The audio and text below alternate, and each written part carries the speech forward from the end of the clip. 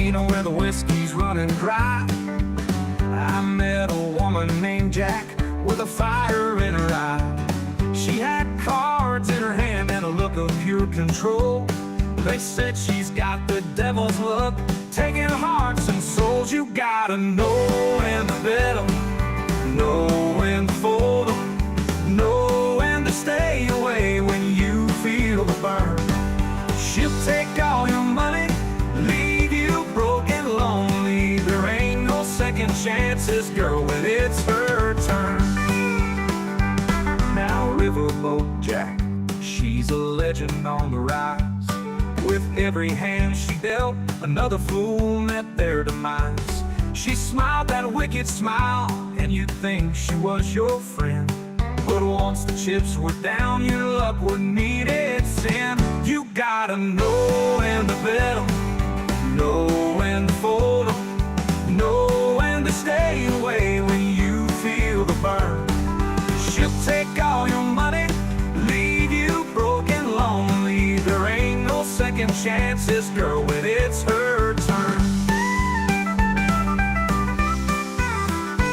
They say she's got no mercy, she don't play by the rules, but still you'll chase her shadow like all the other fools.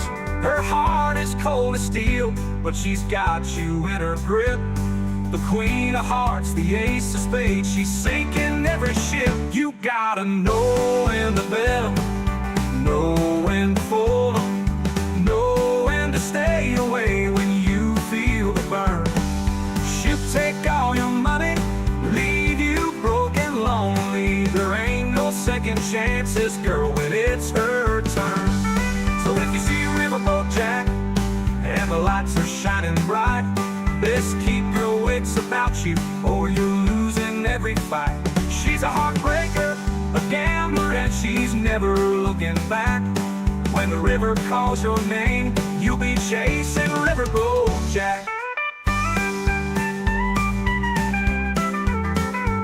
So if you see Riverboat Jack and the lights are shining bright, best keep your wits about you or you're losing every fight. She's a heartbreaker, a gambler, and she's never looking back.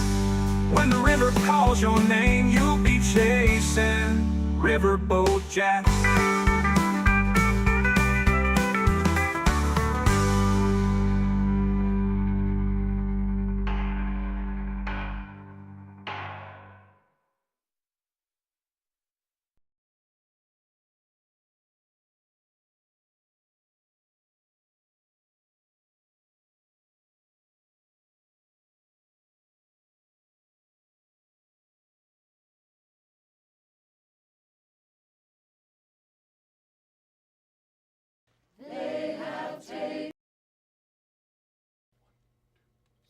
When the union's inspiration through the workers' blood shall run, there can be no power greater anywhere beneath the sun. Yet what force on earth is weaker than the feeble strength of one?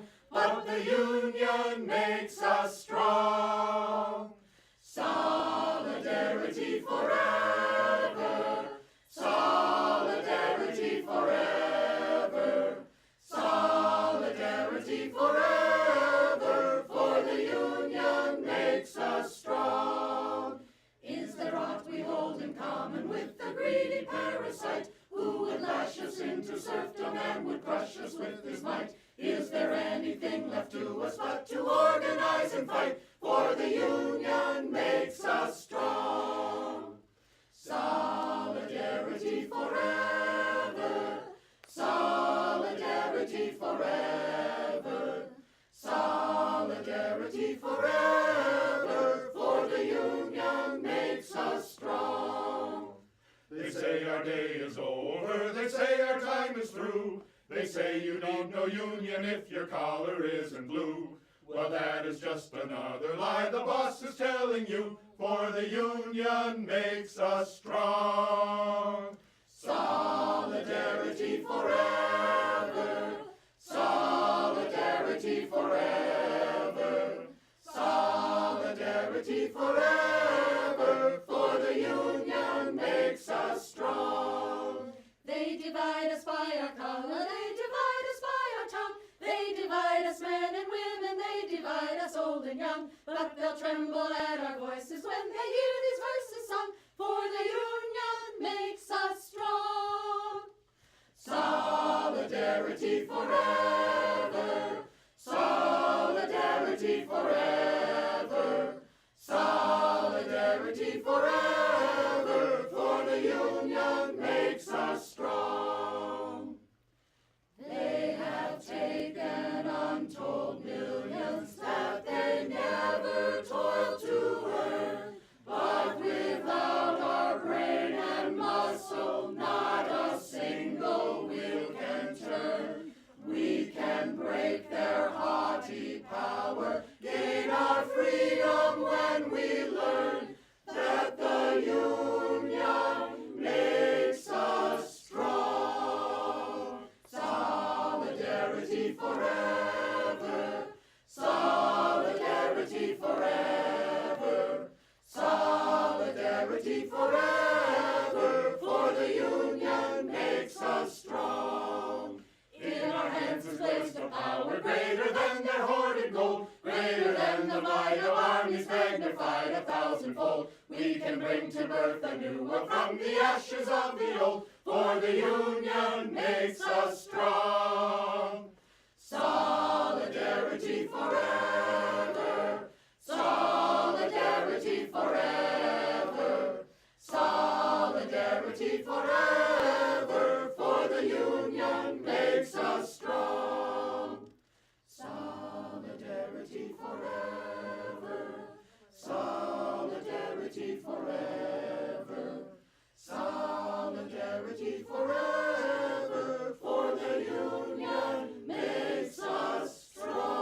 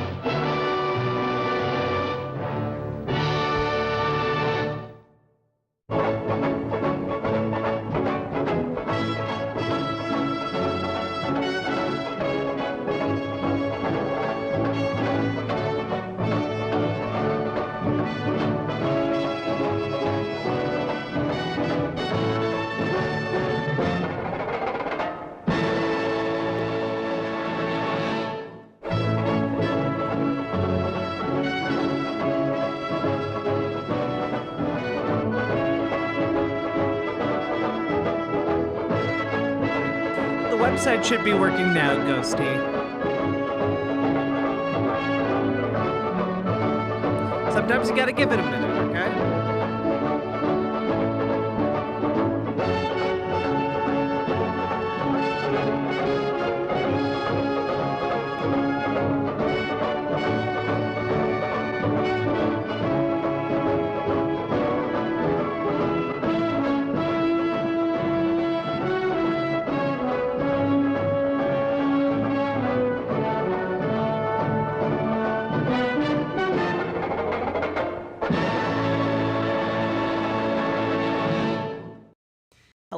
Hello, everybody. Hello, little Lo-Fi. Hello, Winby. Hello, Aska. Hello, Terrell. Hello, Story the Bard. Hello, Dragonfly. Hello, Snoogan.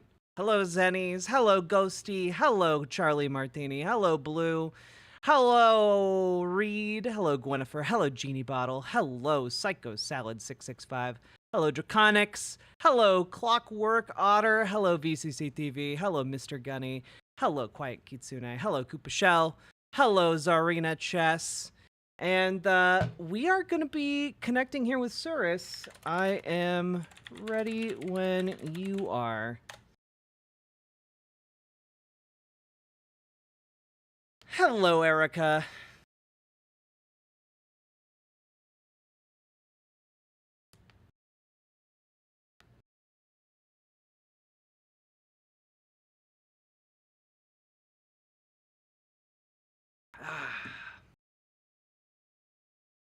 God, late night last night, plus going today. No rest for the wicked. Hey, Paladin Lost. Hey, Robber Adset. Stream did end up happening last night, Paladin. I had to do a lot of bullshit before the stream. Oh, that was weird.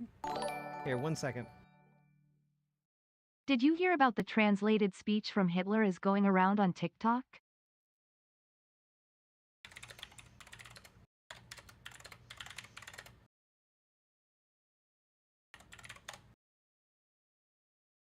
I'm gonna restart that. I didn't, and I also don't care.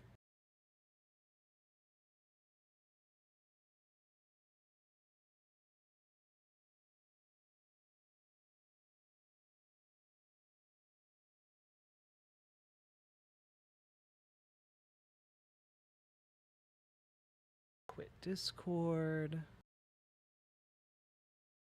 Do.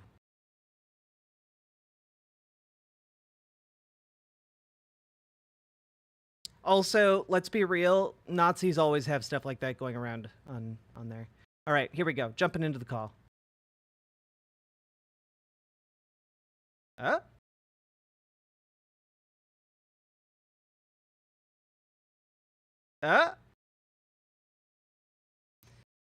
Okay, why is this not working?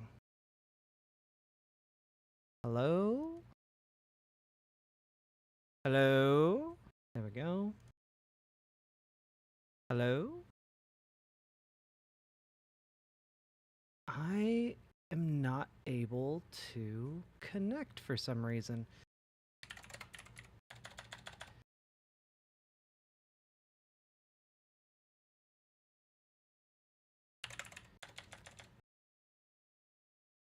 What the hell?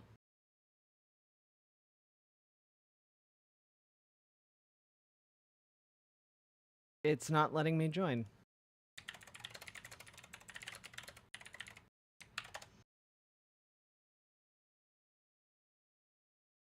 I'm very irritated. You can hear me. Okay, I cannot hear you.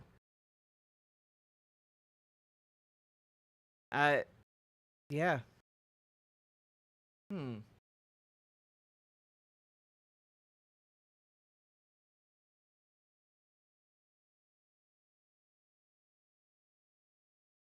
Why is my virtual cat... Jesus Christ.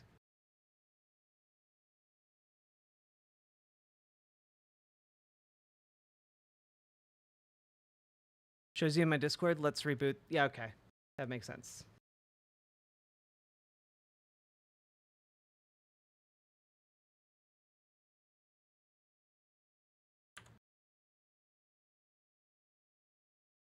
Man, I fucking love this. I'm so happy this is all happening right now.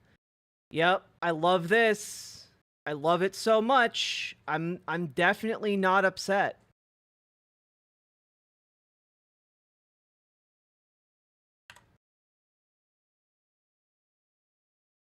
Yep.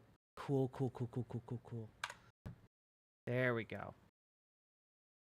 Blessed Black.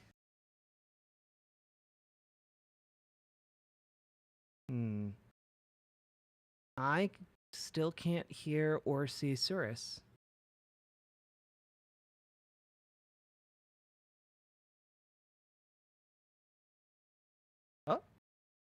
I saw something.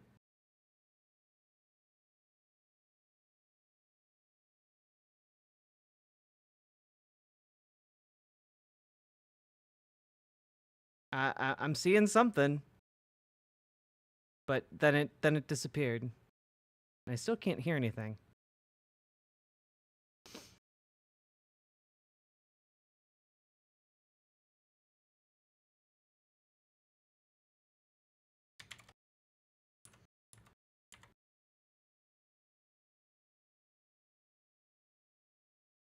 Please stand by.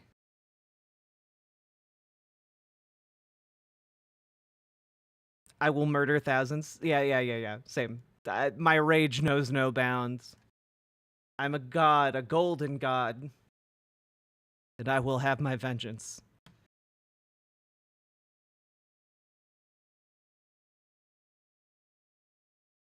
Embrace the void.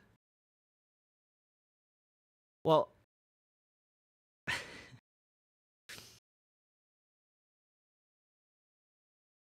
hey, Winby. 1 second.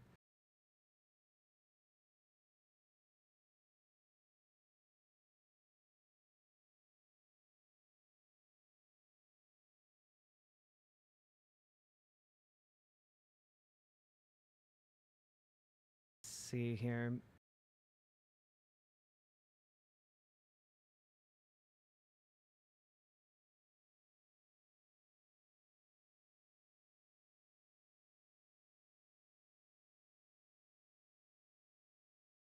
Do. I'm going to go insane. Okay, wait. I can now hear you. You can now hear me. Yes. Cool. That saves half of the lives. Okay. Cool. Unfortunate. Cool. We got that part out of the way. Let me see if I can't solve the other part, because for some reason, VTube Studio is not activating my virtual cam despite me turning it on multiple times. So I'm going to turn it off and turn it back on, because welcome to the age of computers. That's the only way we know how to fix anything anymore. It's true. Here. Okay. Why is VTube Studio Camera not working here? Let's see if it's a one-off problem. Let's do this.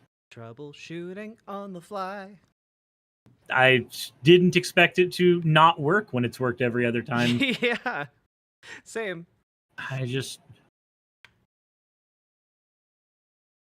Camera settings. I love how Windows camera settings, the one thing that they are missing is the ability to select a goddamn camera.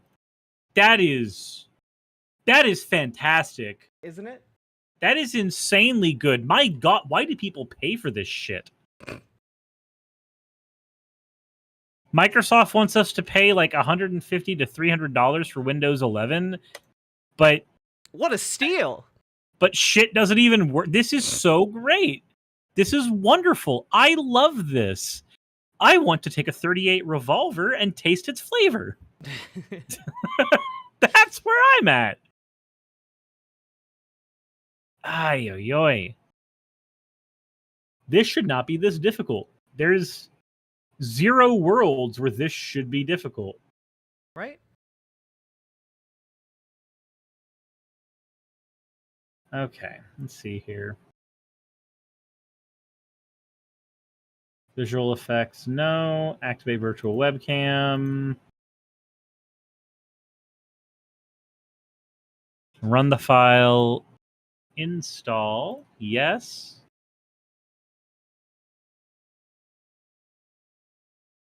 Maybe that will do it. That'll do. All right. There's 2 main categories. There we go. Yay! The term there are several people who get to live now. Huzzah! Hundreds Sweet. of others must die. Now, well, maybe only like tens of scores. That's fine. It's a smaller amount.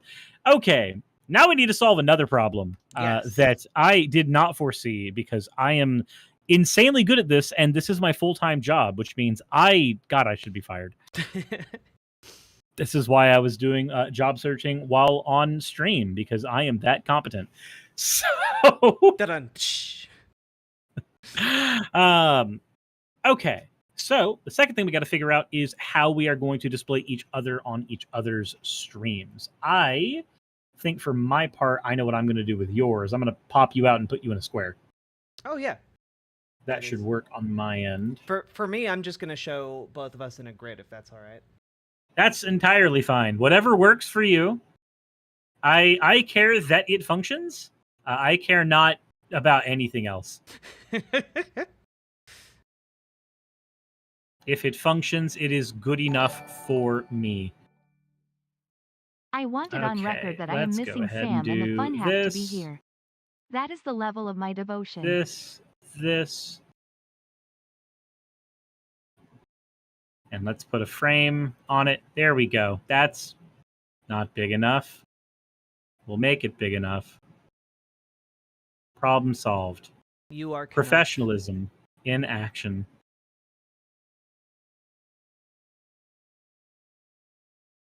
And almost. Okay, cool. That at least gets you squared away on my end. Now I need to move myself a little lower so that I don't dominate the screen. And excuse? Why is because your video is behind. Let's fix that and put you in front. And then we'll make another one of these. Okay, that didn't work. Say okay. All right, we will have this set up in not enough time, but certainly an amount of time.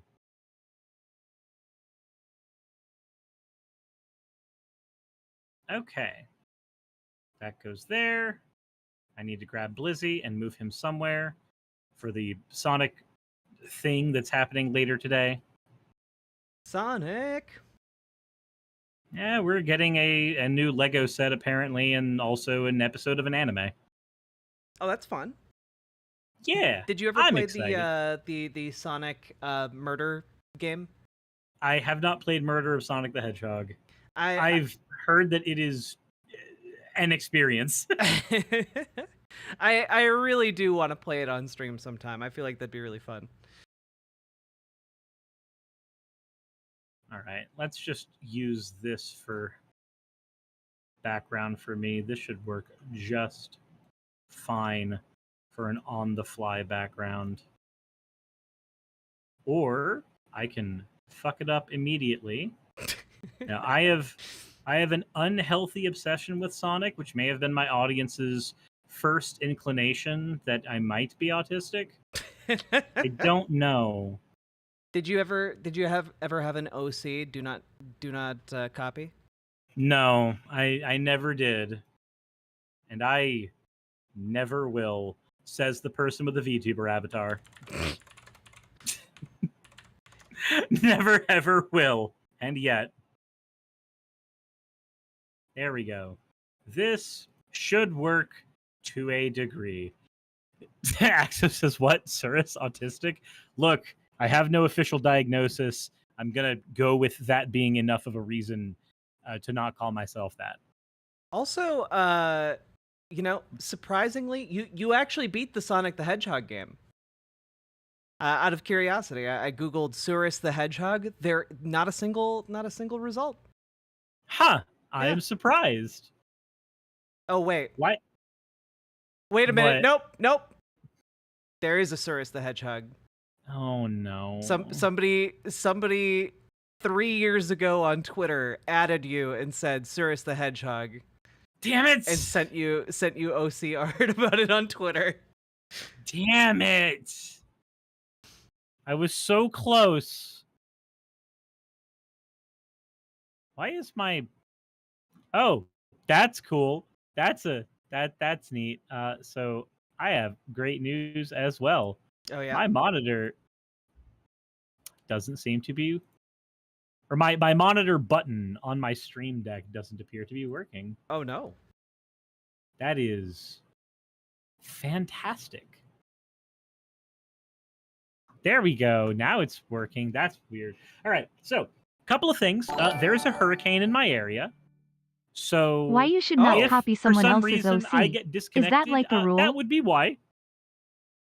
Okay. It is raining very hard, and many acorns have slammed their way into the house already with very loud crashes because they are being thrown with straight violence. Okay. Well, please be safe. If you have to jet, that's okay.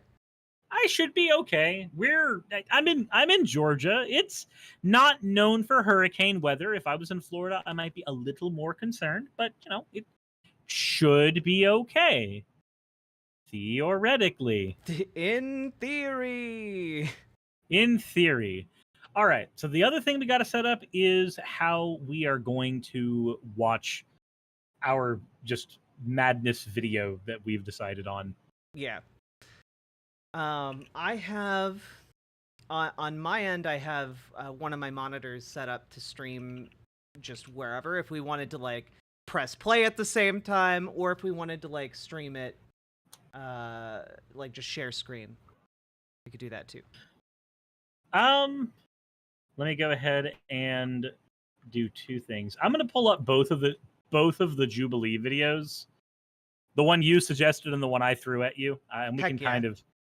I figure we can do a little bit of both and get two videos out of it. So one of the Charlie Kirk one and one of the random unnamed teen, which is a weird marketing decision. I really dislike Jubilee. Can I say that up front? Because that's entirely fine.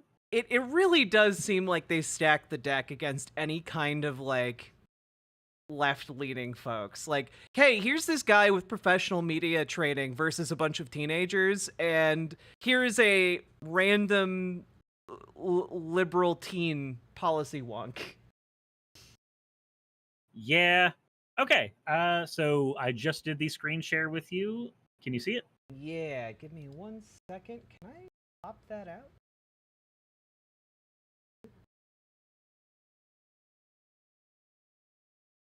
On your end, what you might have to do is, if you have it set as a grid, just grab multiple instances of a Discord capture to cut it into different sections of the screen. Yeah, I might do that.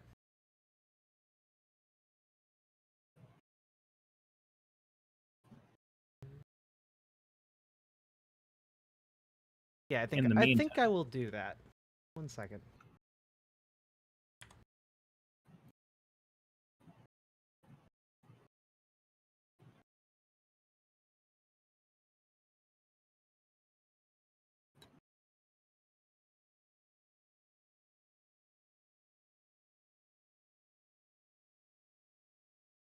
Okay, and then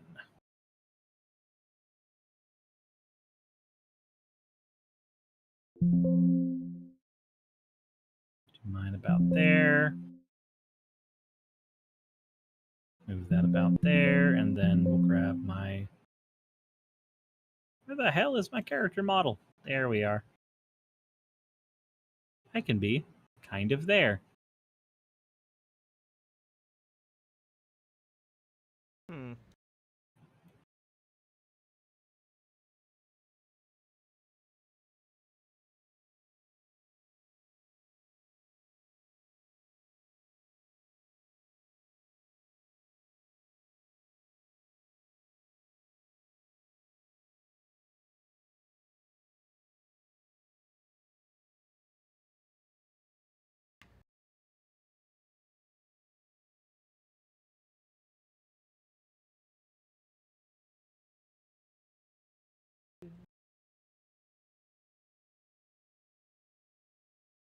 There we go. If it's video, I think it is one of those debaters had a really shady past. Oh yeah. I mean, it's Jubilee. They'll grab anybody. It's true. They'll grab anybody for it, and there's some times where I think it's okay. I remember they grabbed Hunter on for one that was fairly decent, but there was one that me and Miss Peep went over a year ago that was about religion that was really, Really weird. I don't remember the specifics on it because it's been like 3 years now, but it's Jubilee. Yeah. Oh, also, thing you've got some experience with, but my audience was watching me do job applications specifically for canvassing stuff out here in the Atlanta area. I don't want to say specific cities because that would be doxing myself, but putting in a bunch of applications for places that are currently hiring for people to do progressive canvassing, organizing, and also just people who are doing canvassing elsewise. There's also a lot of like corporate canvassing stuff on Indeed too, but I'm ignoring all of that. Yeah. Do you want to canvass on the behalf of our roofers?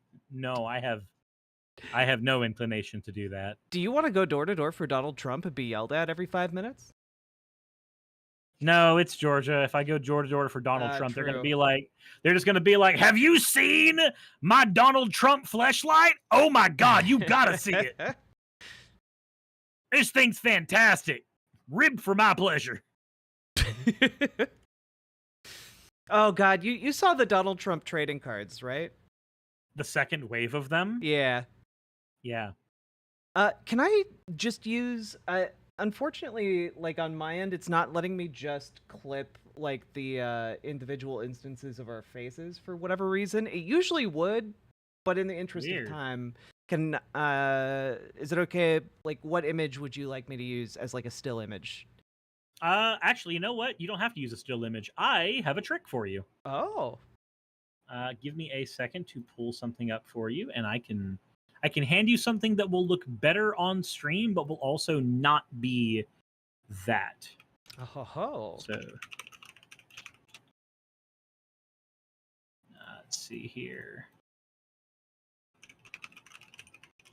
Said, sadly, we are on the third set of Trump, and we're on the third set now? What? No. Wait, I missed the hype train?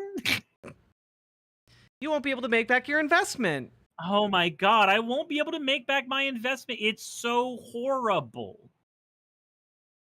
It's so horrible. You missed out on the moon. I wanted to go to the moon! Okay, this should work. Okay, that should work. Let me go ahead and copy that for you. Here's a thing that you can just drop directly in as a browser source. Ooh, yes, please. So try that right there, and that should work. Okay. Do.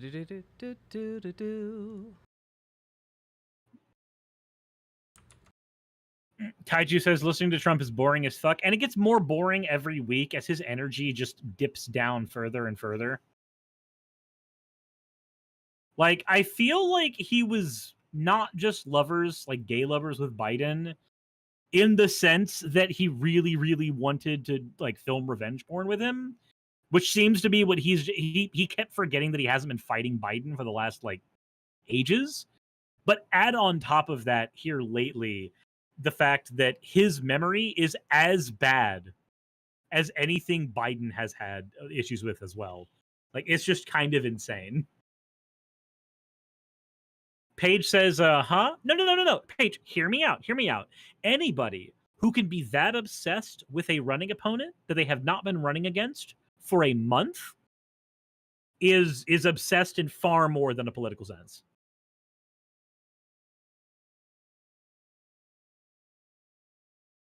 Yeah, this isn't working for me. I'm sorry.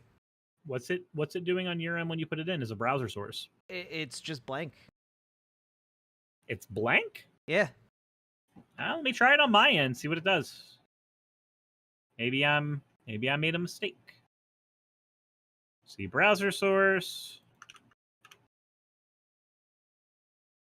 Nope. It's working on mine. Weird. Very weird.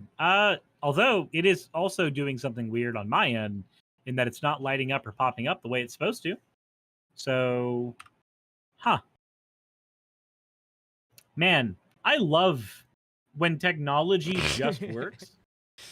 It is my absolute favorite. Right? It's the best feeling in the world. I adore it so much.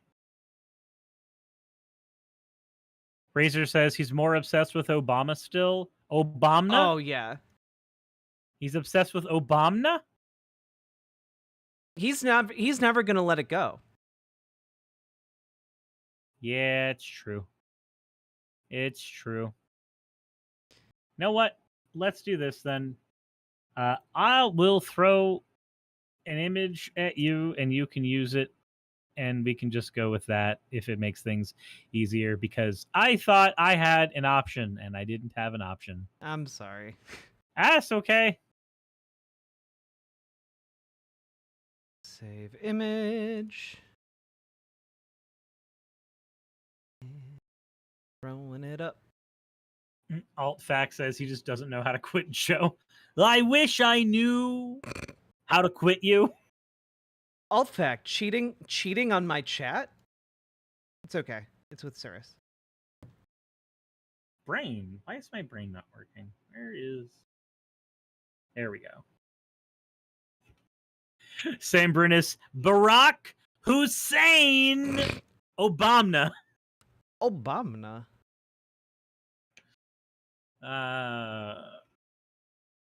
Axo says I'm not allowed to really like a fictional character without being called a simp. Yeah, Axo, I agree with that. 110%. I agree with that position. Wingcaster says you're a slime, you don't have a brain. Au contraire, I'm sure there's plenty of slimes in your D&D campaigns that have plenty of brains. And people have had to re-roll their characters as a result of that.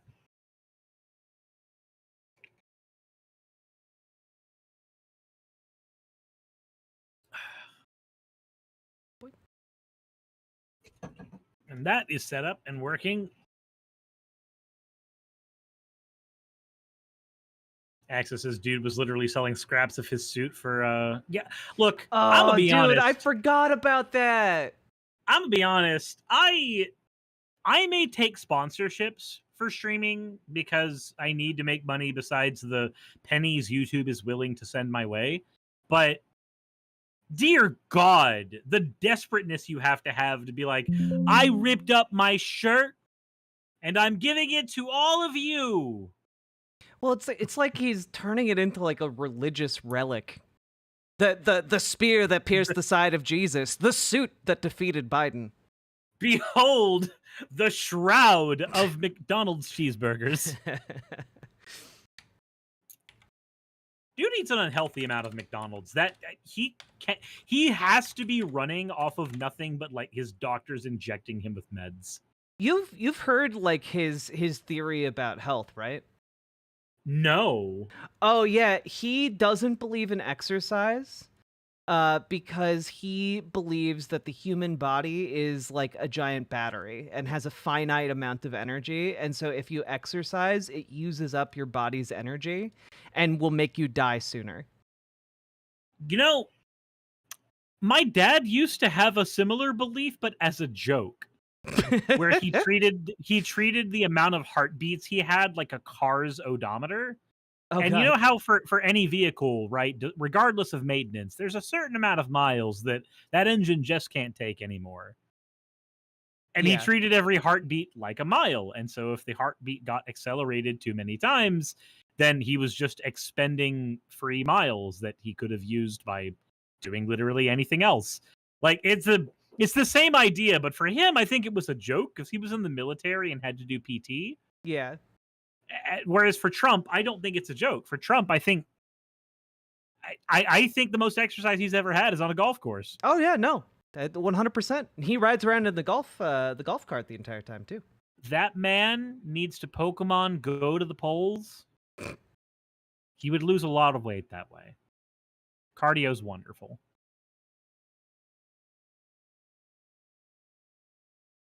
Santa says a healthier heart trained by exercising means a lower resting heart rate. Yeah. Just in general, exercising means that your body is more efficient at doing the calorie burning thing, which is good.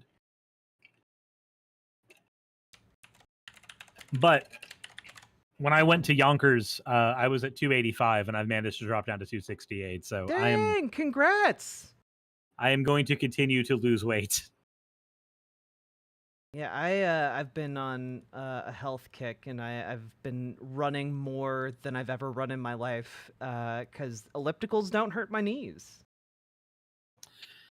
For me, it's been bicycles. Yep. Me and my girlfriend have been playing a lot of Pokemon Go, and we got the little auto catcher that Niantic came out with that you don't have to spin the stops, you don't have to catch the Pokemon, it'll just do it for you automatically. So we can just strap those to our wrists, hop on the bicycles, and just go into a city and ride. Oh, that sounds lovely. Razor says exercise isn't where you burn most of your calories. Yeah, you burn most of your calories during rest, during rest. Yeah. Like in terms of how much of your day creates calorie burn, it is just while you are at rest, which is why lowering your increasing your resting metabolic rate is as important as it is, because that is where you burn more anyway. It's true. All right, I got it all set up on my end. The best I'm able. Woo! I said everyday tasks burn more calories than exercise. Razor, everyday tasks burn more calories than exercise in the scope of your day. But doing like HIIT training, high intensity workout stuff, burns more calories per activity than like walking around your house per like unit of time spent on it. Yeah, most of your day is spent doing everyday activities. It's not as calorie burning as doing an exercise.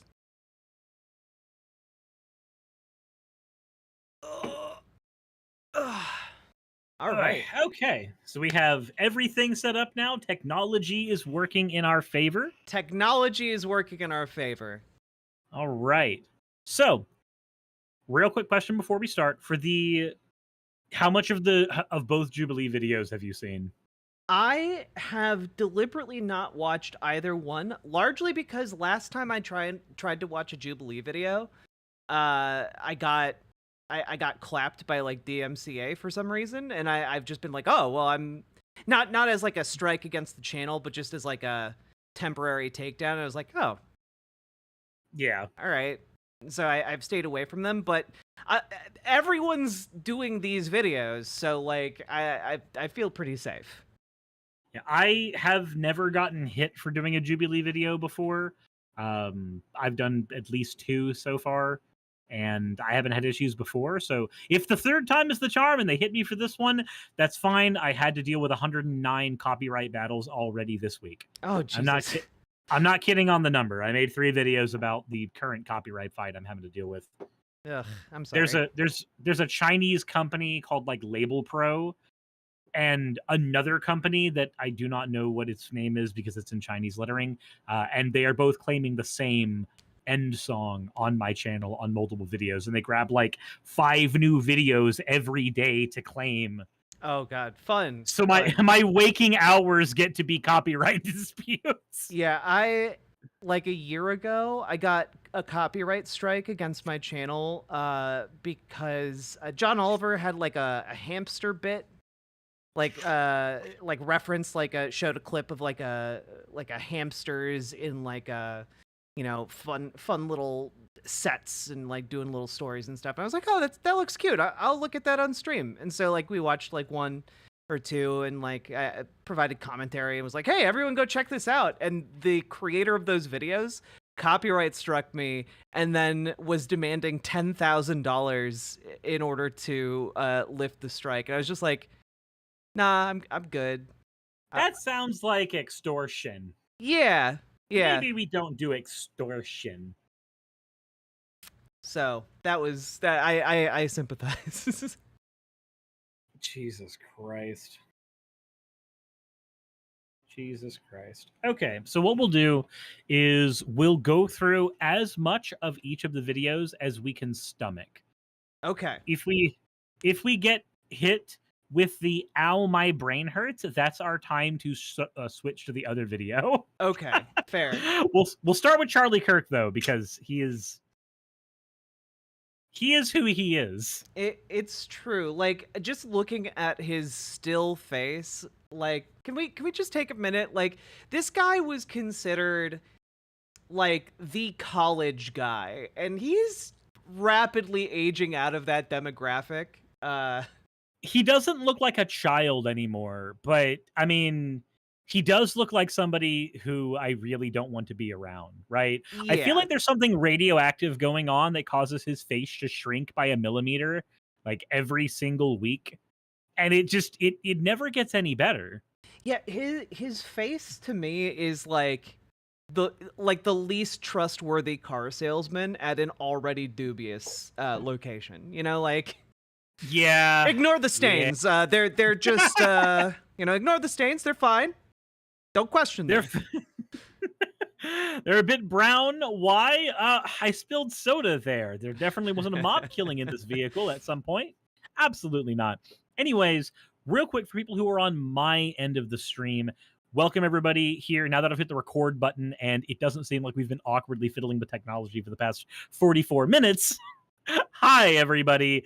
Welcome to the stream. Hope you all are having a wonderful day. If you are not, if you are new here, hi, subscribe if you haven't already. That'd be great. If you are not new here, but instead you do not know my guest, Riverboat Jack, please go ahead and give her a subscription as well. She's also streaming as of right now. You should be able to click her name in the Twitch title for here. It's not going to do the same thing over on YouTube for the like 3 of you that are watching over there. So apologies, sucks to suck on your end. But when this goes up as a video, there will be a link to her channel in the description. So hopefully that will get all of y'all over there. For my part, I met Jack when we were both in Yonkers canvassing, and we had a fun time in a heat wave in New York.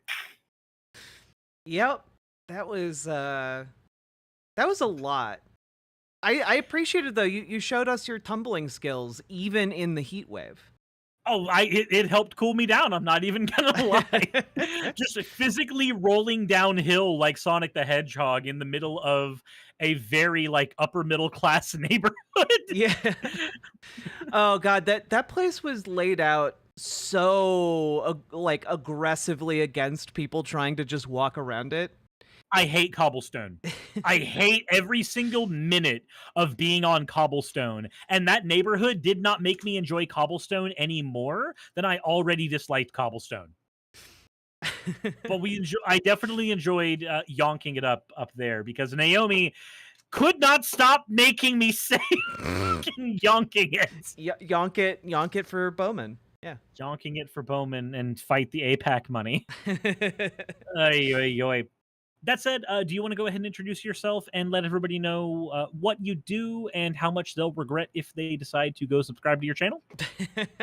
Yeah, hello everybody. My name's Riverboat Jack. I talk about the news, politics, debunk conservative propaganda. I'm a socialist. I like talking about democracy in the workplace, and I am a trans lady. She, her pronouns. But that's basically me in a nutshell. I used to be a video game journalist, and then I got into politics and started working as like both a commentator and a political organizer. I've worked a lot with PV in the past. Yeah, I'm happy to be here. It was a pleasure like canvassing with you, Suris, and I'm really looking forward to reacting to these videos. These are going to be 10 out of 10. And folks, remember, go follow Suris or Suris Skeptic, and yeah, I'll have links in the descriptions of my videos as well. Sweet. Then that should get pretty much all of our bases covered. What we're going to be doing today is we are going to be looking at a couple of videos from Jubilee, though if you're watching this on YouTube, I guess it's just going to be one video because this will be multiple videos over on YouTube because you can't make me look at 2 hour-and-a-half long videos at the same time. I make no promises on getting through this entire thing. I'm almost 100% certain we will not be making it through this entire thing. But this one is Charlie Kirk versus 25 liberal college students. Can 25 libs outsmart one conservative omega male, or whatever the fuck he's calling himself these days? I do want to say I appreciate Jubilee took the concept of, you know, how many third graders could you beat up, and just applied it to a conservative in the marketplace of ideas. And I have a feeling that we're about to find out that Charlie Kirk is going to be bested by almost my money is on every single child. I think, or not child, they're in college, but you know what I mean. I think he's going to do poorly. What do you think happens, though, if it's Charlie Kirk versus an army of, like, it's waves of 10 third graders, and after every third wave, there is a 5th grader mini-boss that he has to fight, and every single third wave, it goes up 1 grade. Now it's a 6th grader mini-boss. Yeah. Now it's a 7th grader mini-boss. How many waves do you think he could survive? Oh, dude, Charlie Kirk is not one of those jacked conservatives. He's large, but I think he'd only make it through like 3, like not 3 waves, but like 3 children. 3 children. Yeah. Oh, Jesus. All right. Well, let's go ahead and see what we've got here. I think that yes or no question. I think that a person who is assigned male at birth, I don't think they assigned male at birth, so people are not male at birth. I think that a person. See? I hate his smile. I have to stop it. Right. I hate his smile. His smile. Evidence that college. His smile does like seem to like grow in like grotesqueness every time. He's like this eldritch entity. Also, like the posture here. Like, I'm not a body language expert or anything, but like, it's bad vibes. The posture's just bad vibes. Yeah. He looks like he wants to eat them. So what do you say in some cases women with IUDs are murderers? Wait, I need to that was the guy from the next video, right? Yes, it is. I think it is. But I need to move this to the actual beginning of it, because that's just the clips where it's like, these are the reasons you should watch the video because your attention span has been killed by short form content. Abortion is murder and should be illegal. Okay, claim 1, abortion is murder and should be illegal. All right, I am willing to say abortion is murder. But it should be illegal. It should be legal in the case that the abortee is Charlie Kirk. And also, like, to what extent are we assigning culpability of murder? Like, is it anything that could potentially become like a human life? Like, if we're going down to like conception, why stop there? Why not like punish every unfertilized egg or every sperm that isn't used to fertilize an egg? Like, right, every sperm is sacred. Well, yeah, my genuinely, I've always been kind of confused by like, okay, you want to make this murder, but like, do you also want to prosecute like men who masturbate as murderers? Is that like? It would seem to me that those also have the potential to become human lives, right? I don't know. Also, what happens when a woman has her period, right? So like a cis woman has her period, or a trans guy has his period, and you have the flushing of an egg that goes out. Like, is that considered murder, or is it like only at the exact moment when insemination has occurred, despite the fact that there is no inclination that is a life yet? Is that the minute that we're worried about it?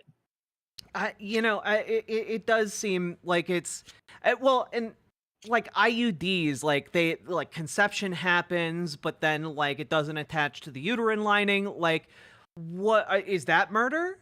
Like, where are we drawing the line here? What about ectopic pregnancies? Because I've seen Republicans try to argue that an ectopic pregnancy, which is always unviable, right, where it implants like on the uterine wall instead of actually going where it needs to go. And I've seen Republicans try to argue that like that's something that we need to stop abortions of. I'm like, but that just kills the person. That just is the doctor choosing to murder a person instead of what they're arguing against. Well, and also like there are cases where twins will develop in the womb, and then like are born, but like one of the twins is like fused into the other one, and clearly or one of the twins consumes the other one. Is the twin that consumed the other one now culpable for murder? Well, unironically, like I read a news story a few days ago about like this little girl that was born and had like a twin fetus in her brain, and that had to be removed. Like, is that illegal? Like, by removing that, does that make your doctor a murderer? Like, the lines are kind of insane. Once you open this Pandora's box of, abortion is murder. Yeah.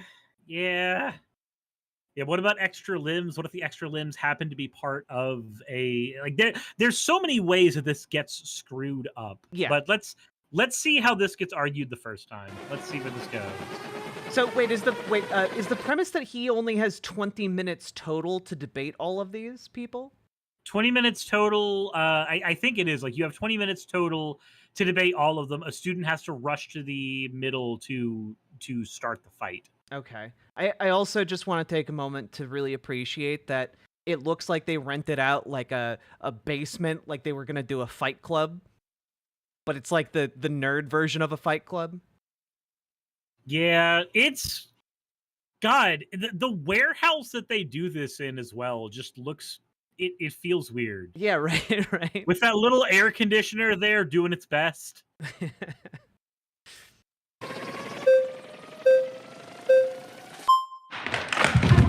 Oh my God. All right. Can I maybe go? Okay, hello, what's your Hi, name? Juliana. Nice to meet you. Nice to meet Can you. we get our terms right first? Yeah. Okay, abortion is the forcible ending of the viability of a being in utero, otherwise known as a fetus. Do we agree that's what abortion is? Okay, so ending of viability. That's an interesting way to describe it. So an ectopic pregnancy being scraped would not be an abortion in his mind. It couldn't be an abortion because it was unviable to begin with. And it does seem like he's just trying to, he's setting an arbitrary line. And I just want to like really be clear here that his definition here is purely arbitrary. You could define it more widely or more broadly or more narrowly, but like he's drawing his lines and he's doing so with intention, Yeah. Abortion is? Okay, yeah. Okay, great. And then murder is the intentional taking of life, different than killing or sudden death. So murder would be the intent taking another life. Do we agree with that? You can kill with intent to take a life in self-defense, though. Like, so I would say that what murder generally gets classified as something that you had to preempt. It's not just intent, it's something that you had to like be previously inclined to do. There is more to murder than just that in a legal sense, I believe. But sure, if he wants to go ahead and go that route, fine. I don't see an issue there per se for the abortion thing. Well, also what's interesting is that if he's making an appeal to like a legal definition already, like that's something we set up. Like we could have a system where like murder is defined differently than it is, but like abortion isn't murder right now in or at least under in enough states that matter. Yeah. Yeah, Razor says he's basically including manslaughter in his definition of murder. Yeah, because so murder needs to be both unlawful and premeditated. Something is not murder if it is not unlawful and premeditated. If abortion is lawful, it is not murder. Like definitionally, it's not murder. It is just and I'm willing to say it's killing because I'm willing to go down the route of the violinist where we're like, cool. Like, we'll just go ahead and call it a person, and it's killing a person. And there's a billion instances where we justify killing a person, right? As an example, we've currently got a billion justifications that people are trying to use for the killing of Marcellus Williams. Yeah. Which is a completely separate conversation that pisses me the fuck off. But, if we want to talk about legal murders, then the state is currently legally allowed to murder its citizens. Exactly. Like, it is... he's framing the issue in a very interesting way to favor his own positions, and that's why he immediately like stepped in to frame the conversation and like define terms in his way. Soccer in my chat says premeditating isn't required for murder. Yes, the fuck it is. It is actually in both of the definitions for murder. You can find the minute you look up murder. Premeditation is one of the things that makes it murder. That has been in our definitions in the legal systems for a very, very long time. Yeah, I believe like first degree murder is like, you know, you planned it out like the day before or even longer ago, versus like second degree is like in the moment, in the heat of the moment, you made the choice. Let's see here. Murder is the unlawful killing of another human being without justification or valid excuse, committed with the necessary intention as defined by the law in a specific jurisdiction. The state of mind, depending on the jurisdiction, distinguish the murder and other forms of unlawful homicide, such as manslaughter. So that intentionality is the premeditation. Yeah. That is the premeditation. I said out of the street, they just call it murder. But let's go ahead and continue. Okay. Okay, and then we agree that murder in general in society should be illegal. Yeah. Okay, great. So yeah, no, I do want to preface that I'm a Catholic. Wait, again, definitionally, murder is illegal. Like that's how murder is defined. It's a legal term. Yeah, like murder should not be allowed, and it is illegal. Cool, we agree with that. If it were legal, it would no longer be murder. Yeah, it would just be killing, right? It's just killing. Yeah. So I think one really important thing that the Bible says is to not judge. And just going back to the topic, wait, I don't even know where she's starting here. Yeah. Hold on. I'm a bit confused. I am too. I think there's a big difference between, cells in utero than a living, breathing, existing being. Okay. And while I do believe it's murder, and that's just my personal belief, right? Yeah. So this is why I think like the violinist route is like the strongest position on abortion that I know of, and it's just that like it acknowledges like, yeah, sure, you can classify it as a human life, but that's really irrelevant to the conversation. You know? Yeah, because one of the main arguments that Republicans have tried to use for the longest time is that, we need to shorten it to 6 weeks because of the heartbeat. We need to shorten it to 20 weeks because of the brain waves. We need to shorten it to this, to that, the other thing. And they do it by saying, this is the moment when it's a person. This is the magical moment when personhood is granted in some way, shape, or form. And that's why it's better to just argue as if, okay, cool, it's a person from inception. It doesn't fucking matter. There's a billion situations where we justify the killing of another human being in self-defense as a stand your ground law. Hell, standard ground laws are actually a really cool example of this. So in a stand your ground state, like say Georgia or Florida, if somebody is in your home and you do not want them in your home and they refuse to vacate your home, that can be enough of a justification to engage in violence. Yeah. To try to get them out of your home, because this is your place of safety. This is your castle. It is castle doctrine, and you do not want the person in your home, and they will not leave. So if you have a fetus in you, and the fetus will not leave because it cannot be reasoned with, the same as a person who is being unreasonable, choosing to use violence to make the fetus leave is no different than a stand your ground law. You are choosing to engage in a form of violence, or in this case, killing, to remove the fetus from your body, which if that is not your fucking castle, then I don't know what the hell it is. Well, and I think it's a very strong position to argue from the standpoint of bodily autonomy, right? Like, if, like, you would never, like... I think, again, this is why the violinist is really a great analogy? No, metaphor? It's a thought experiment. Thought experiment, hypothetical. Because even if you grant that this other entity is a fully grown adult person that like can be independent, it doesn't matter. You can still deny your bodily autonomy to be used to perpetuate their life. You know, like I would make an addendum to that, though. I actually don't think bodily autonomy is the best argument. It might not be the best argument, but I do think a lot of people find it one of the most compelling ones. So I think bodily, when people say bodily autonomy, I think most of the time they mean bodily integrity. So Cambridge University has a really good document on the differences between the two of them.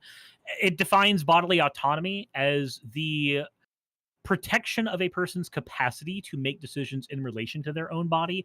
So bodily autonomy would be you choose to have a tattoo and nobody else wants you to have a tattoo, but you still can get a tattoo. Bodily autonomy protects stuff like that. Bodily integrity, though, is the person's exclusive use and control of their body, which necessitates the ability to stop somebody else from using your body or controlling your body, which is what a fetus would be doing in this scenario. They are using a portion of your body you don't consent to. That's why I put the distinction there. I see the distinction now that you they because they sound really similar, because oftentimes when we're describing one, we're using the terms we use for the other one. Yeah, and like you know, in order to have the integrity, you also need the autonomy. But I understand. Yeah. So let's see. She's going with the Bible saying, "Don't judge." Yeah, this is not a great tactic to use on Charlie Kirk unless you really know your biblical stuff to like argue scripture with him. You know, and honestly, it's not very convincing to people outside of that. Yeah. And telling people what to do with their bodies. That's not up to me, and it's not up to us as well as Christians to judge. Should we prevent murder in society? For sure, yeah. And it should be illegal. But I think that it's really different, right? Because, you know, these people aren't. Okay. They vote people out of the debate chair? All right. Yeah, and they've all decided, like, this is not a... I would be holding the red flag up, too. Yeah.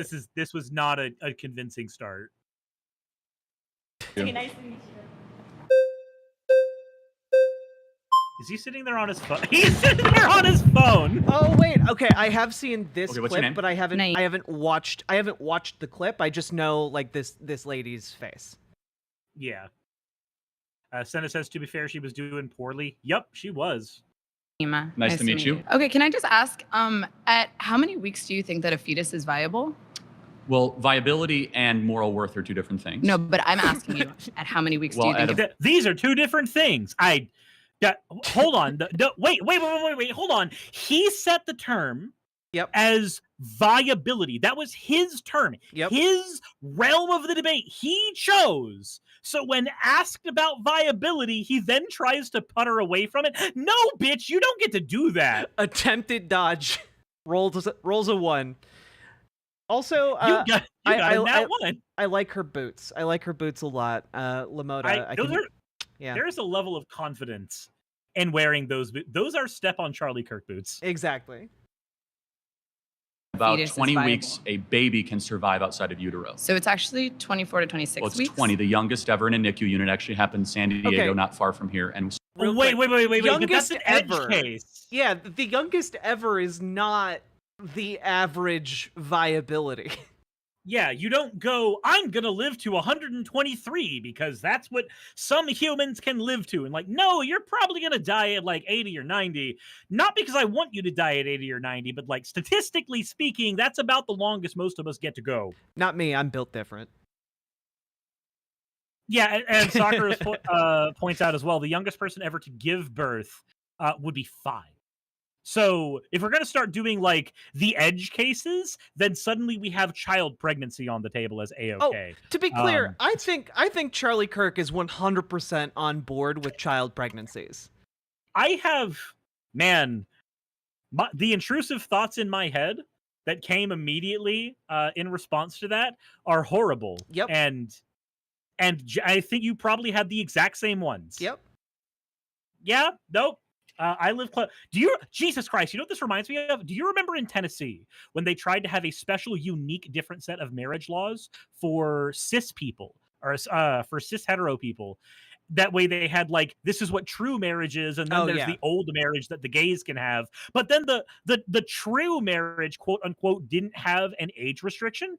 Yep, I remember that. Yeah. And there was a fucking senator in Tennessee that was sitting there going, yeah, I know that there's not an age restriction in the law. And like, my guy... Was that Mike Moon, I think? Representative? I think so. Mike Moon? Yeah.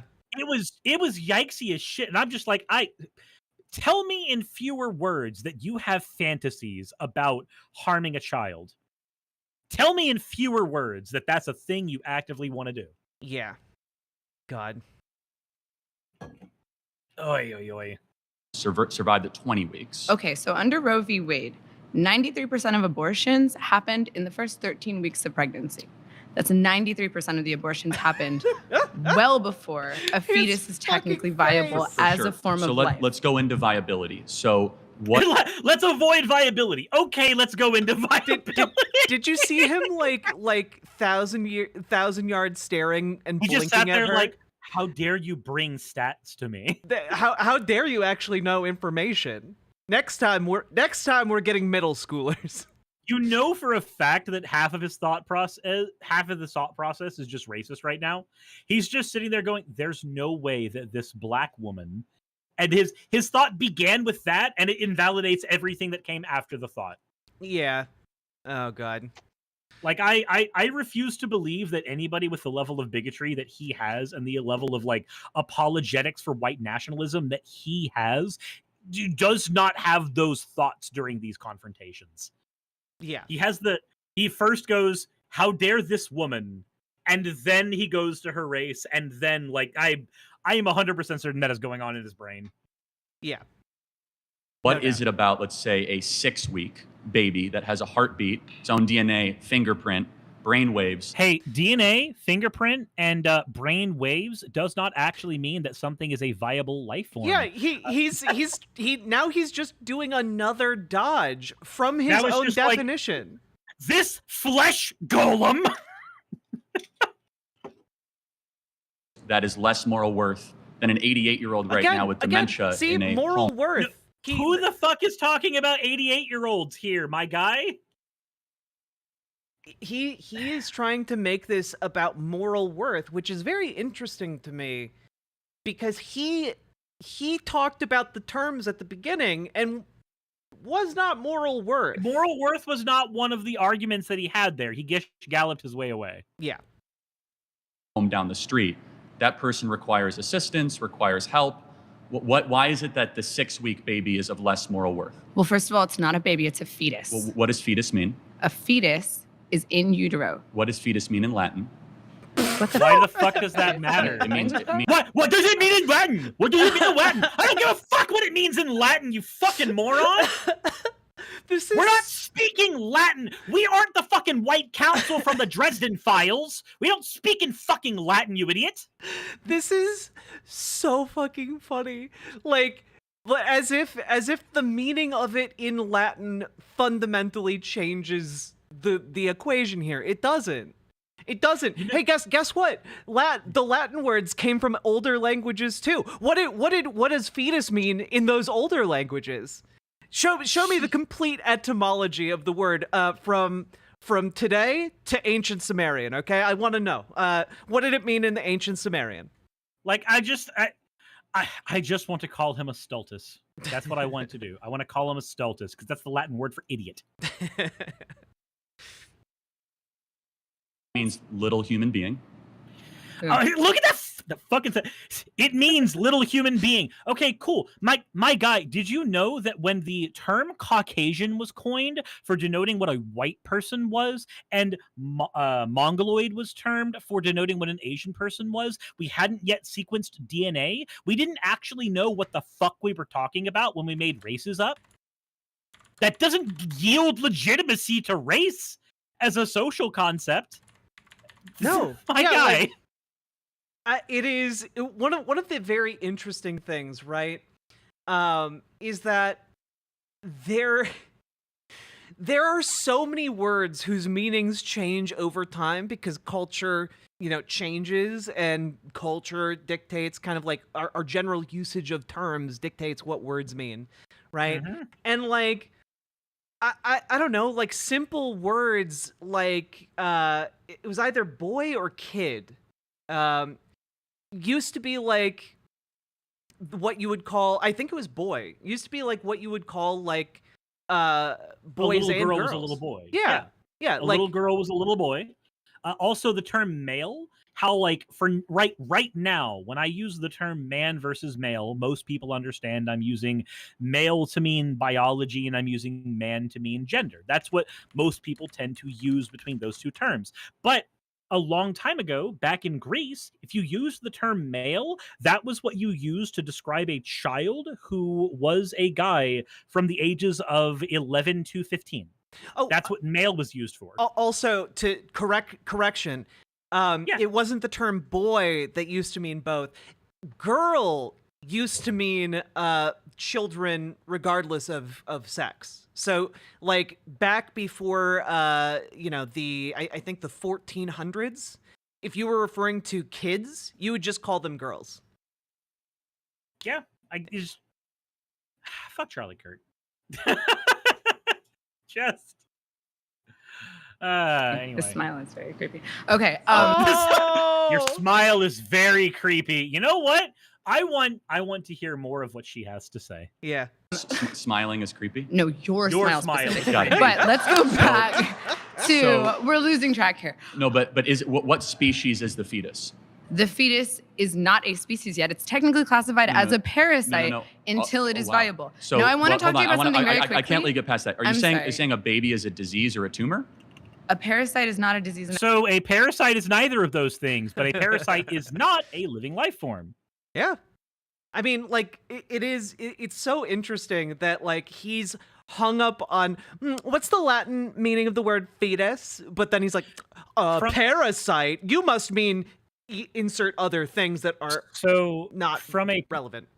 From a press release from the University of Reading, the fetus is described as acting in a parasitic way. It avoids rejection by the mother, exerts considerable influence over her metabolism for its own benefit, and diverts blood and nutrients to itself. It exhibits every single behavior of a parasite. So the fact that we describe many things in a top-down fashion, again, let's go back to the race thing. We described different races before we knew anything about what went on in the human body. We described them in a top-down fashion, and that made these descriptions terribly inaccurate. And they got even less accurate over time as people mix their races more and more. But that top-down definition is a very normal thing that we do socially. So if we are describing the fetus by what it does, then it's a fucking parasite. A lot like a lot of Republicans. Also, can we just, like, clarify, like, something being a parasite doesn't mean it's bad. You know? It's bad if you don't want the parasite. But some parasites have a pseudo-symbiotic relationship, right? Yeah. And you're right, Sakura. Parasites can I was mixing up parasite with virus. Viruses are not considered technically alive by most definitions of life. Parasites, on the other hand, can be. So that was a mistake on my part. But okay. And a tumor, those are not the same thing. A parasite is defined as something that cannot survive outside of its host. A baby, before it is viable, cannot survive outside of a woman's womb. Got it. So let's extrapolate that. It is not a living organism. Are old people with Alzheimer's and dementia that... So where she messed up a little bit here is therefore it's not a living organism.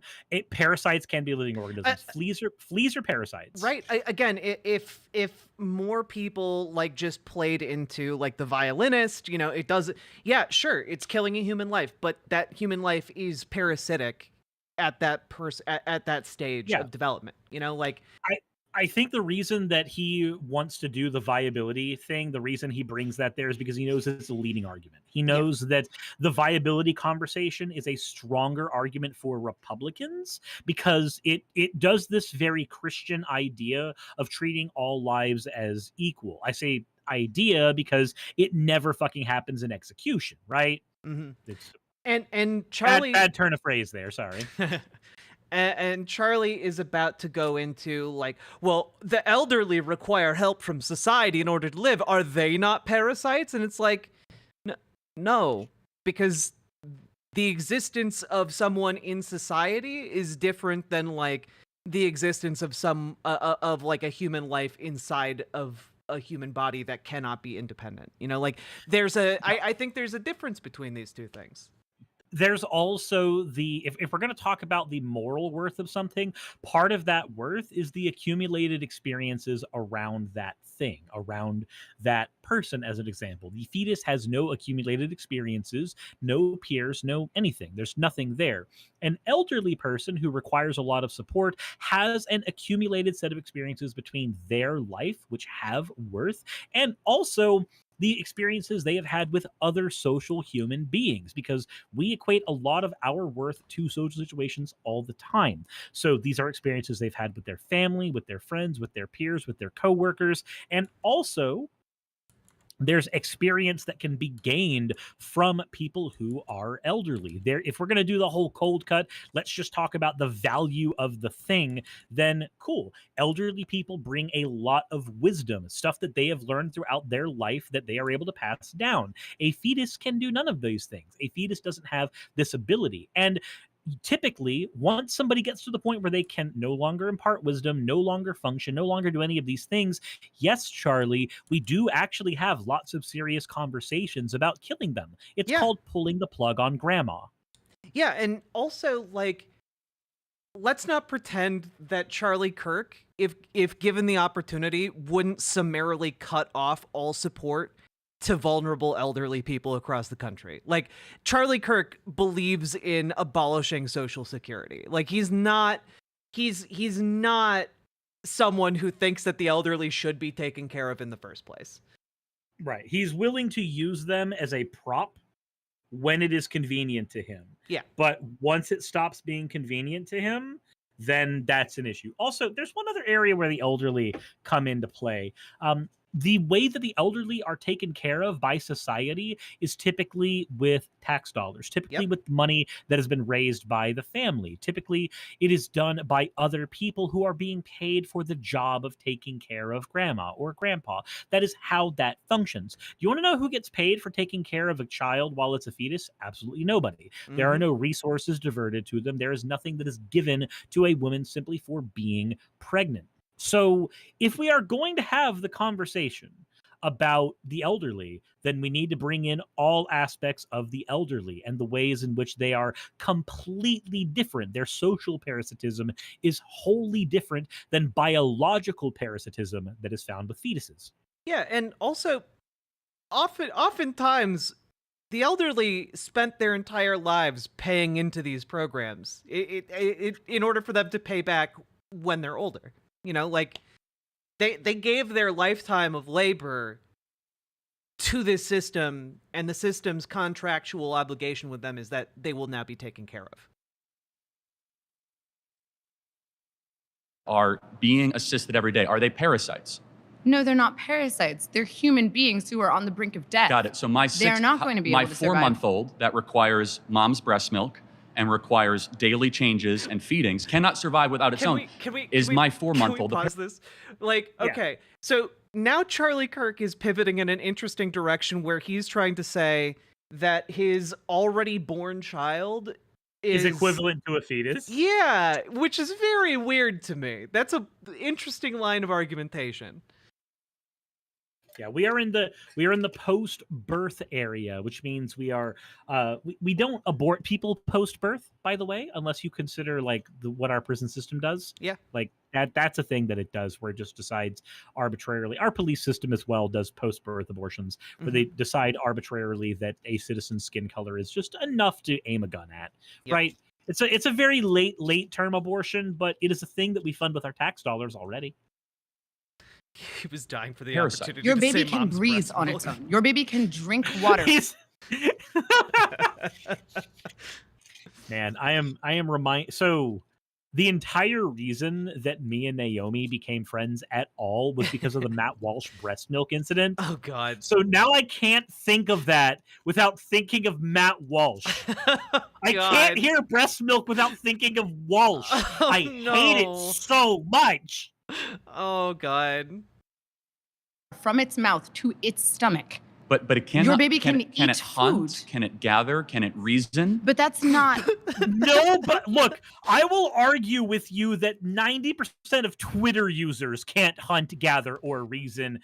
And you know what? Actually, that is probably a good argument for aborting them. okay, the next video that Charlie Kirk does with Jubilee, I want to see him do those things. I want to see Charlie Kirk. I want to see him hunt. You know, I want to see him gather breast milk. Yeah, drop him off in the middle of the wilderness and have him make like a 100-mile trek back to civilization. God, you know, survive. This reminds me of? Did you ever read World War Z? I did not know. Okay, so there's a moment in the book where the current president of the United States is having a conversation with a journalist. Mm-hmm. And the concept for World War Z is that it is the events after the zombies came, did their shit, and humanity kind of sort of won after 97% of their population got wiped out. Like, they survived. I don't know if I'd consider it winning, but they survived. Pyrrhic victory. So, the president has a conversation about root beer, and he just starts naming off all of the imported products required to manufacture root beer in the United States. And he notes that there are no root beer facilities in the United States because there is no way to get all of the different products that are required anymore to make it. It was completely impossible after all of the infrastructure was gone. That's how Charlie Kirk reads to me right now. A man who can talk about this thing that he takes for granted, but I guarantee you when put in the scenario where he needs to actually hunt to survive, he's not going to fucking know what to do. Yeah, no. He'll be fucking lost. Oh.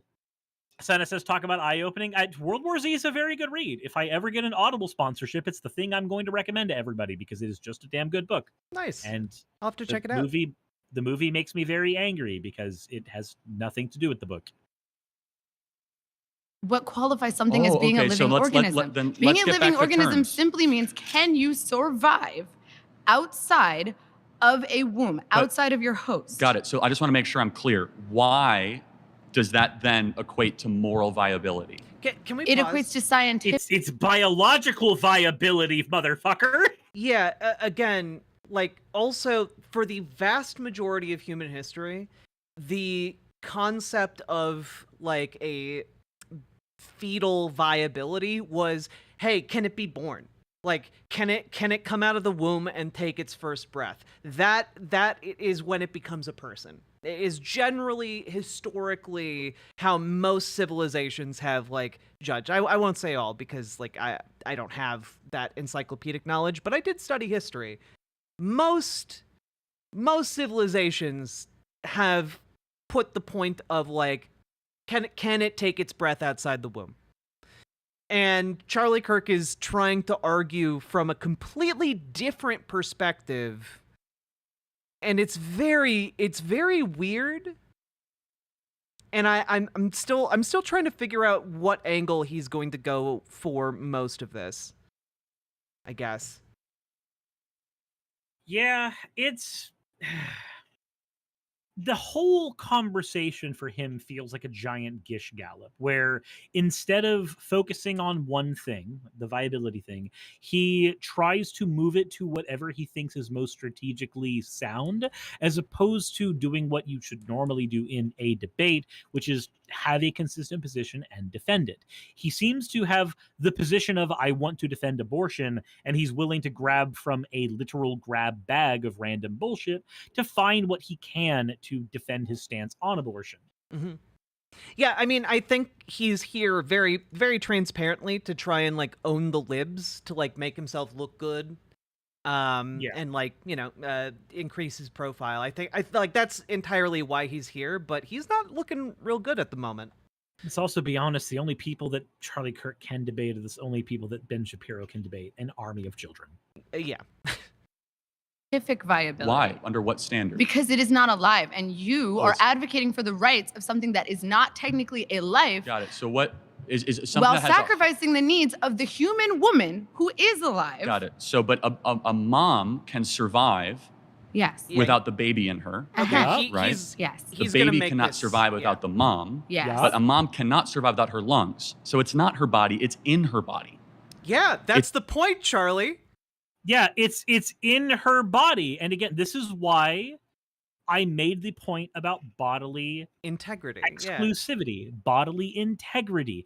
Bodily integrity is the ability to have access to the exclusive use and control of your body. A violinist should not be able to have use of your body that you do not consent to. If you do not consent to the child being in your body, you fucking yeet them. If you do not consent to the crazy person being in your house, you fucking shoot them. I just realized we haven't explained what the violinist is. Do you wanna take a shot at that? Sure.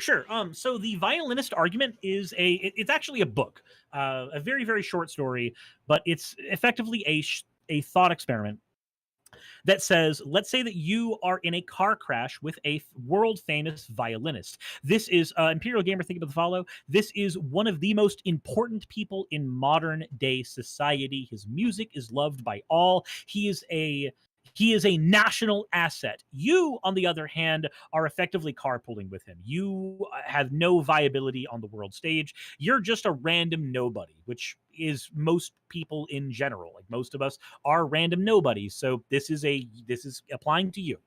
So you get in a car crash with the violinist. You wake up and the violinist is attached to your body via a series of tubes. And a doctor tells you that the violinist needs to be attached to you and you need to not be able to move. You need to sit here and basically provide nutrients for his body for 9 months for him to survive. Do you have the ability? Is it okay for you to exercise your own exclusivity to your body and say, no, I do not wish to be attached to this violinist for 9 months? Again, he is a living, breathing person. He is 100% viable, right? Like he's lived several years of his life. He has lived experiences with everybody around him. However, do you owe him your body? And not should you morally do so, should you morally try to save a life. The conversation is, should you be legally culpable for murder if you choose not to be strapped to the violinist? Bear in mind, before answering this, that every single thing I said can be transplanted to transplant arguments, like kidney transplants. Should you owe somebody your kidney by the mere merit that you are a match for them? Do you owe them a portion of your body, regardless of how much time it may or may not take from you? Do you own the parts of your body more than society owns the parts of your body? Yeah. And I think it's a great argument because it fully acknowledges, hey, this other person is a fully grown, viable human being that is reliant on your body. Like, do you, even given all of that, given the strongest possible formulation of like the anti-abortion argument, abortion is still like the thing. It's still right. It's still, you should have bodily integrity. You should have a right to that under any and all circumstances, you know? Imperial Gamer in my chat is pointing out that taps the sign, it doesn't matter. When life begins, when a fetus is a human or not, any of that stuff is all a red herring, which is why that's what he's trying to focus on. None of that matters. What matters at the end of the day is whether somebody else is owed the use of your body. And most sane people would say no. And if you want to say that, yes, other people are owed the use of your body, not your knowledge, not your expertise, not your labor, the use of your biological components, then I sincerely hope you never wake up one day in an ice bath with a strangely stitched scar area near where your kidneys might have been. Yeah. Like it is directly related to like organ harvesting. Should the state have the right to harvest your organs, you know, to keep other people alive? And I like where like in that particular conversation, I'm of the opinion that if you are dead, the rights to that should go away. But as it stands right now, you do have the right to deny harvesting of your organs, but you don't have the ability to deny a fetus the right to take your organs and forcibly use them for multiple months, which means right now, for instance, in the state of Georgia, after 6 weeks, a woman has fewer rights, a trans man has fewer rights than a fucking corpse when it comes to the usage of their bodies. Also, Foxbat, sometimes, look, if someone's in the organ harvesting business, you know, they're not necessarily going to be the most ethical. They might take both your kidneys. You know, like they're only leaving you one to be nice. Look, all I'm saying is daddy needs a new suitcase, okay? And each of these kidneys is worth $39,000 on the black market. Maybe about $20,000 if I get one of the Chinese getting it. They got plenty. All I'm saying is I did you a favor by not upgrading to the premium diamond-studded briefcase daddy was looking at the whole time. You got to keep one kidney. That's good enough for you. Oh, gee whiz, thanks, mister. Don't mention it. Here, have a 20 for your trouble. You wake up the next day in an ice bath again. I thought nothing was going to happen to me. The gangster's just sitting there then. It's a real shame. But you know, if you need one to live, I got a steal of one that just came in the mail today. If you'd like to buy it, we'll put it right in you. Are you trying to sell me my own kidney again? Hey, that's business. I mean, we are joking, but like unironically, like the situation that Charlie Kirk is putting forward is pretty analogous.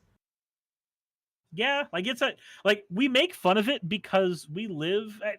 Both me and Jack involve ourselves in politics every day as our jobs. That's what we do.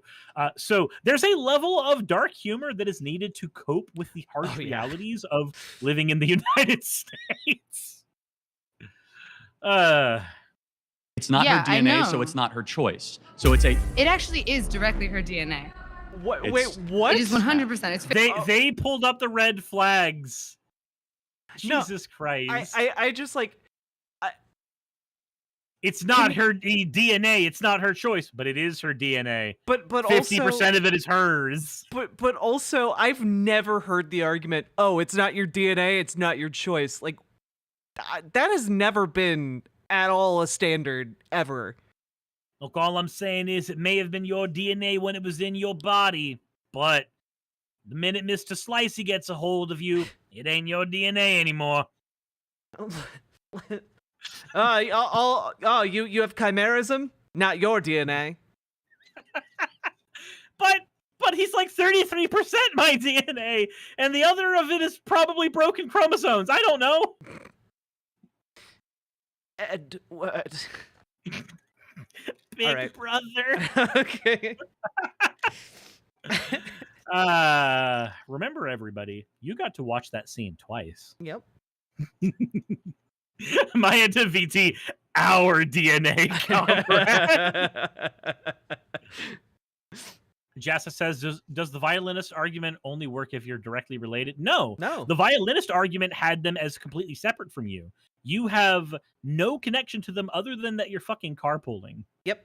Yeah. Like, that's it. Or you can have like more aggressive forms where like, you know, you got into a car accident and it was your negligence that it was your fault that caused it to happen. Yeah. Like there's all kinds of ways that you can modify the violinist argument to make it a closer and closer allegory, but the reason that it is proposed as being so far away is to show that even in this scenario where the person is in a different class than you do not owe them your body. Exactly. Like even in the case where they're like the foremost researcher in their field, or like, you know, the best athlete in the world at what they do, or, you know, like whatever, like you would still have the right to your bodily integrity. Yep. 50% of her DNA. Half her DNA. He's gonna win, I'm telling you. This could take a while. It's this guy. Okay, first of all, do we have our terms correct? We agree? Wait, actually no. So pause? first of all, got it. I'd like to refine our. He does not agree. So does Charlie Kirk know who this guy is? Is this guy like internet famous? Because Jubilee has a tendency to like stack their shows with like people who are like prominent influencers. Is he like big on TikTok or something? I don't know. Let me go ahead and do a quick thing. Dean from Jubilee. Dean Jubilee. Let me see here. Yeah, this is the guy from Can One Woke Teen Survive 20 Trump supporters? On TikTok, it's at It's Dean. But I don't know if he's like a prominent influencer. Let's see here. At It's Dean. How big is he? Oh, he's huge. Oh, okay. That makes way more sense. He's 727,000 followers on TikTok. Okay, and that makes more sense because like Charlie Kirk seems like he knows who this guy is. So yeah, he looks like he does a lot of man on the street stuff as well. Okay.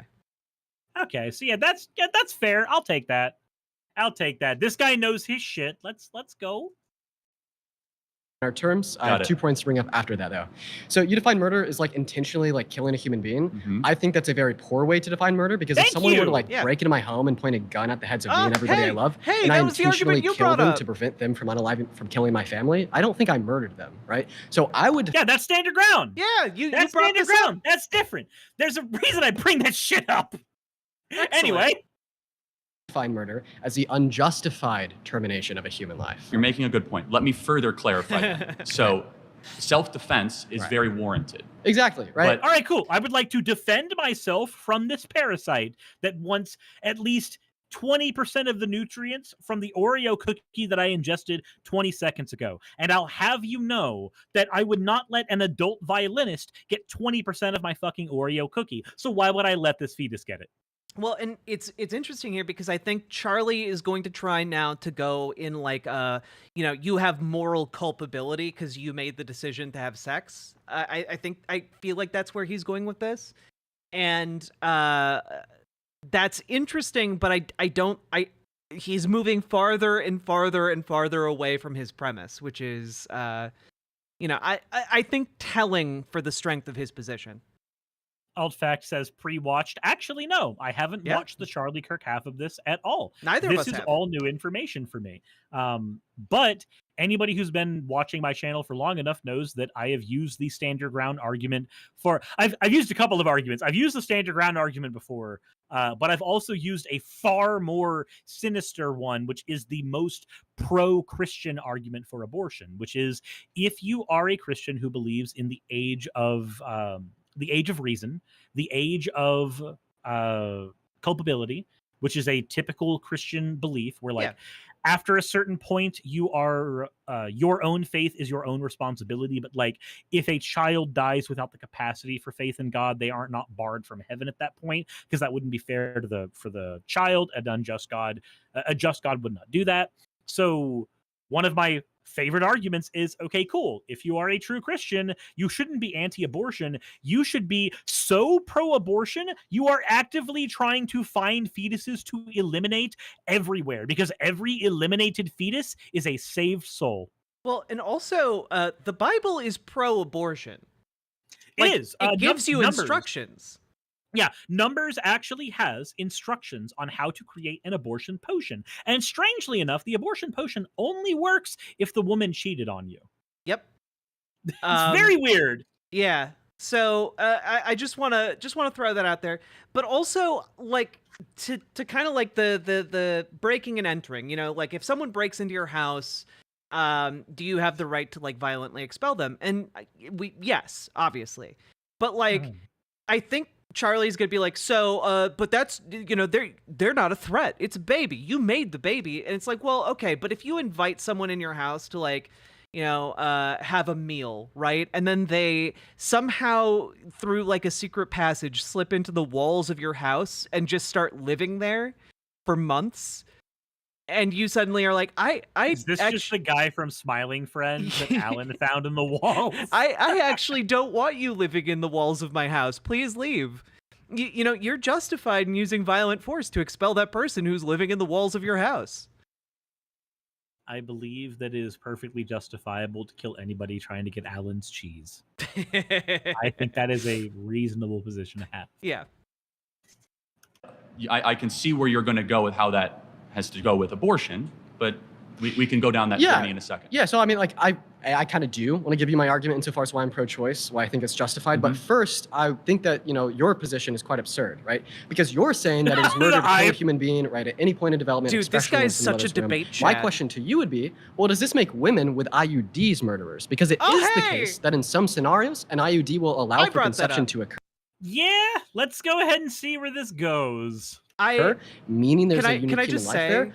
Yeah, seeing someone who looks like Tom Holland respect into debate bro on his skill tree is very jarring to me. Tom Holland. Yeah. Dean, that is now if you ever stumble on this video, you are Fortnite Tom Holland. But it will prevent its implantation, intentionally killing it. Well, no, preventing implantation is not necessarily the same thing as terminating a fertilized egg. For example, but the way an IUD works is not preventative. The way an IUD works is it allows something to get to the uterine wall and then flushes it. Charlie Kirk has already kind of stipulated that once conception occurs that is a human life, but now he's backing away from it. It's like, oh well, sure, the conception occurred, but it hasn't embedded in the uterine wall, so that's kind of okay. A woman with an IUD isn't a murderer, because he doesn't want to take that position because he knows it makes him look absolutely crazy. Yep. It's literally just thickening the cervical mucus. Yep. So that, the sperm gets there, but it's not able to do as much, which then the body flushes the egg. I'm sorry, that's a Plan B pill. Charlie Kirk is just taking that goalpost and running for the hills.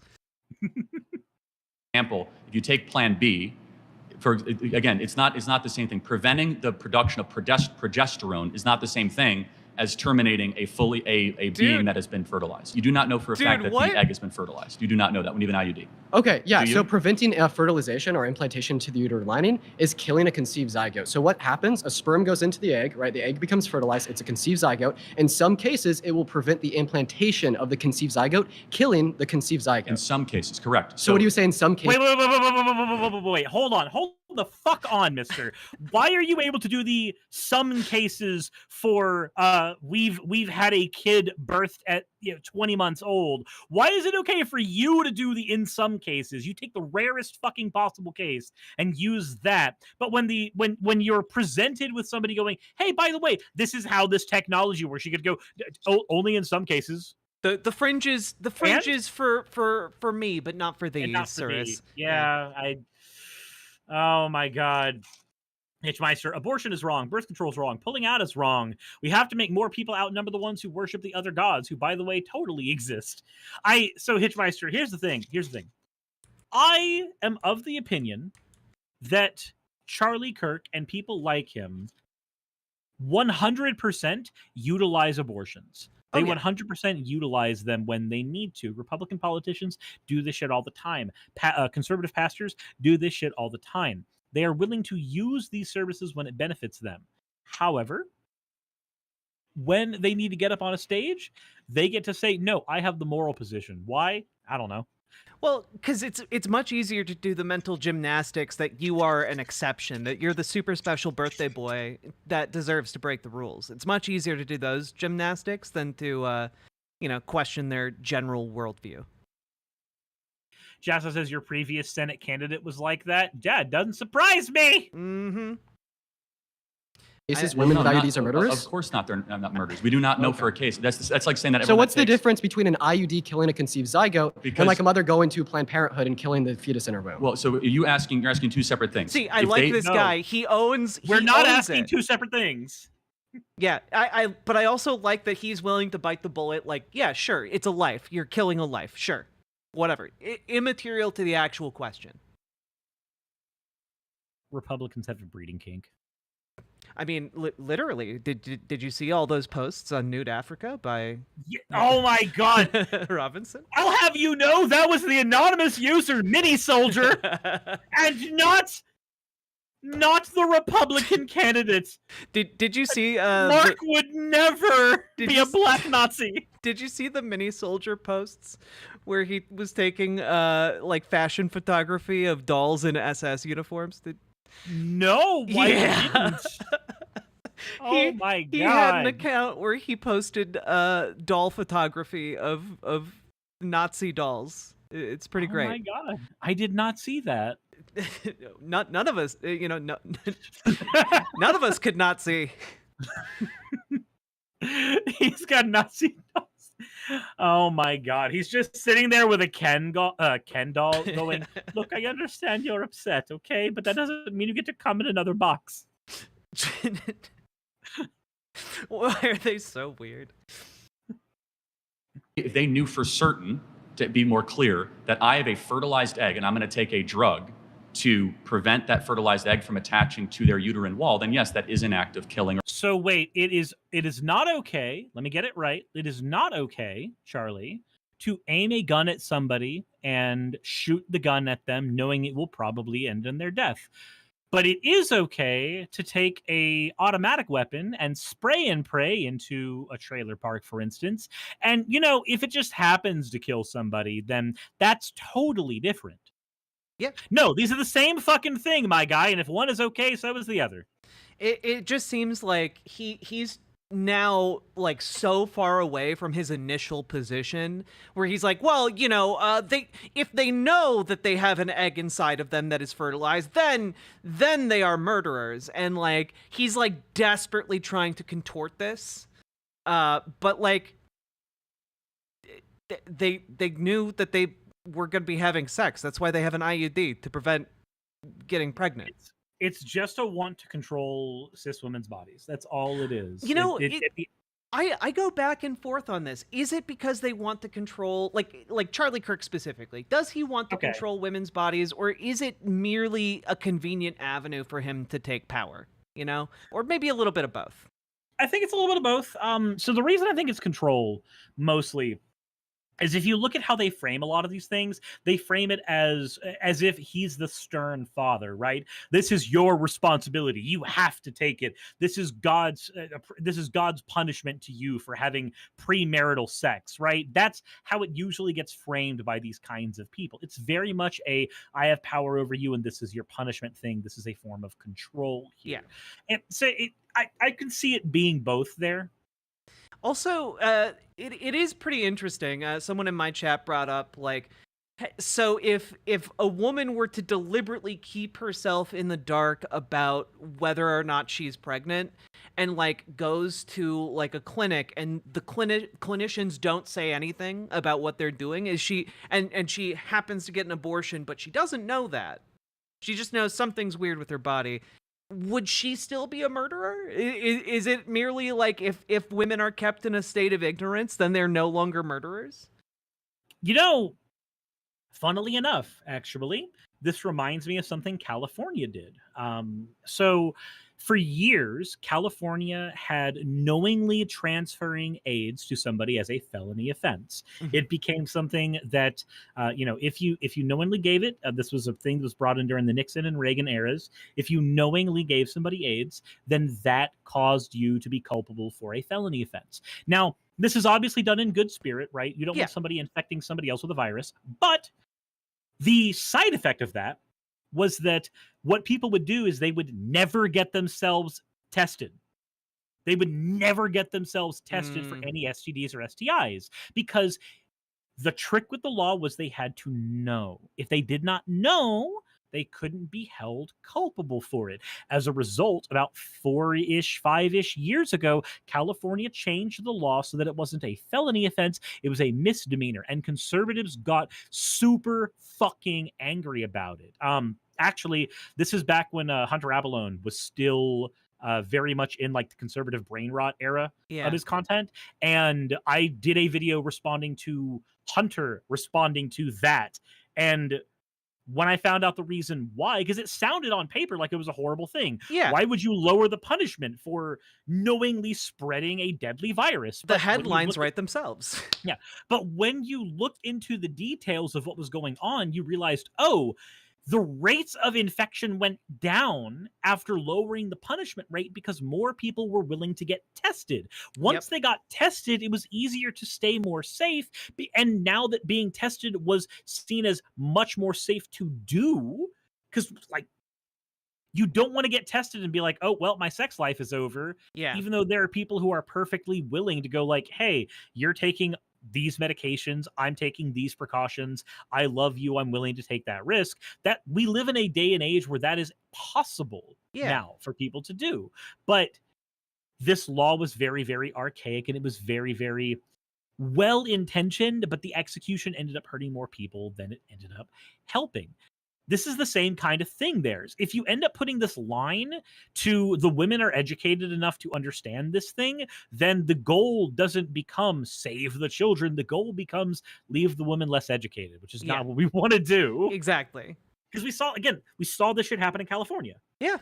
And like it is maybe to a similar extent, like with like when it comes to like pedophilia, right? Like there was like I think this was big in conservative circles like maybe a couple years ago, where they would find researchers that were talking about using different terms, like minor attracted person, I think was the big one, MAP. MAP. And like the use of those terms to try and like create a more conducive environment where like people could like go and get therapy rather than like bottling it all up and then eventually like acting on their worst impulses, like actually go get treatment for that so you don't harm children.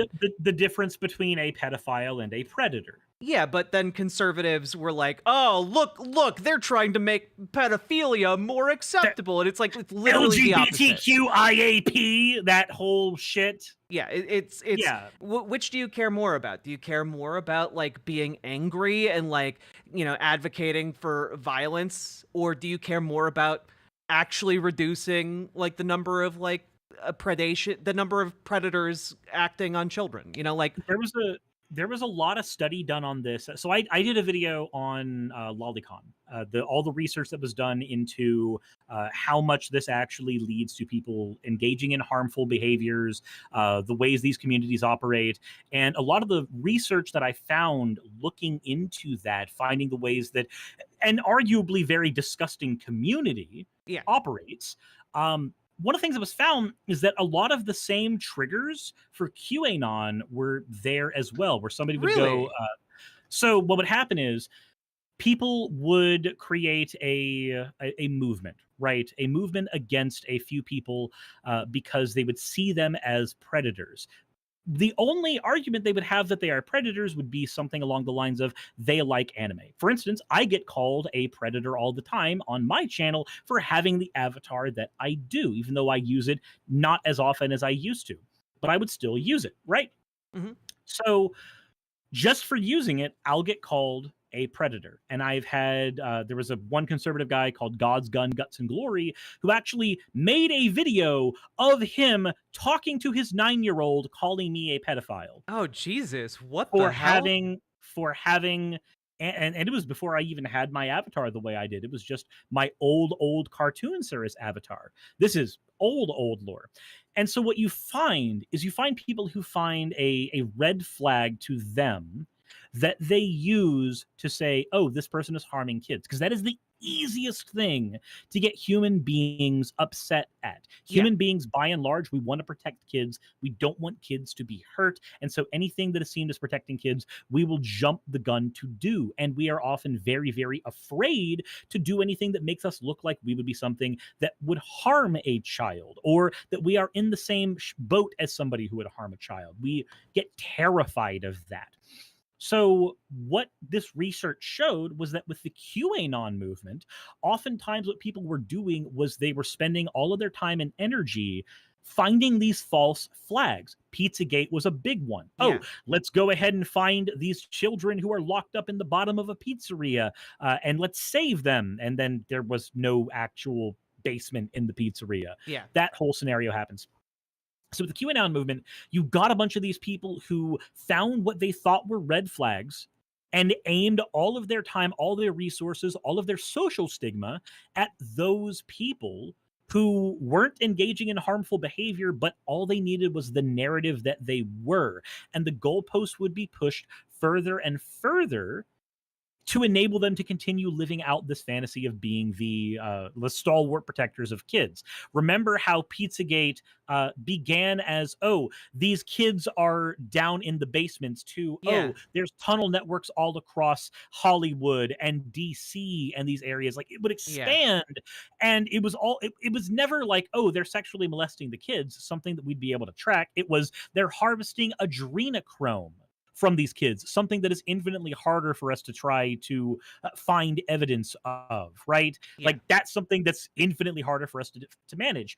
So this fantasy moves further and further into these farther goalpost areas, not because these people legitimately are trying to protect the kids, but because the idea of being the stalwart defender of these children is far more enticing than actually doing anything that would protect kids. Yeah. This was a major issue with QAnon. And when I was doing my research for the Lolicon video, I found that there were certain areas of that community that, while gross because of the stuff that they would be talking about, didn't end up having higher rates of harming children than anybody else.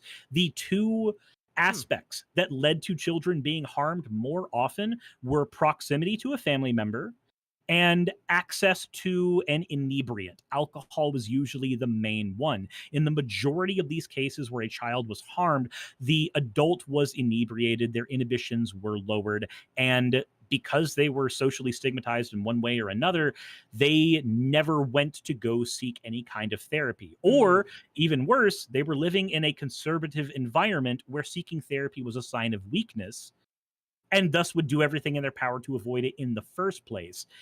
I can actually link you all of the research that I had for that video if you want that for later, because it ties into the shit with Charlie Kirk a lot. It ties in. It sounds like it would tie into a lot of the stuff that goes on with conservative propaganda and virtue signaling. Yeah. Let's see here. Senna says, still very weird and concerning to know specific AOS.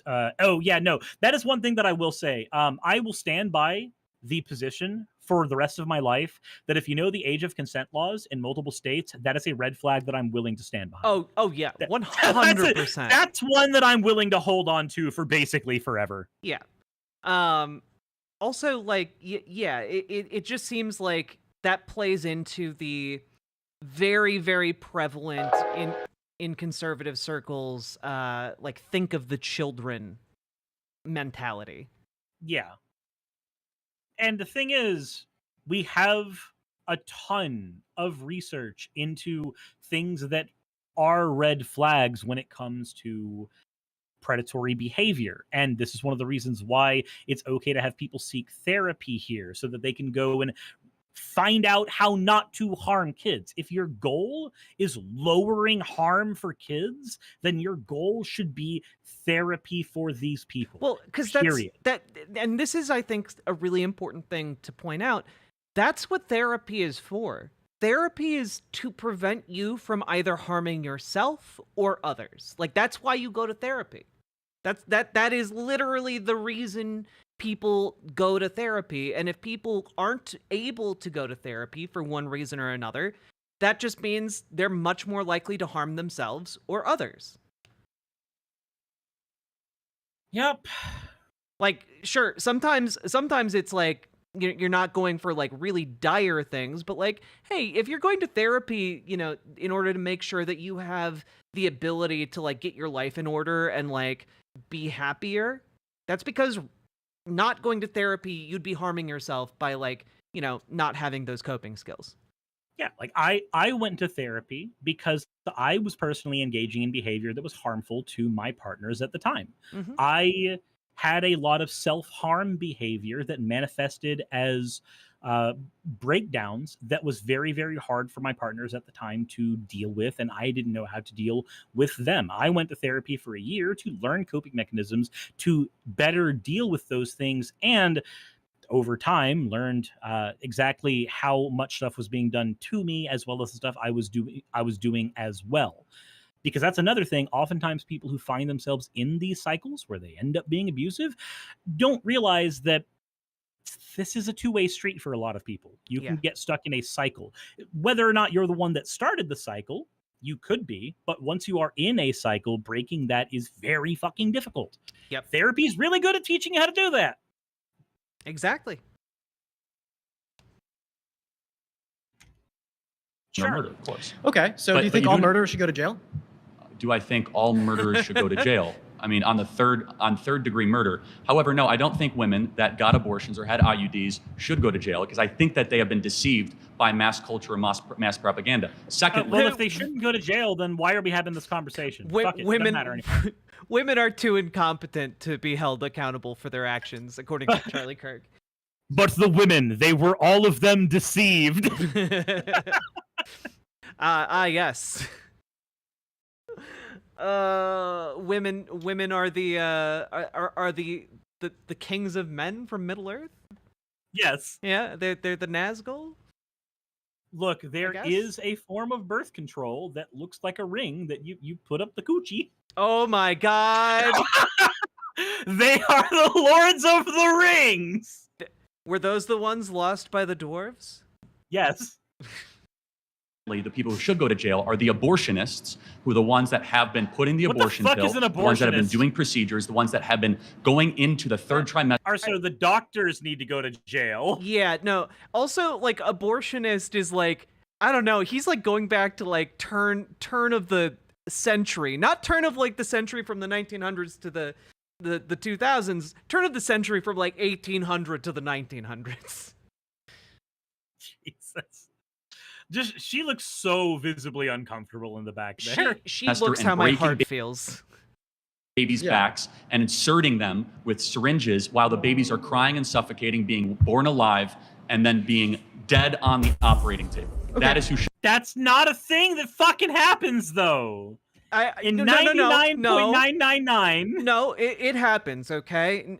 Suris, the baby gets born, and immediately all of the doctors surround it with ritual ceremony knives to start stabbing. You know, for the adrenochrome. They just sit there. Yeah. Nom nom nom. 4 of the wings destroyed in the womb. The other 3 collected by Sauron. Like, conservatives live in a fantasy world. It's a terrible fantasy world, by the way. Like, get a better one. They're eating the dogs. They're eating the cats. Do you see the guy who does the voiceover for the police officer in Eldritch Mom, thank you so much for the raid. How was your stream? But the guy who does the voiceover for the police officer in The Simpsons actually responded to that going, what? The cats are eating hot dogs in Springfield? Wait, the dogs are eating the cat. Oh, the people are eating the dogs and the cats in Springfield. Okay. Well, do they taste good? It's fucking wonderful. You know the weird thing is, though, I can see Charlie Kirk eating dogs or cats. Like, that, to me, that would make sense. That makes sense. I can see RFK eating a dog. Oh, wait! Oh, God. You can! You can do that! God. Who the fuck is studying abortionology at Comrade George Soros University? Abortionology. Yeah, I got straight A's in my fetal murder course. They're aborting the dogs, aborting the cats. Oh, that was actually the best point somebody made. We'll have to talk about it. Oh, she is gunning. Oh, she didn't get in there. Okay, whenever I'm talking about this discussion, I always go to the question of what about in the case of the mother when her life is in danger? Because I'm a big believer. I don't know. I'm still iffy on if I think it's or if it's murder or not. But I'm just curious whether or not the life of the mother is at stake. I just want to know. I want to hear from Charlie Kirk's own mouth. Do you believe that abortion is not okay in the case of rape? That's what I want to hear. That's what I want to know. Yeah, honestly, someone really should hold Charlie's feet over the fire on that one. Even so, I mean, I don't want to say murder specified. Guys, wait, let me just get this one point and then you can vote me out. Give me 1 second. say the mother gets pregnant and she knows that if she gives birth, she's going to die. She has some kind of health complication. Then what do you do in that Cesarean case? section. I don't know what that means. It's a C-section. They do an insert. Guys, wait, hold on. Just give me one second. They go right below the belly button and they deliver. How did you come to this event not knowing what a C-section is? Bad.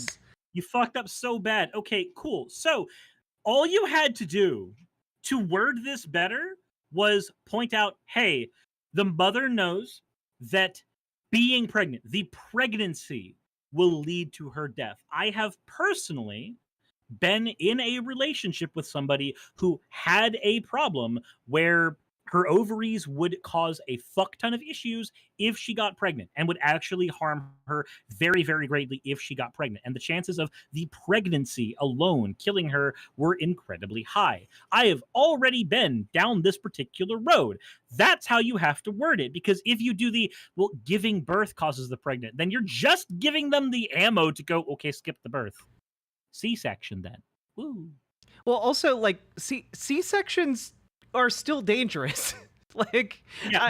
Every surgery has complications. Every surgery has complications, but like you're literally slicing someone's you're going in through the stomach. Like there's a lot of complications there. Deliver the baby, and after she doesn't have to give birth. It's technically birth, but it's much safer. So that's actually safer than an abortion procedure. Can we wait? Pause. Is a C-section safer than an abortion procedure? No, I think Plan B counts as abortion to Charlie Kirk, and Plan B is safer than a C-section. Can you throw up the graph I just sent you on Discord? Sure. Can you throw that up for a second? Go ahead and pull that up real quick. Why not? Let's go ahead and pull that up here. Open that right in the browser there. Put that right over here. I want to put this in the actual thing that we are watching. Just right about here. There we go. Yeah, so you'll notice that like once abortion became much more widespread in the United States, it really went down. Like the rates went down. And it's really with like the rise of the abortion is murder, and like the abstinence only education that you start seeing in the United States this tick way up. The rate goes up there. Yeah, man, there is a part of my brain that is permanently middle school pilled, and I hate that. Yeah, because Man of NT pointed out that there's 27 layers of fat and tissue that have to be cut through during a C-section, and my brain just contorted in the worst like middle school way how to turn that into a your mom joke by just increasing the amount of layers required to be cut through. But also, I do want to point out about this chart that like a lot of the initial fall here is not because abortion was legal. You know, Roe v. Wade happened later. But a lot of this is due to like hospitals becoming cleaner, hygiene becoming more of a thing, germ theory finally becoming widely accepted. But you can clearly see still water is great. You can clearly see that the trend continued, and then like only in the United States. Something different happened in the United States here, and something tells me it's not that our hospitals suddenly became much dirtier than they were in the 1980s or 70s. If I were a very, very horrible Republican, there is a very terrible argument that I could make for the hospitals being dirtier. But Donald Trump already tried to make that argument on a debate stage, and he did it far more racistly than I could. It's true. Yeah. The Alpha says, yo, mama, Suris be like, yo, mama's so fat she has extra layers to cut through during a C-section. Yeah, that's where I was going with that. All right, Charlie Kirk. Oh, wait, this is not where I wanted to be. There it is.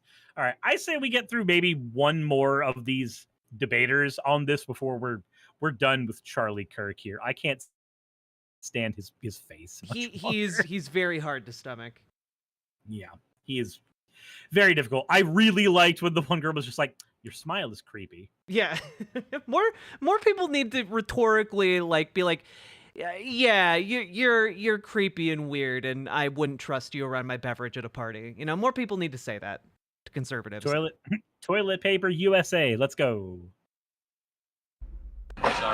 Sorry, Lily.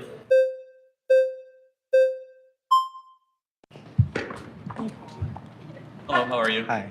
What's your Okay, name? let's see what he says. Nice to meet you. I would say with abortion, I think it's very complicated, but I think the issue that I have primarily with your stance of being pro-life, that there's no nuance. There's women who are being forced to travel hundreds of miles to access abortion care, even in cases of rape in certain states that they're not giving any sort of allowance for that. And I think, you know, a lot of people who are pro-life, why are there so many red flags they say that they're pro-life, already? but I feel like they're really pro-birth, because in, you know, with firearms, the United States has some of the highest firearm deaths out of OECD nations, right? And we can acknowledge that that's for children who are actually living and breathing. So I feel like... Okay, no, I understand the red flags now because he's doing the equivalent of a Facebook meme post. Yeah. He's doing the whole, oh, you're only pro-birth, you're not pro-life because you don't do anything to take care of the kid after birth. That's a fun rhetorical strategy, but it is not a good argument for the legality of abortion. No, like I was really hoping he would just point blank ask Charlie Kirk, what do you think about, like, what about victims of rape? Should they be forced to carry to term? That don't gish gallop. Just do the one thing and watch them squirm. When you provide all of this like shotgun ammunition, you let him select what he wants to do. So in an official debate, a gish gallop is a strong strategy. It's a strategy that I hate because it's not very ethical, but it's a strong strategy because it provides so much information that your opponent becomes overloaded and cannot do anything. But in this style of debate, which is not really debate, this is all showmanship, you are giving him the ability to pick and choose your weakest point and focus in on that with a laser. Yep. I have no notes. Abortion, well, yeah, it is. I can definitely see your point. I just think that it should be allowed in some circumstances. Okay. Yeah. Great. I'm happy to get into the gun violence stuff later, but I want to really stay focused on abortion. Also, pause real quick. Like, if you're going to plant your flag on this stance, you need to come to terms with the fact that, like, hey, if you're advocating for exceptions, right? What is the process by which someone would have to get an exception, right? Like, because if we're talking about rape or incest, or we're talking about, life of the mother, these are the most common exceptions. It takes time to prove rape and incest in a court of law, more than 9 months usually, and also to establish like threat to the life of the mother, like that is very much up in the air. And can legally be argued at almost any stage of the decision making. A doctor might try and intervene. And at that point, all you are doing is forcing taxpayers to front the bill for legal proceedings on something that honestly should have just been handled by the medical system from the beginning. But I guess my point is, like, they aren't real. Like, there isn't a real system whereby women who are the victims of rape or incest would get these kinds of, like, exceptions. Like, that's not feasible, and Republicans know that, which is why they often dangle the rhetoric of exceptions while knowing it's not actually going to happen. Yeah. The thing is, with those exceptions, you create I think those exceptions are required. They are needed. But with those exceptions, you do have to accept that because it takes a while to do a proceeding where we prove that rape happened or we prove that incest happened, because of that, the default is not, oh, well, because this takes a while, we can't have the abortion. No, the default is you do the abortion, and then if you find that it didn't happen, then fuck it. At that point, you work on prosecuting the woman for a false claim of rape. Like that's the next step there. But the abortion has already happened, and you need to be able to allow that one. And now there is that risk involved for them. Like, that's what you do there, as opposed to doing the whole, oh, well, it's going to take a while to prove it. And if we find in the next 52 weeks that it just so happens that rape happened, then sure, why not? You can have that abortion. Like, that's not how that should work. No. see it, you can say you see my point. Can you see the world also where, since we know it's a human life, that it should be illegal since we don't allow murder in our society? Well, that's we allow killing in our society, and we need to disagree that abortion is murder. We allow killing a lot in our society. We have a police force that is able to kill our own United States citizens. We have a military that is allowed to kill people at home and abroad that they decide are a threat, which oftentimes isn't even the case. We have an entire public execution system where the state is allowed to enact the highest form of violence on any American. And also, we have legally engaged in some of the most heinous shit on our own American citizens. We have done shit like drug experimentation on unwilling American citizens, and our government has admitted to those things.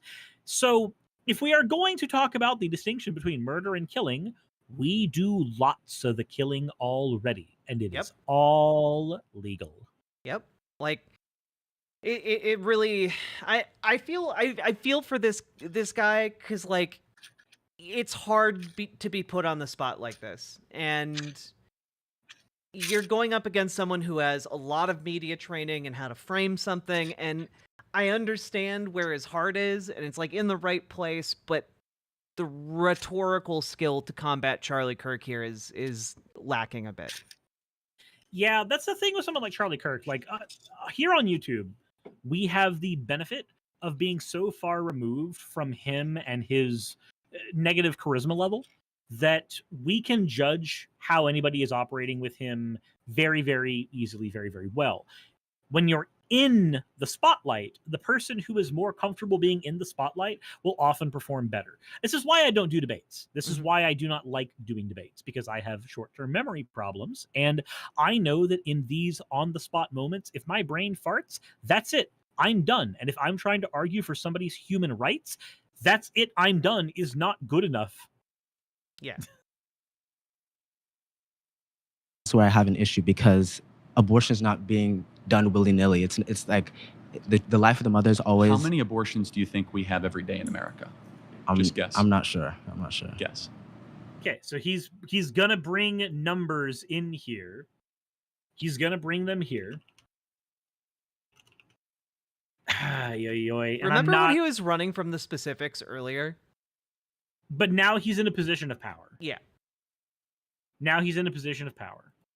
So he's going to try to grab that specifically.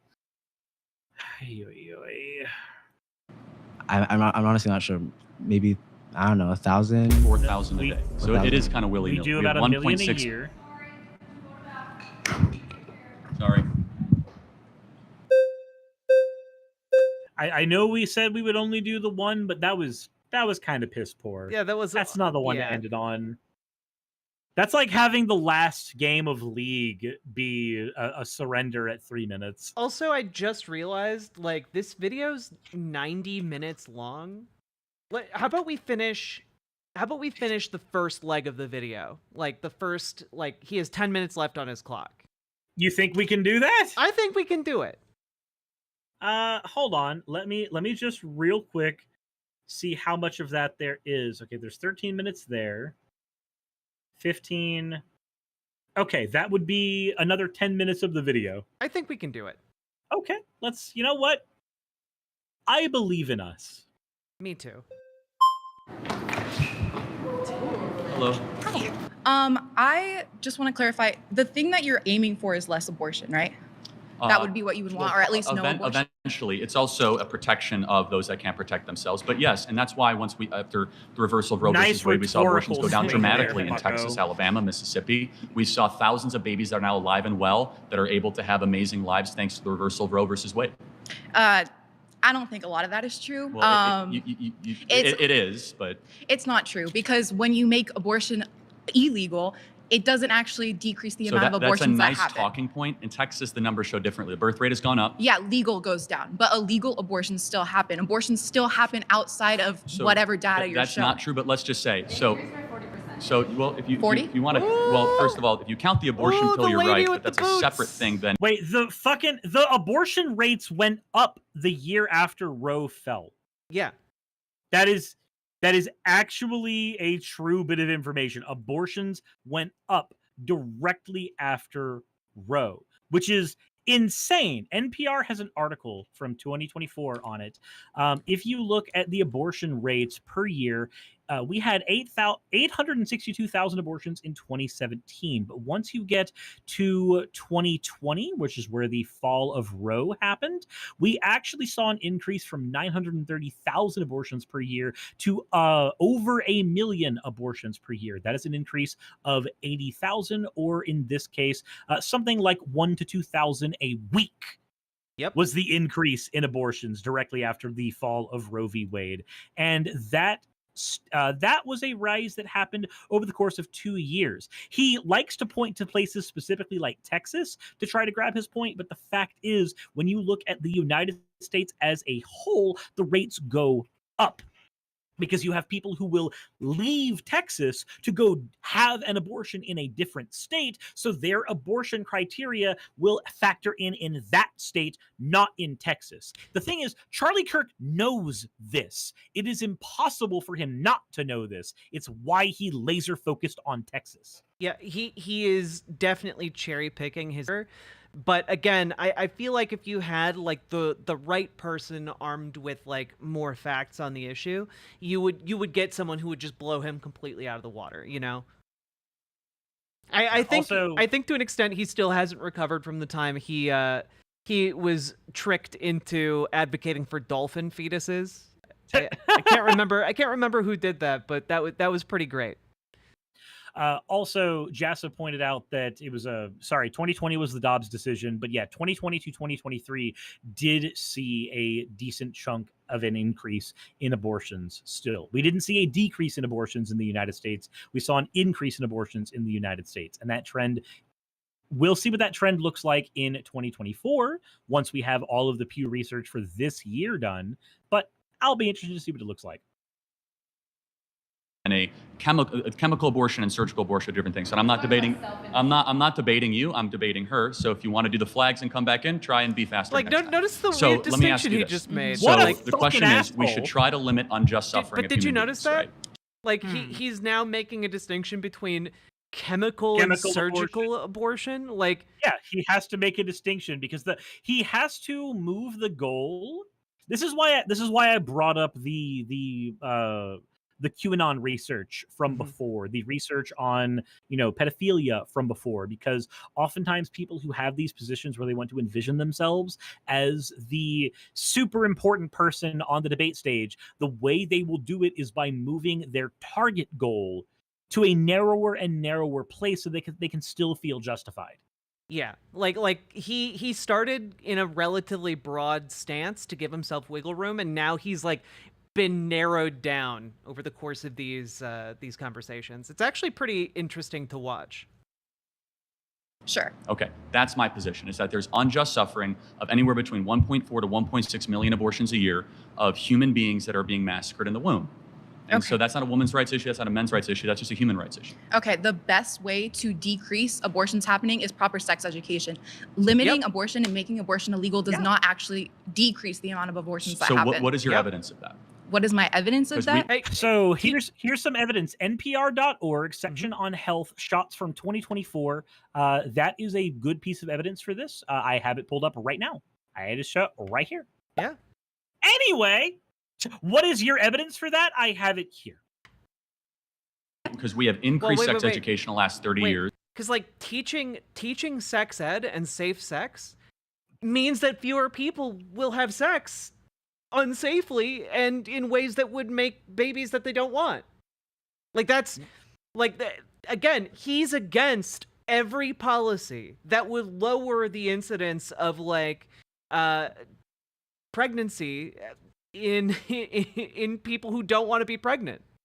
Also, his position is actually antithetical to like reducing the number of like children who are being taken advantage of. Like, it is incredible to me how he has the audacity to sit there and be like, hey, Yeah, no, I actually care about the suffering of children when in every other respect he advocates daily for the immiseration of children. It bothers me immensely.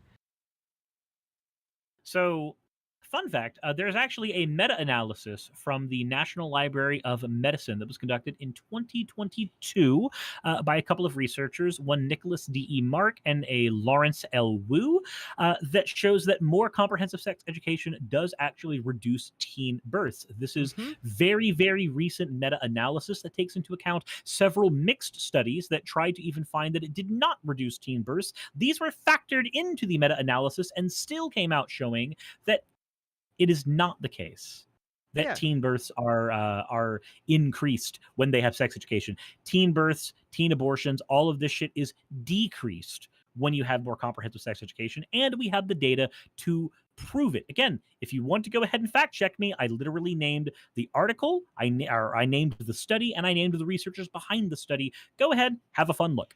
Yeah, no, it literally is that simple, because I've read like articles and academic articles on sex ed as formulated through like the 90s and early 2000s, and like what a lot of them come down to is that, hey, children learn when they're in school via two networks. One is the formalized network, which is, you know, the school system and maybe parental instruction. And the other way is through informal networks, through like their friend groups, through like osmosis from the general culture. You know, those are like the two ways. And if you don't have sex education programs, if you don't have programs that teach them formally what safe sex is, they're going to learn it from their informal networks. They're going to learn it from their friends. And you know what? Some of their friends are dipshits. Not only are your friends dipshits, when you all are going through your hormonal phases, when you are dealing with puberty, that is the one time where your brain is going to find every excuse under the sun to engage in sexual behavior, even in ways that are not safe, in ways that could get you very much hurt. I remember when I was in middle school, there was a whole scandal where a used condom was found on school property, and there was a whole investigation trying to figure out if it was a couple of kids who were doing something, if it was one of the teachers who tried to do something to one of the kids. Nobody fucking knew, and I don't think anything ultimately came of that investigation. But I remember that being a scandal at Brown Barge for a brief amount of time, where a fuck ton of people were talking about it. That gossip network right there is not the thing you want in your ear educating you about how sex works. Yeah, I mean, like that's how people are like, yes, women can just will their bodies to not be pregnant. Or, oh, yes, you know, like, women give birth through their butts. You know, like these are ideas that children share with each other because they... I thought that people gave birth through their belly buttons. Yeah. I was stupid. I didn't get sex ed because I went to a Christian private school first. So during 5th grade, so 4th and 5th grade are the sex ed years for Florida education. At least it was in Pensacola. That was the typical norm there. So when I was in private school, I never got sexual education because they didn't teach it at my private school. When I went into the public school, which is Brown Barge, once I left there, everybody before me had had a sex ed class and I hadn't. Yeah, and like this is where, like, you know, kids grow up and they hear, when a mommy loves a daddy very much, that's when a baby's born. And then they're like, oh, well, you know, that's not, maybe that's not related to, like, you know, my penis. You know, like, they don't, if you don't teach them, they don't know. Or you get people who go, if one condom is protection, then 2 condoms is double the protection. So fun fact, there was actually one person in my high school who did have to get an abortion because she used 2 condoms with her boyfriend. Yeah. And for those who might not know, if you use 2 condoms, the friction between the 2 rip them. Yep. They go away. You are rubbing rubber on rubber, and eventually something's got to give. The thing goes away. It stops being effective at that point. When that happens, all bets are off. That's it. Like, I've personally heard people's stories where this shit, like this bad education, has affected them negatively. Yeah, or like even the idea that, oh, well, if I pull out, no pregnancy will happen. Nope. Your body doesn't work that way. Sorry. Yep. Or like, oh, she won't get pregnant if she's on top because the sperm can't swim that high. Yep. These are the same people that tell you that you'll be able to pass a drug test if you drink bleach. Yeah. Like, again, children that don't know what they're talking about will be the people who teach your kid about sex if the school doesn't have a sex ed program. Yep. Our sex education is so bad in America. Well, by bad, what do you mean by that? We have more access to birth control for young kids. We have more kids that are learning to use birth control at a younger age. Charlie, you're against those things. You're against all of those things. You think that's bad? Well, also, when he's like, "Oh, well, what do you mean by we have worse sex education?" Why don't we look at the states that have worse sex education? Let's look at Texas. School system, and we've seen all the trends actually go in a negative direction. So, in fact, we see that the more sex education there is, the more disturbing those trends are. So you say that. Let me ask just one more thing. No, you say that's that just a lie. If we make abortion illegal, people will still do it. Should we then just make gang violence legal because?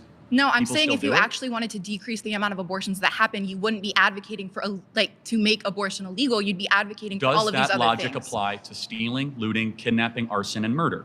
You regulate it. And actually, we do regulate murder, which is why I made the distinction between murder and killing. We have the ability for the state to enact violence on our own citizens. We have situations where police are allowed to kill citizens. We already have a system where we regulate for that, where we accept that.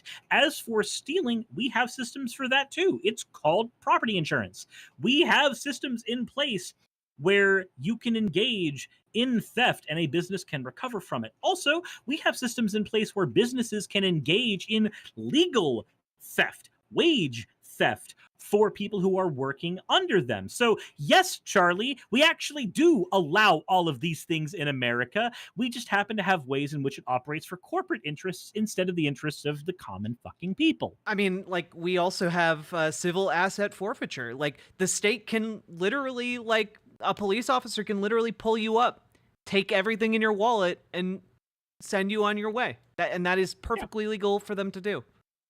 Like, we have plenty of systems in place where the state can engage in violence. The state can engage in theft. The state can engage... Oh, by the way, if we want to talk about drugs, should these be banned? That's an entire can of worms I don't think you want to open there, Charlie. But if you did want to open them, we can go the state route there as well and talk about shit like MKUltra, where our own fucking government drugged our own citizens with LSD. We can do that, Charlie. We fucking can. Yep. It's the framework. Ultimately a lot of this always comes down to, we live in a society. We collectively make the rules. Oh my God, we live in a society? Yeah, I know. First you've heard of it. Did you know that Joe Biden? Shit. Did you know that Joe Biden isn't a leftist? It is so Jover. Well, actually it does, because those are results of different societal issues that you should be educating yourself on rather than making it illegal on the front. Should we make kidnapping, arson, burglary, murder legal? All right, so let's talk about each of those. Arson. We actually do have controlled arson that is legal. We regulate it. Common citizens can't engage in it, but I definitely can do a controlled demolition of something. Like, that is a thing that we're allowed to do. Or a controlled burn. Yeah, controlled burns. Like, we do have situations where that is available. So it's you have it regulated, Charlie. Each one of these things that you are naming, we have regulated. What are the other things you named here? So should we make Kidnapping. Okay, cool. So let me go ahead and list all the different ways in which police can legally kidnap you, because there are plenty of them. And in fact, actually, we've done a lot of them to fucking protesters during the BLM protests. Yeah, it's called getting arrested, Charlie. Yeah, we already have these systems in place, Charlie. I'm sorry. This is all just whataboutism when, again, we have legal ability for each of these things within the power of the state. These are all things that are all already allowed. It is quite literally whataboutism. He's just listing, oh, what about this? What about this? What about this? Rather than actually engaging with her argument. That's where you just go, hey, Charlie, did you know that an abortion isn't LSD? Did you know that an abortion isn't kidnapping? Did you? I mean, it's arguably kidnapping the sperm. But did you know that these things are not the things you named?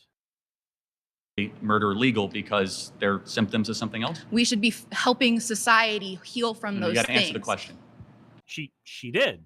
Do you know how you help with society's drug problem? You regulate it instead of banning it. That allows the black market to slowly dissipate, and that allows people to get therapy and rehab instead of being sent into prison complexes. Yes, letting society heal from these things is in fact an answer, Charlie. When you nut in a woman, she kidnaps your 30 million kids. Just reminded of the fucking Fly mafia boss from Rick and Morty. Oh, you're threatening 1,000 of my kids? I've got 30 million of those. You think I care? Check your voicemail. Oh God, that's half of them. Alpha Mario, I did not rape her. She kidnapped my future children, Judge. I don't know why I had to channel The Room for that. It fit.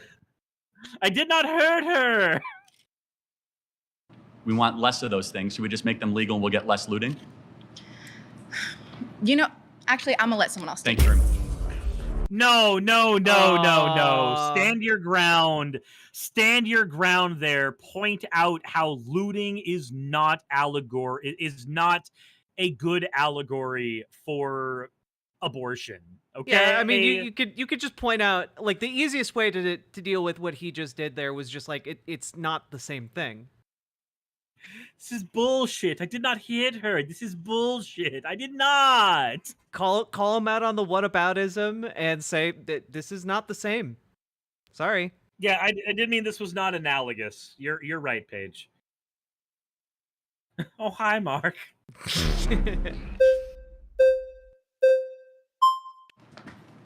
Hi, Parker. Nice to meet you. Yes. Nice to meet you, Charlie. Big TikTok guy here. Oh. So, like, pedophiles, people who were married to children in the past and normalized in that society, should they go to prison? Should pedophiles? Like, if you could go back in time, would you put those pedophiles in prison that married those children because it was normalized? This is a they were good deceived into rhetorical thinking line. it's okay. Would you put them in prison? You got to slow down. Sorry. Pedophiles should get the death penalty. No, so you'd go back in the past, you give them the death penalty, even though they were deceived into thinking it was okay. But you said people who get abortions who are women shouldn't go to prison. Oh, I see what he's doing. Yeah. Okay, regardless. Pedophilia At that time, it wasn't. No, I would not go back and retroactively enforce laws where things were currently not illegal. You wouldn't put pedophiles in prison in the past. Hold on a second. When was it illegal? When was it legal in America? Well, child. This is so good. He's doing so good here. Let's see here. I'm just going to do something real quick for Charlie. Real quick. Just something interesting. Did you know that child marriage is still legal in 80% of the United States? It's true, unfortunately. Yep. Did you know that child marriage used as a legal trap for children is still entirely legal in a good portion, at least 35 states of the country? Oh, God. So if you want to say, when was pedophilia legal in the United States? Now, Charlie. Yep. Now. It still is, Charlie. Yep. Grown-ass adult men will get married to children in the United States, and it's totally legal. So, looking at... Absolutely let's see disgusting. Here.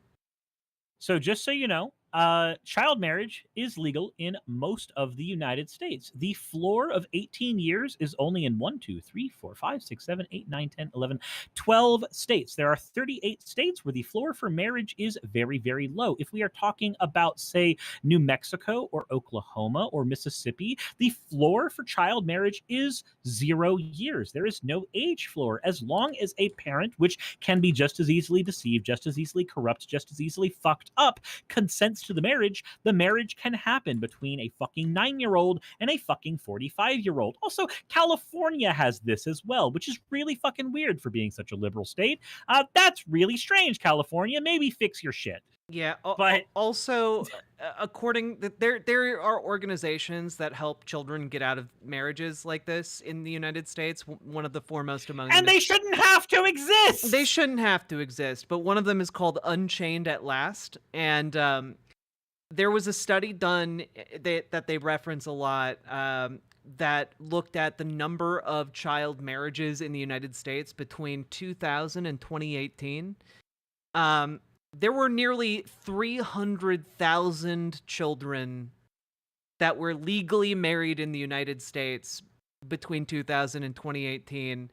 Some as young as 10, and nearly all were 16 or 17 or younger. So, in Wyoming, Republicans circulated a letter to all of their constituents arguing that child marriage needed to continue in the United States because teen parents needed to be allowed to raise their children under a single roof. And somehow preventing child marriage prevented these teen children from raising their kids under a single roof because these people are so stuck in the fucking 19th century that they think that you can't couple together without a piece of fucking legal paper.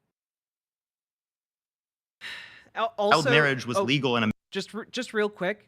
Also, after this study came out, 4 states banned child marriage, which is great.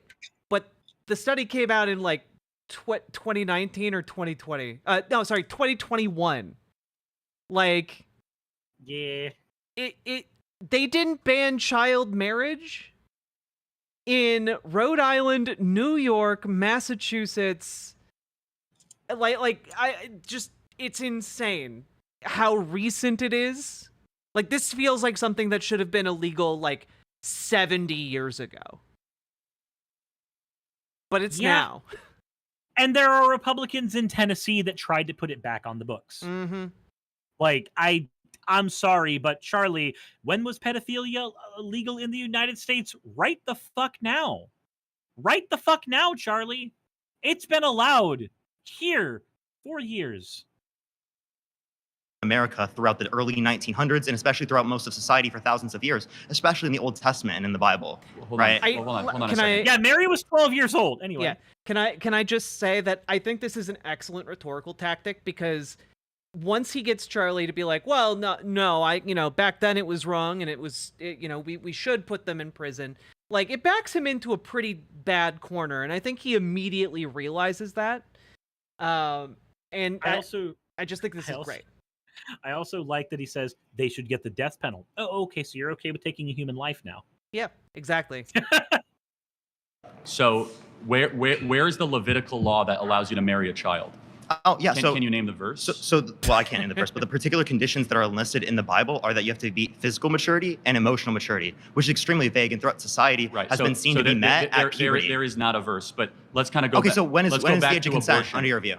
Let's go back to, generally agreed upon it's 18 years old. But let me ask you because you don't go based on what's generally agreed, you go based on the Bible. I say 18 years old, but let me ask you a question. Where's that in the Bible? When does life begin? Conception. Conception, great. So good. So should we protect all life at conception? I care about sentient life, not cellular. So when do pause brainwaves real start? Do you think? Yeah. Like, Charlie is in a weird spot here because the Bible is pretty loosey-goosey when it comes to like age of consent. It gives no number for age of consent. Yeah, it gives nothing. There's no number given directly in the Bible about age of consent. If you want to like drill down to brass tacks, you can find verses, I think, like in Corinthians, for example, about how like age of consent is like puberty. But then we're talking about like 12-year-olds. We're talking children, and like I'm pretty sure Charlie Kirk, when he says, pedophiles should get the death penalty, I'm pretty sure he also is including, adult men who sleep with 12-year-olds. We're gonna do a quick fun thing here. The apocryphal Gospel of James states that at the time of her betrothal to Joseph, the Virgin Mary was 12 years old. Cool. I'm screaming and I want to die. Van Brigg says Murray supposedly gave no. The apocryphal texts say that she had her pregnancy anywhere between 14 and 17. It doesn't make it better. No. It doesn't make it better. How old was Joseph? Anywhere between 20 and 70. It depends on which part of the text Christ, you care about. what? That is such a huge age range. Let's see here. So, how old was Joseph when he married Mary? So Mary can be assumed to be between 12 and 19. Joseph may have been in his 20s, is according to Bart Ehrman. But there are other texts that say that he was in his 70s. There are texts that say that he died around 49 or 50 years old. The range is very, very high. The range is quite high. But do remember, if we're talking about the Bible, there is a version of the events of the death of Jesus that include a zombie apocalypse that is not mentioned in any other book and has no resolution anywhere else in the entire text. So expecting consistency from that book is something I will not do. Yeah. But this is very shaky ground for Charlie to argue on, I think. Like, he's trying to dodge out of this as soon as possible. You can see the tension in his face. Brain dead people should be able to pull the plug on, like a family should be able to pull the plug on an individual in the family that's brain dead. You got to answer the question. When do brainwaves start? You can see brainwaves around 6 to 8 weeks, which in brain dead individual there are brainwaves as well. So the brainwaves necessary to produce a subjective experience are met until around 18 through 26 weeks in the womb. Can you see it from my perspective that at 6 to 8 weeks those brainwaves will actually increase, not decrease, if allowed the process of development to continue? Did you know those same EEG scans exist in brain dead people? I think by moving on to this brainwaves argument, like that was a misstep. He should have really stayed where he was. He's letting the goalpost get moved. Yeah. You don't think are but the difference with the brain dead people is that the likelihood of those brain waves actually increasing is very low at 6 to 8 weeks, when by 15 weeks they can hear the mom's impossible. voice. It's irreversible sensation. That's what brain death is. Hold on, didn't know that. But no, it's not coma. But you're doing a red herring. Go back to no, it's not. What's a red herring? A red herring is where you avoid the topic and you say something that is adjacent or symmetrical to what I'm saying, but not actually I'm saying. You mean a reductio ad absurdum? That's not a red herring. A 6 to 8 week baby. Oh, thank you for pointing out a reductio ad absurdum is not a red herring. So for those in the audience who may not know, a reductio ad absurdum is when you bring the most, as the name implies, absurd version of an argument up to see if that version still stands the test. If it does not, then the original version of the argument, the one that was the more common sense version of the argument, also does not stand. You take it's also called taking an argument to its logical extreme. Yeah, it does seem like I really enjoy that he clearly knew what a red herring was, but he wanted Charlie Kirk to explain it because he wanted him to define it. Well, because seeing Charlie Kirk explain what a red herring is points out that so many of the things Charlie Kirk has been saying during this debate are just, in fact, red herrings. If they're allowed to continue to develop, what ends up happening? At a certain point, it will become a sentient being in the future. The same way that if I keep engaging in sex with my girlfriend, there'll be a baby in the future. Yet I don't care about the sperm. Unless you're infertile, which we don't know. But let's see the process of development, right? Why do you want to answer my question? Why do you have the ability or the right? Should those child P3Os go to prison? The process of should the pedophiles go to prison? From 1904. How many pedophiles are alive from 1904? They're not alive, right? I meant like if you can go back in the past, hypothetically speaking, and you could put them in prison. Would you put them in prison? I would have killed them myself if I was alive. Okay, so then you don't apply it based upon what people are deceived to believe. You apply it based upon what you consider to be moral. Pause. So Charlie Kirk is killed them myself. Charlie Kirk is fully willing to like. Not just like be okay with the death penalty. He wants to do the killing himself. Yep. And like doesn't see at all any kind of juxtaposition here between his stance on abortion and the rage of wanting to kill all these people himself. No, he doesn't. I feel like he's a prime target for the trap he's walking into. Yeah. Women who had abortions, you think they should go to prison. No, so why should women who get abortions go to prison, but someone like my mom who told me that Santa Claus exists shouldn't go to prison because they're both This is not going to be a constructive debate if you keep on talking over me. Well, right? I was finishing my scheme and you were called talking over me. You called it murder. You said abortion is murder. They're getting abortions. If you pay a hitman to kill someone, you know, you are still culpable. You're culpable for that. You go to prison. Also, we should just point out that, like, if he says, I would have killed them myself, okay, so you're okay with murder now. Yeah, he's okay You're okay with murder now. Yeah, it illustrates our earlier point about, like, murder versus killing. Ask you a very simple question. Oh, wait, Do you think it would be a good thing if... Can you pause? My stream got suspended just for a few minutes for Jubilee. Oh, Jesus Christ. Yeah, if we wait, it'll come back. That is wonderful. Yeah, Jubilee do be doing.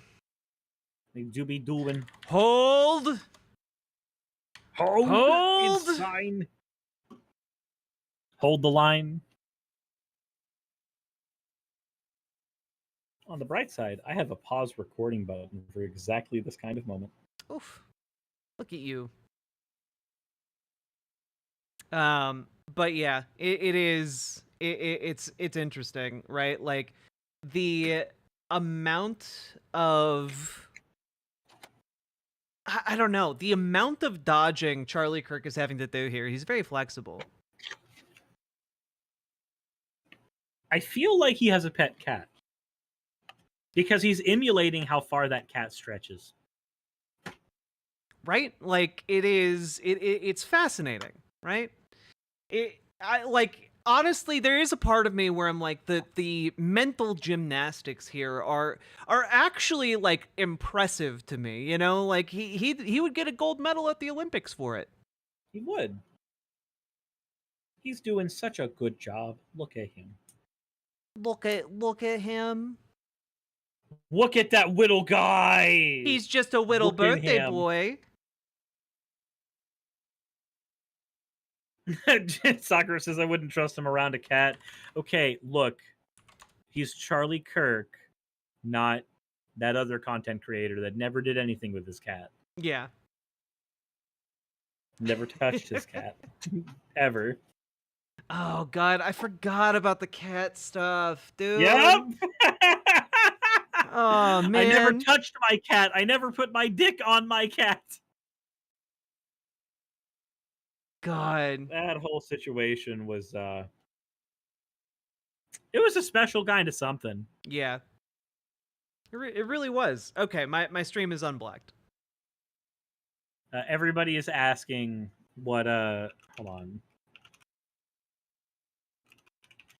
Everybody is asking about that. What that is from. Oh. Don't ask. Don't ask. Yeah. Okay, it's Shane Dawson. Yeah. If you guys didn't know, Shane Dawson doesn't really do a whole lot on the internet these days. Not that I've seen. But so the Shane Dawson thing, Foxbat TV, thank you for the follow. I appreciate it.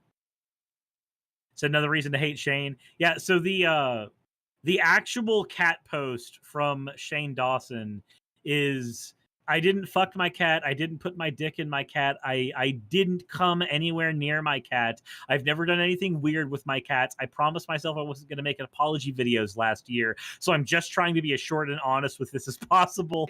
How many times do you have to say you didn't fuck your cat? It's the weirdest post in online history. I think, like it's very strange. Usually there's not much someone could say that would, like, convince me that, like, they're not doing a goof about fucking their cat, but that just reads like he fucked his cat. Like that. Yeah. That, like, reading that just makes me more convinced that he did that. Yeah, there's a certain point where you just have to accept, maybe shut the fuck up. Yeah, exactly, right? Washington Post has something called a guide to YouTube star Shane Dawson's viral apology about his cat. Oh my God, what? Yes! I did not have sexual relations with that pussy. Yeah, we're talking about Shane Dawson. That's a real knee slapper right there. Yuck, yuck. Yuck. All right. All right, let's go ahead and watch Charlie Kirk up. We had less abortions in America. It depends on the context. Like, are the abortions prior to sentience? Yes, because I think all abortions. No, it would not be necessarily are better you against unless it is the late-term case that the people didn't want the abortions and it would be negatively impactful to their health medically speaking. Are you against late-term abortion? After sentience, yes. Okay, so you believe in an 8-week abortion ban? Yeah. Oh my no, God, I don't. Sorry, I believe in an abortion ban after 18 through 26 weeks. Okay, that's a more bad. reasonable position. I have to give you credit for that. It's similar to Trump's 15 yeah, weeks. Yeah. So why do you Okay, think that most people don't share your view on Yeah, and it's a bad position to have too. But. That's such a bad position. Why would you grant even? See, this is why I think like the bodily integrity argument is like top tier argument for this. It's because you don't find yourself sliding into like this weird like, well, you know, right around this area is when the brain waves reach a critical mass. Like no. At a certain point you just have to accept we don't care about fucking brainwaves, okay? Yeah, no, exactly. We don't. Like if that thing is in her and we don't want that thing in her, that thing leaves. Yep. Well, people just don't really know what sentience is. There's not a lot of conversation about abortion, and these conversations are very difficult. Like they're conceptually hard to go through, and I understand why a lot of people don't understand. Yeah, for sure. Wait, like, if you are in fact, right? If you are in fact like of the opinion, right, that like sentience is like the line. Yeah. Then you have to really struggle with the fact that we don't know that much about consciousness. We don't know how that works, really. You know, like the research around it is still very preliminary. You know, I talked with one of my friends on my show a while back who is a neuroscientist, and like he was like, well, the tools we work with are basically, you know, we're using the basic equivalent of like stone tools to do a job that requires, you know, surgical scalpels. You know, like when it comes to what we are actually doing, what the task we have at hand here, like we just aren't there technologically to be able to like figure these things out. We don't know enough about cognition. Yeah, like even we have a lot of conversations about it. Yeah, and even when we're doing like brain scans, like the resolution of brain scans is just not good enough yet. It's good enough to make like some very broad generalizations, but it's not like we can't pinpoint, you know, what a thought is yet. It's like a large, that's much more complicated than where we're at right now. I mean, I can pinpoint a thought, but it's mainly because he's sitting in a blue suit in this video. Hey! Positions on it, so but I think people you have are where most you're cutting Americans me off. I thought we weren't cutting people off. I was actually complimenting you. Oh, Jesus.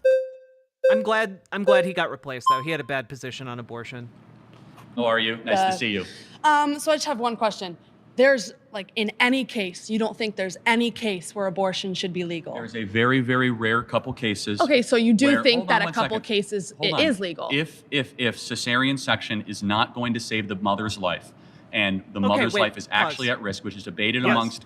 Like cesarean section is great, but it's not always going to save a mother's life. And we don't know that it is or isn't going to at the moment we're performing it. We know that after recovery. Like it is just that like you're doing a surgery, like a surgical intervention. All surgeries have risks, right? But also, like so many other things can go wrong with a pregnancy. So many other things can go wrong that can kill someone very easily. Blood loss alone can have that effect. What happens when those complications just crop up and you weren't accounting for them? Yeah, exactly.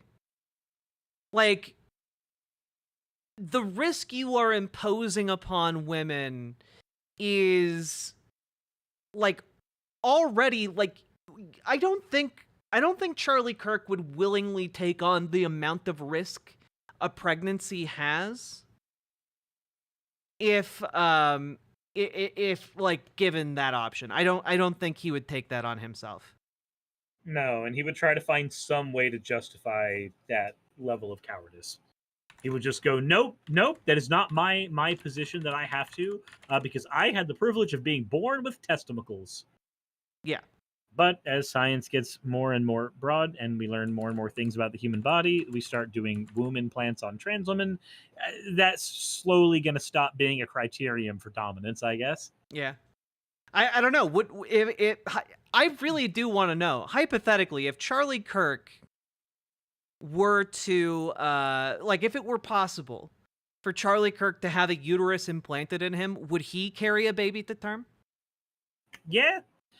Also, people are telling me that my stream died on YouTube as well, right after yours. Yeah, so I've gone ahead and reset it. The YouTube stream is it is angry, but this is gonna be fun to turn into a video. Yeah, right.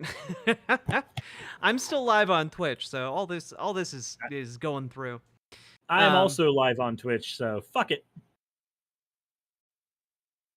God. Axo said, I tried to say they're doing copyright stuff. I understand they are. Understand that I am numb to copyright shit. I don't care. Yeah. The last time that I got a huge copyright strike, not like the let's copyright the end outro music for your shit, was when I did my review of a Mr. Bertram episode. Oh God. And I won that appeal. So I will appeal this one as transformative.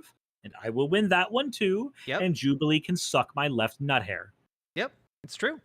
We're providing so much more commentary. We're getting through. We've been going for 2.5 hours. 2 hours and 16 minutes for 17 minutes of their video. Yeah. I think that this might qualify as transformative. I just have a suspicion. Possibly. Mm-hmm. It's almost like somebody with a transform is on this stream. Ha-ha. Hi. I see what you did there.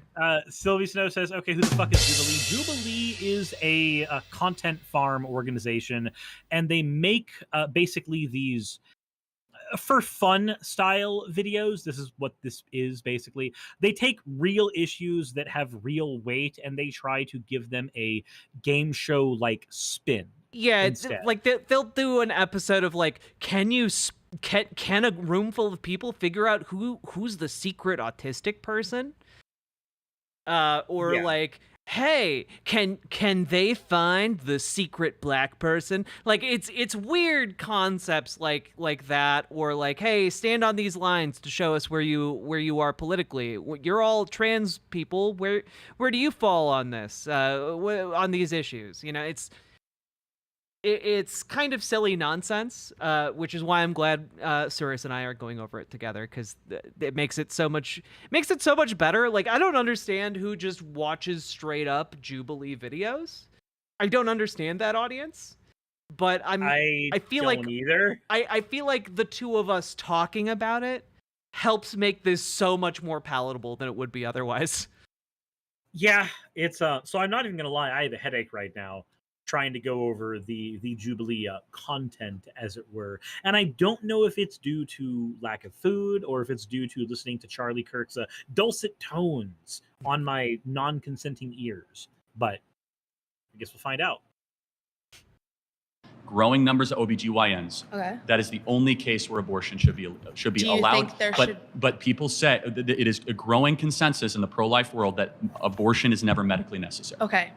So Wait, what? It's a growing consensus in the pro-life world. Bitch, I don't care about the pro-life world. I care about the medical world. Yeah, the pro-life world, that's like saying there's a growing consensus among the flat earth community that the world is flat. Like, oh yeah, is the pro-life community anti-abortion? That's crazy. That's so crazy. Weird, right? That's crazy. Smacko says it's because your face is so small that you're cringing. You had a daughter and she was 10 and she got raped. Oh, and she was going to give birth and she would and she was going to give birth and she was going to live. Would you want her to go through that and carry her baby? That's awfully graphic. But it's a real life scenario that happens to many people. The answer is yes, the baby would be delivered. Holy shit, dude. Holy fuck! Really? You're really gonna die on that hill? Okay, but you know what? Oh, you know what, my though? Fuck. I was shocked for a split second. But it makes sense because Charlie Kirk, that's not a real thing. He doesn't have to act like it's a real thing. Do you honestly think if Charlie Kirk's daughter was raped that he wouldn't like take her to get an abortion?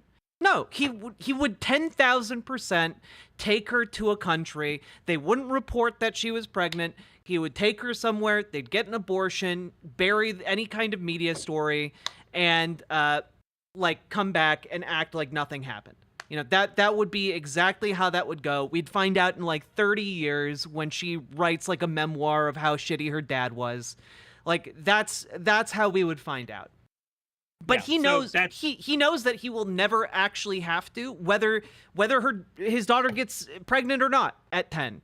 He knows that he will never have to account for what he says here. So he can just bite the bullet. It doesn't affect him. Yeah, and it will never affect him. Yeah. He will never be in a position where this matters to him. Yeah. Wingcaster says he's in the I would never have been a Nazi third grader seat. Oh, okay, great. So that's insane. But let me tell you why. No, hold on. Let me ask you a question. There's 2 ultrasounds I have. One is a baby conceived in one is a baby conceived by a loving couple. Which one is which? Your daughter was probably hopefully conceived by a somewhat loving couple. Conceived by Tell me which one was conceived by You don't know. Exactly, because it's all human rights and it's all human beings. But that doesn't matter. It's about your daughter. I mean, hold on, my guy. If your daughter's pregnancy at 10 years old is on the ultrasound, it is rape. There is no world in which a pregnant 10-year-old was not raped. Yeah, exactly. I'm sorry. Oh, and also, like, that just conceiving of like a pregnant 10-year-old is disturbing. But it is very fucking disturbing. The argument that he's making here just is, well, you know, it's equivalent. You know, all pregnancies are the same, right? Like that's the argument he's trying to make. Like, oh yeah, it's equally as dangerous for a 10-year-old to give birth as like a 25-year-old. And it's not. No. The risks of a 10-year-old giving birth are so much higher that, like, the younger a person is when they get pregnant, the greater the risk of them suffering, like, permanent disability or like, permanent damage or death. Like, let alone the trauma associated with that. Yeah, like no, this is my evidence from here on out that Charlie Kirk is a villain. This is my evidence. I'm gonna look up one thing. Sure. Let's see. Why not? It's been such a joyous occasion so far anyway. Let's add more trauma to the list. What could possibly go wrong? I said Kirk is the villain? No, I know, right? Look at him. Also, just going to say right now, this image right here should have been their thumbnail. There's no world in which this should not have been their thumbnail. Yeah. Because I'm wondering, like, exactly how much more dangerous is it for a 10-year-old to have a baby compared to, like, a 25-year-old? You know, like... That's a specific enough thing that I don't want to Google it. Yeah. His eyes look so emotionless when he's shouting. Yeah, because there's not a soul there. Yeah, he doesn't He's care. a fucking vampire. He doesn't care about this. No, it's never going to affect him. He gets to live in a world where he gets to do and say whatever the fuck he wants, because nobody's going to hold him accountable for stuff he keeps hidden. Also, so I'm back with the fuck that I missed after Kurt died on that hill. Also, I guess just worth pointing out that as of 2023, the U.S. has had the highest infant and maternal mortality rates, despite the most healthcare spending. That's so weird. That's so strange. I wonder why that is. Man. If only we could come to a conclusion on why that is the case in the United States. He said, please tell me he isn't a father. No, he's a father. He is a father of a child. And he is willing to say that that child, if raped, should be forced to keep the baby. That is what he is saying. That is what he is doing. Imperial says, I will not stand for this vampire slander. I'm sorry. I'm in the middle of reading the Dresden Files all over again. You don't get to live in the world where vampires are cool and sexy. I live in the world where they're fucking parasites. Let's and see. They said he's on record saying it is such a disgusting thing. Yeah. This should be the thing that he is forced to live with for the rest of his life. He is the one whose child gets to live with having the father that says that if she were raped, she has to keep the kid. I would not wish that on anybody.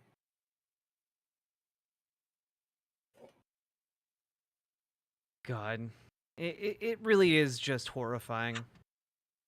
Yeah, like the younger a child is, obviously, the more dangerous it gets. The amount of yeah.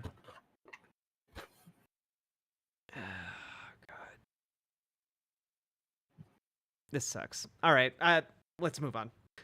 Okay.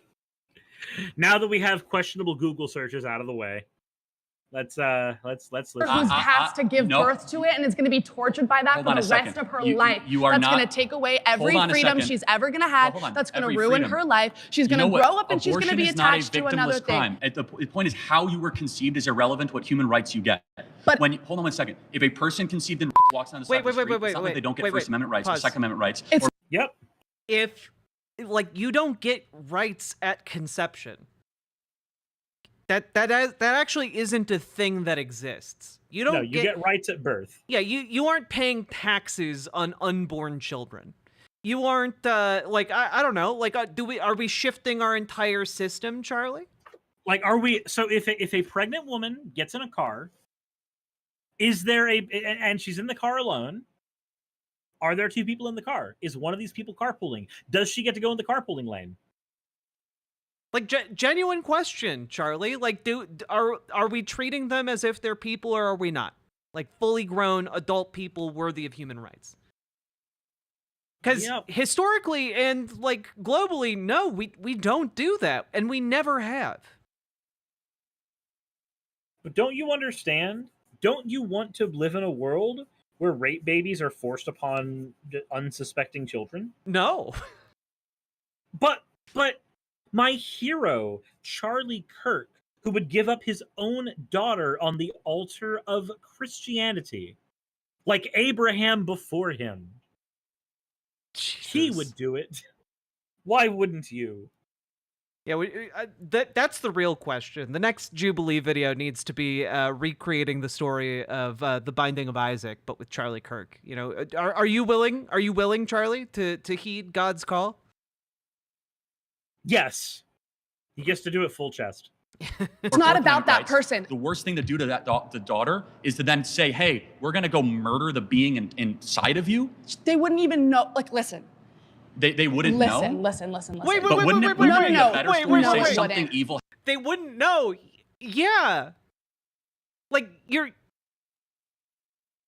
You're taking them to the doctor to make sure they don't have to carry the pregnancy for weeks after the rape. Yeah. That's a good thing. They shouldn't know what it's like to be pregnant, Charlie. They're fucking 10 years old. Our bastion of truth is Charlie Kirk. Oh God. Yeah, no, he's like, no, I want my daughter to live through this. He is 100% for that, and it's disgusting. Yeah. Happened, and we do something good in the face of evil instead of saying we're going to do evil and then murder the being because we're gonna. Okay, so this is the unironic time where we get to go. Men only want one thing, and it's disgusting. Yeah. It unironically this time though. Yeah. We're gonna pander to the evil. No, what makes the West great is that we do good after evil, not evil after evil. What makes the West great is forcing children to carry babies to term. It's not about. No. I'm speaking. No, I'm speaking. No, I'm speaking. No, I'm speaking. No, I'm speaking. No, I'm speaking. No, I'm speaking. No, I'm speaking. Want to say one more time? No, I'm speaking. Got it. Thank you. So it's not. I'm not talking. Good about that. I'm fucking talking job. about the person. No. I'm talking about the person who is dealing with the pregnancy. I am not talking about the cells. I don't care. No, listen. The fetus, the whatever. I don't care about that right now until it is formed. If there is a 5-year-old child who is pregnant and the baby is 2 weeks in utero, can't get pregnant. Actually they have, and they have given birth. 5-year-olds have given pregnant. Yes. Charlie, if you want to do the fringe thing of like, oh, well, you know, a 20-week-old baby survived, well, then it works both ways, doesn't it? Yeah, and I like how right here, the sand fact check, Lina Medina of Peru gave birth via C-section at 5 years old. The father's identity is unknown. The photos from that, by the way, are fucking awful. She had precocious puberty, and therefore this happened. Yep. Yes, Charlie, this is a thing that happens. This is a thing that you have to contest with. You fucking moron. There is one recorded case of a 5-year-old girl who gave birth. Is that common? Yes, Charlie, is it? Wait. Charlie, why does this? Is it common for babies to be viable at 20 weeks? Is that viable, Charlie? Is that commonly viable? Why is it okay for you to bring up the fucking hedge case, the fringe case, but when somebody else brings up that case, you're just like, no. Is that common? Does that happen a lot? No. Charlie, do you think a lot? I don't think you do. Yeah. God. If they get pregnant, I think they should be able to have medical access to something that could save not only just their life, but...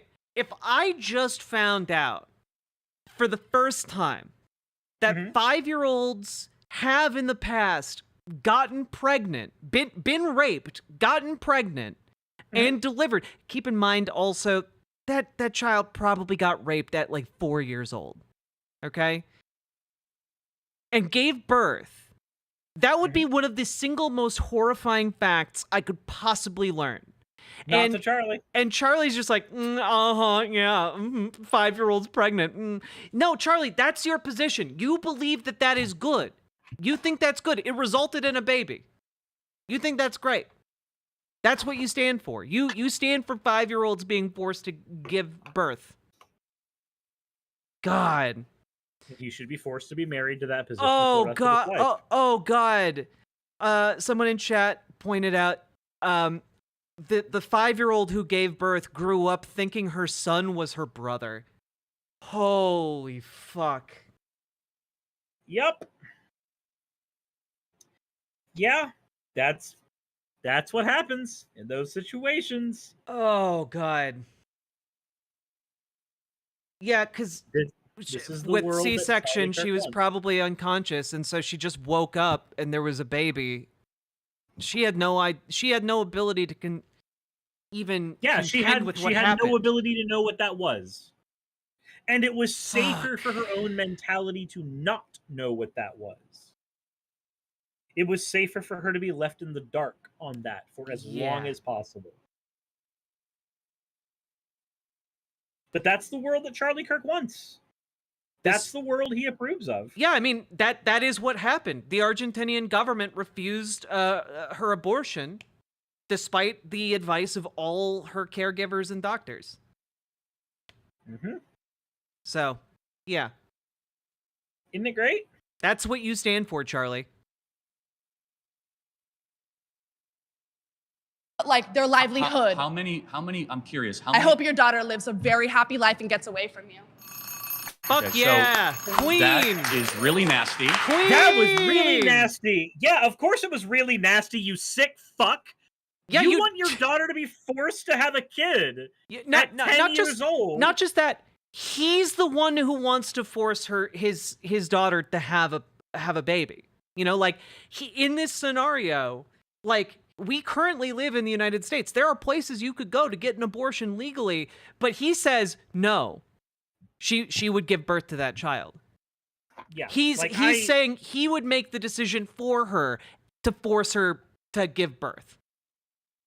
Like, he gets to sit here and do the whole, well, that was nasty. Of course it was nasty. It was a reflection of your own fucking position, you Nimrod. Oh, God. The protect the children party, but protect them from what? Definitely not rape? We're not doing a whole lot of protecting them from that in this scenario. Not at all.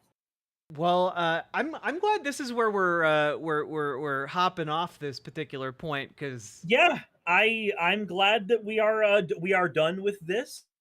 I am hurting a little bit that we got this far into it, because we got to that point. I don't know whether I should be happy that we got to the point where he got his ass handed to him on a silver platter, or if I should be horrified that I had to listen to that man say that. Honestly, though, I don't know which one. I think it is good for us to be horrified by this man together. I think it is good that we have shown this and contextualized this appropriately, so that, like, Charlie Kirk is revealed as the monster he is to as many people as possible. I hope to fuck.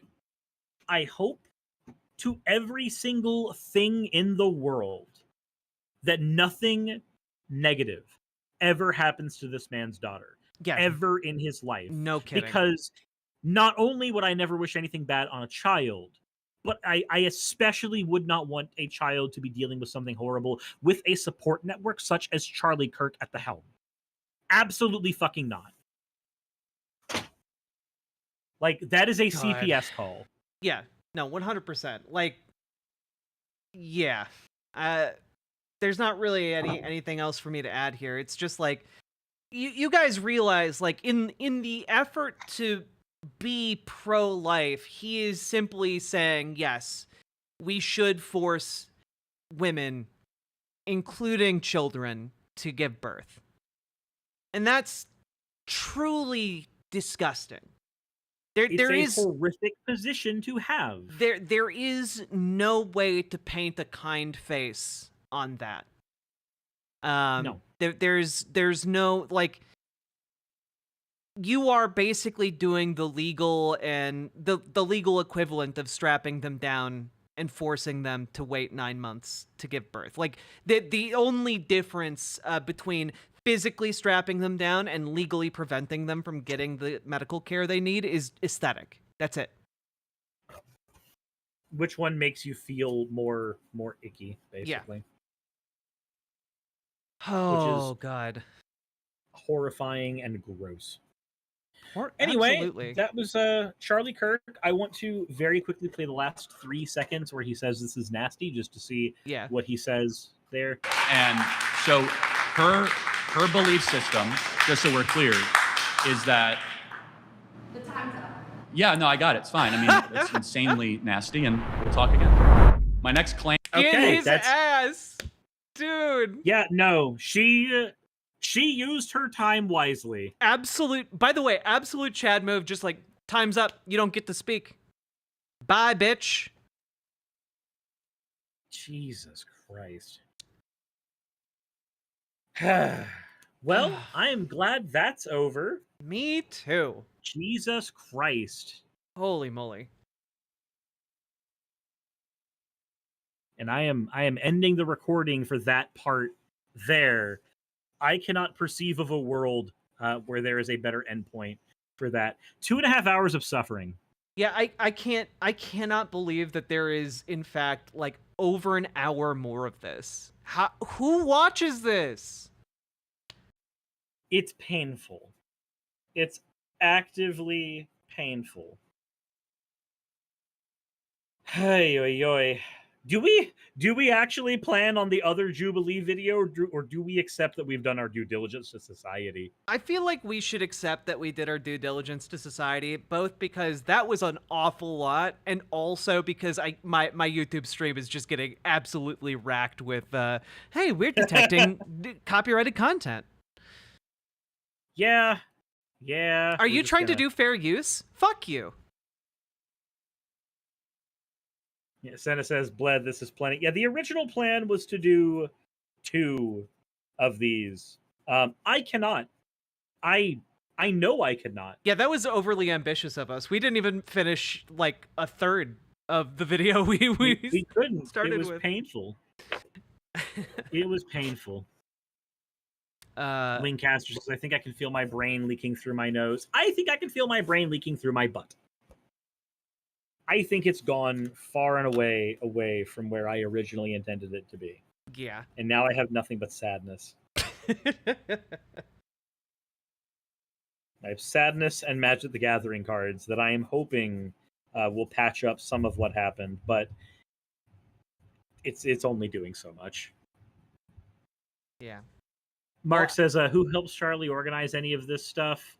Oh, this is a great idea so this is one of those things where Charlie likely has an agent. Oh yeah, who absolutely. reaches out on his behalf to find opportunities like this for him. Jubilee, for their part, organizes all of this on their own. All they have to do is seek the people who are most likely to participate in something like this. There's content creators who I've spoken with who have been on Jubilee. Some of them are friends of mine who have been on Jubilee. It's literally just they get reached out for an opportunity here because they have an organizing infrastructure that takes care of that. That's all it is. Yeah, they have people on their end who scout out folks to add to their recurring roster, and other people who get big enough have agents that put them in contact with the Jubilee folks. So yeah, it's a weird little like politainment industry they got going on. Yeah, politainment's probably the best way to word it. It's like how Fox News is news entertainment. It's not really news. Yeah, like there isn't really like a whole lot of useful information to be gleaned here. Like at most you can maybe learn like a few rhetorical tactics or like rhetorical devices you can use in future conversations, but like there isn't a meaningful dialogue being had here, No. It is entirely here for the funsies. It's here for the lulz. And that's about it. If you are here for that kind of conversation, then this is probably very much for you. I've never found Jubilee content to be particularly riveting. Realistically, it's just not my cup of tea. And the only time I've ever been able to stomach dealing with Jubilee in any way, shape, or form is by having somebody here who is able to filter the dumbness. So I appreciate that very, very greatly. Yeah, mutual because the dumbness needed filtering. Yeah. It is. Let me tell you, like, most of the time I feel very lucky to do what I do. All the time I feel very lucky to do what I do, but like, my God, going over Jubilee and it feels like work. It is a slog. Yeah, if I ever wanted to feel like my job is not really a job, it's days like this where I'm reminded that it very much is. And it hurts. There are days where it just hurts. Wingcaster says, I feel actively dirty after watching that. Yeah, I understand that entirely. Yeah. That is a position that you and I share. It feels wrong after having watched this. Yeah. Well, thank you. Thank you so much for joining me, Suris. It's been lovely. We've been planning to do this for a while. We should do it again. I will never suggest this ever again in my life. Do not you make me. No, it doesn't have to be Jubilee. I would rather watch a Blair White video with you. I would love to go over a Blair White video with you as well. That would be far more entertaining than this. Agreed. Yeah. Well, that said, thank you for coming on my end as well. I greatly appreciate it. Are you still going to be streaming after this? Yeah, I think I'm going to stream for a little while at least. Maybe a couple more hours. I don't know. We'll see how much energy I got in the tank. I'll still be here for a few more hours as well. I'm going to take a quick bathroom break after this. Me too. And then we're going to find some stuff to cover. I've got to be here till 11 p.m. Eastern because I've got my weekly scheduled collab with Viced Rhino happening at 8:30 Eastern. Okay. So I'll be stuck in the chair for a while yet. All right. Good luck. Thank you very much. And for anybody who's in my chat, please go over to Riverboat Jack's channel. Go ahead and follow or subscribe, depending on where you end up. And she has a White Leaf site, so go ahead and hop over there and make yourself known. And likewise, go follow Neko Suris, Suris Skeptic. Go seek him out. Excellent content creator, just excellent dude. Go say hi. All right. And with that said, I am going to be back in a bit. Bye. All right. I am paused on my screen, so I am going to go to the restroom and get a snack. Same. All right. See ya. See ya.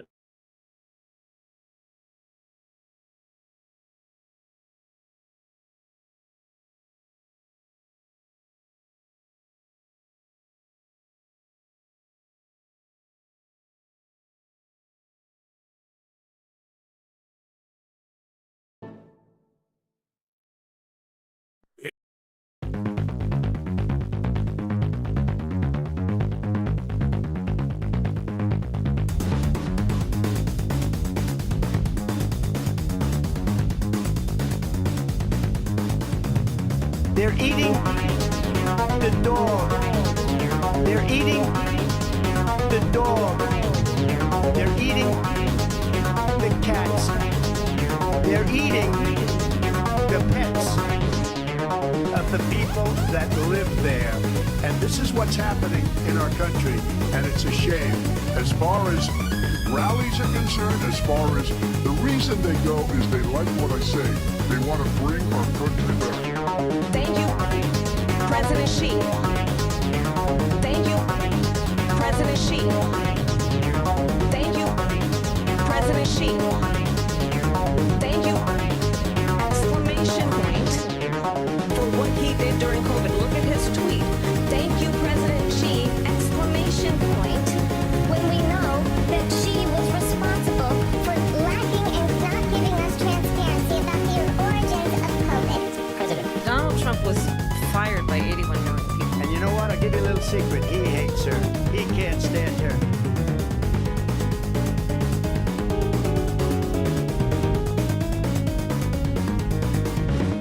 They're eating the dog.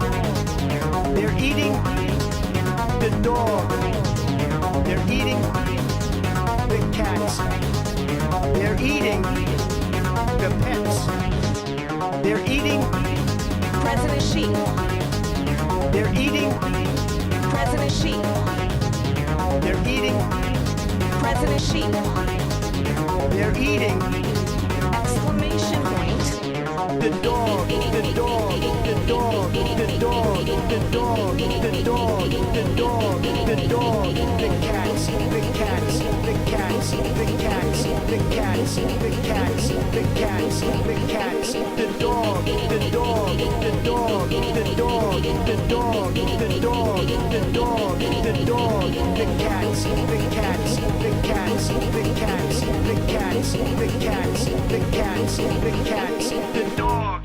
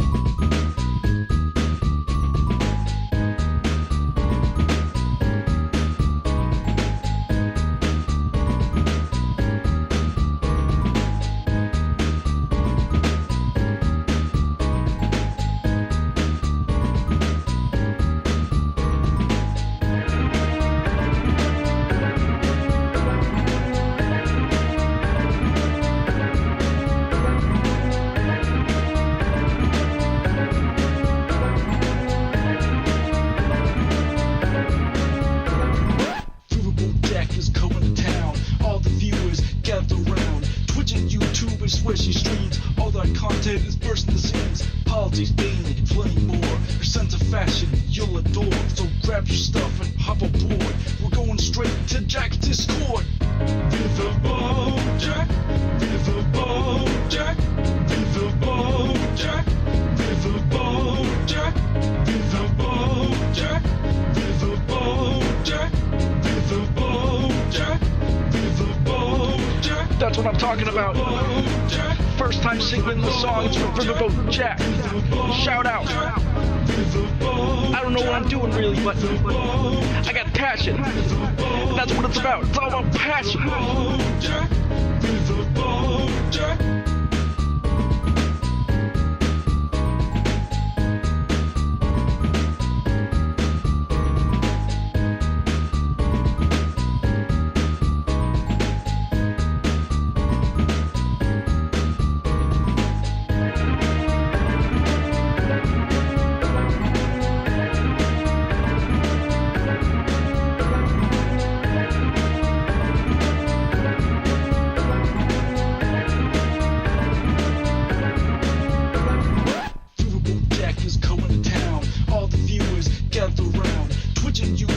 Where she streams, all that content is bursting the scenes. Politics, being plenty more. Her sense of fashion, you'll adore. So grab your stuff and hop aboard. We're going straight to Jack's Discord. Viva Bojack, Viva Bojack, Viva Bojack, Viva Bojack, Viva Bojack, Viva Bojack, Viva Bojack, Viva Bojack, Viva Bojack. Viva Bojack, Viva Bojack, Viva Bojack, Viva Bojack, Viva Bojack, Viva Bojack.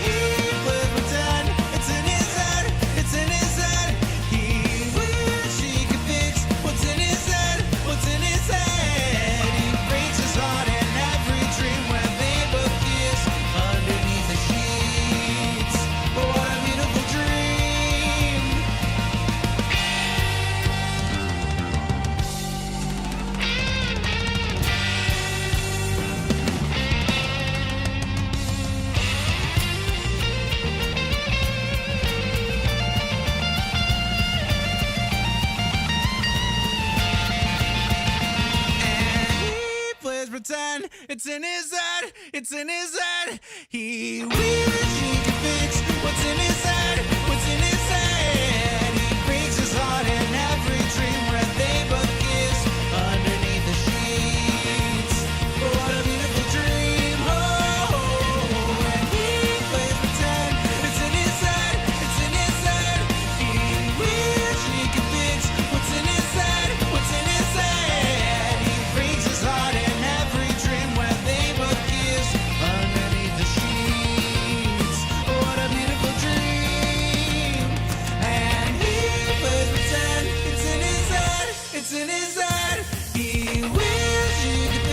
What's in his head? What's in his head? He breaks his heart in every dream where they both kiss underneath the sheets. What a beautiful dream. He called himself a hillbilly, wrote an elegy. His problem and his trouble is he went back and he doubled down on the fascism and the lies, and then he made a fatal crime. Couch fucker, what's your deal? J.D. Vance is cut by Peter Thiel. Couch fucker, why must he lie? We must stop Project 2025. Plug in 2005, you wrote back then only one time. I felt femininely when I saw that movie about New Jersey. I don't know what's wrong with me, but I must deny. And that's when J.D. Vance said he wants trans people to go die. Couch fucker, what's your deal? J.D. Vance is cut by Peter Thiel. Couch fucker, why must he lie? We must stop Project 2025. At the RNC, he felt maybe I'll be free if I take up on this task, being MAGA's dying grasp to take over the country. I think J.D. Vance needs a swirly. Couch fucker, what's your deal? J.D. Vance is cut by Peter Thiel. Couch fucker, why must he lie? We must stop Project 2025.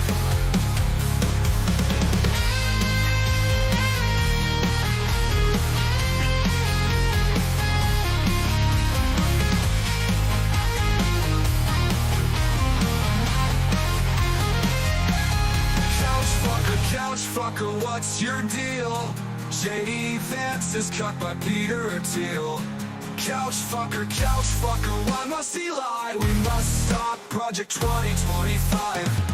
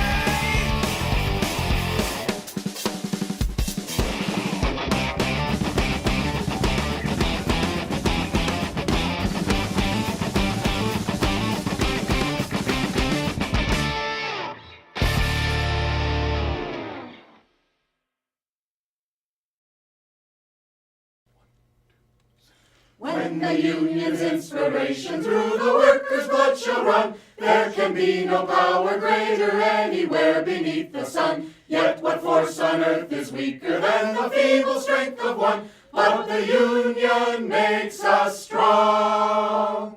Solidarity forever. Solidarity forever. Solidarity forever. For the union makes us strong. Is there aught we hold in common with the greedy parasite, who would lash us into serfdom and would crush us with his might? Is there anything left to us but to organize and fight? For the union makes us strong. Solidarity forever. Solidarity forever. Solidarity forever. For the union makes us strong. They say our day is over, they say our time is through. They say you need no union if your collar isn't blue. Well, that is just another lie the boss is telling you, for the union makes us strong. Solidarity forever. Solidarity forever. Solidarity forever. For the union makes us strong. They divide us by our color, they divide us by our tongue. They divide us men and women, they divide us old and young. But they'll tremble at our voices when they hear these verses sung. For the union makes us strong. Solidarity forever. Solidarity forever. Solidarity forever. For the union makes us strong.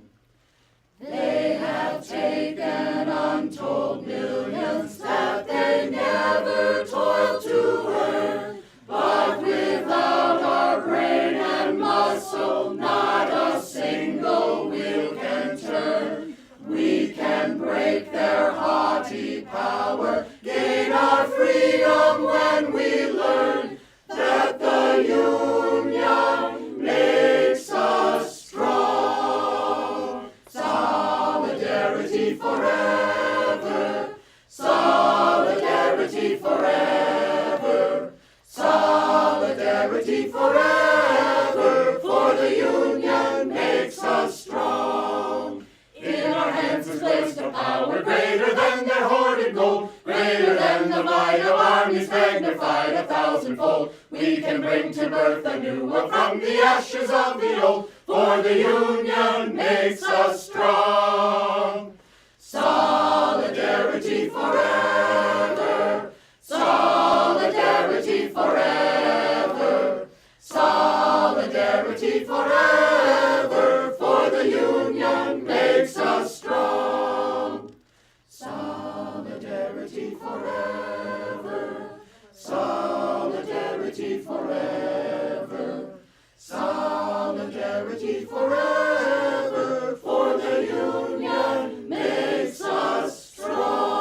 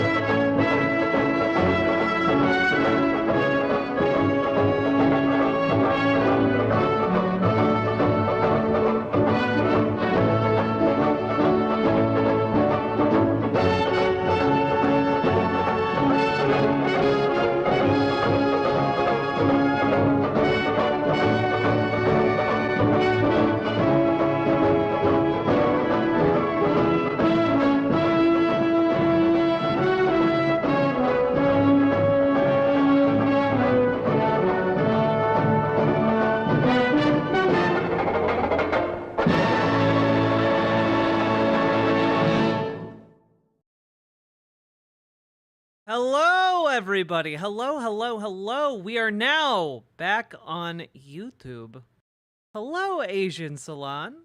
Or, sorry, that is not your name. Asina Salon. There we go. Just got here from YouTube a few minutes ago. We should be good on YouTube now, folks. The YouTube stream,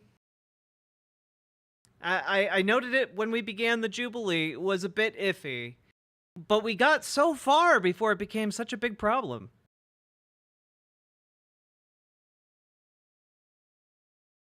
Psycho Salad, yes, you were 100% correct. Also, it's okay. The entire segment will go up on YouTube because I clip it from Twitch. So there you go. You won't miss it. Well, GamerG, that's why I haven't watched Jubilee since I ran into these issues. But folks, we've been actually going for 4 hours now. If you've been enjoying the show, please hit the follow button on Twitch, hit the subscribe button on YouTube, like the YouTube stream, and please, for the love of God, consider dropping some subs or donos, because frankly, that was so painful. It was too painful to have gone through for zero compensation. Okay, that is the God's honest truth right there. I hurt. My body hurts. My brain hurts. Did sound alerts get turned back on? I turned off the sounds. There we go. Glad I missed most of it. It was pretty awful.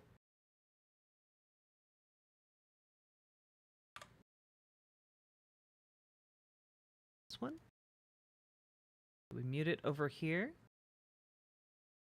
Mr.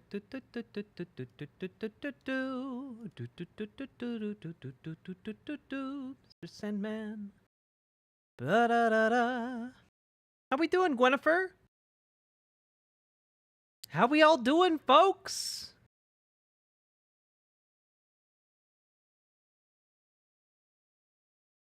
Okay, I think the alert messages are still solid. Mr. Sandman, bring us more memes. Ba-ba-ba-ba-da-da-da-da-da. Debates don't mean anything these days. I mean, debates mean a lot if it's a presidential debate, you know.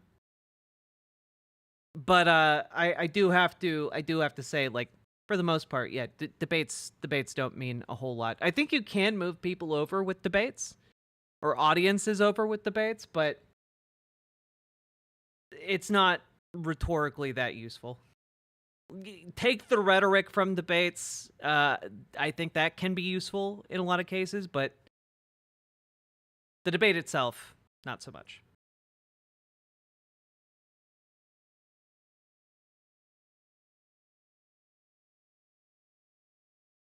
Okay, so how fucked is the stream right now? Okay. So we basically have half the viewership we usually do because everyone got frustrated with YouTube stream going down. That's fun. I'm happy with this outcome. Hey.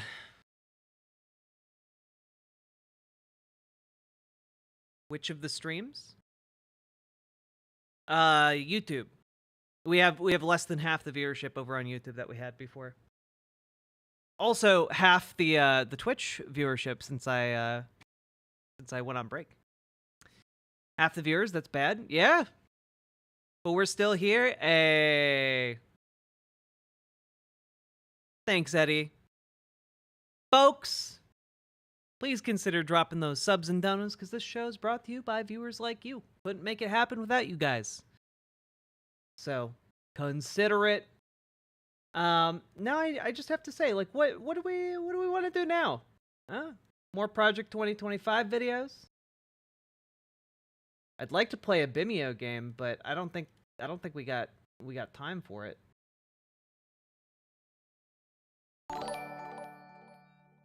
Clockwork Otter, thank you for subscribing with Prime. I appreciate you. Let's eat cookie dough and talk about boys. Ew, boys. Why?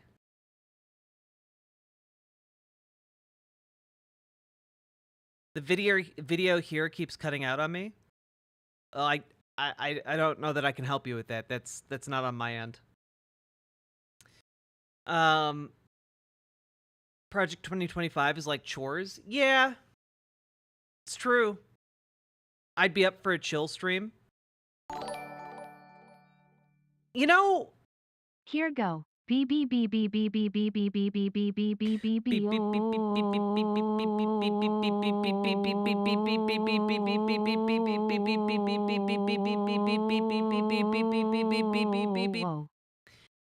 Cannabo Brex, thank you for the $5 dono. I very much appreciate it. Thank you for feeding the dono ghost.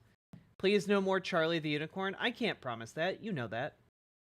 But let me just see. So let's just take a quick gander here.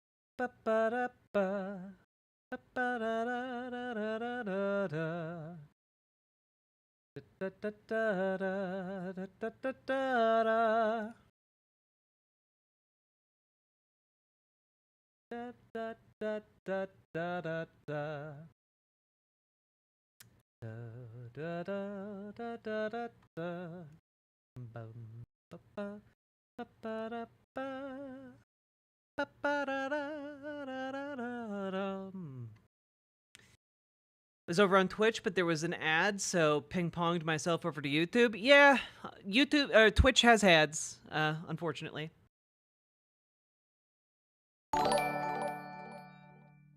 Catalina Gearbox, yay. Thank you for the Prime membership over on twitch.tv. I appreciate it. And remember, folks, when you support me over on riverboat.gg, I'm able to take 90% of what you send my way versus the 70% over on YouTube and the 50% over on Twitch.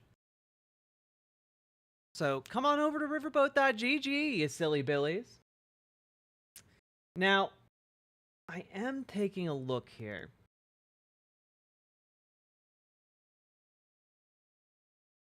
We have...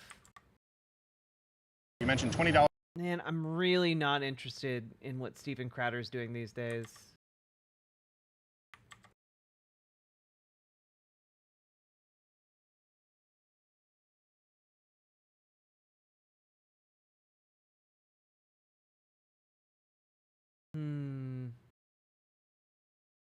Oh, God. Well. Okay.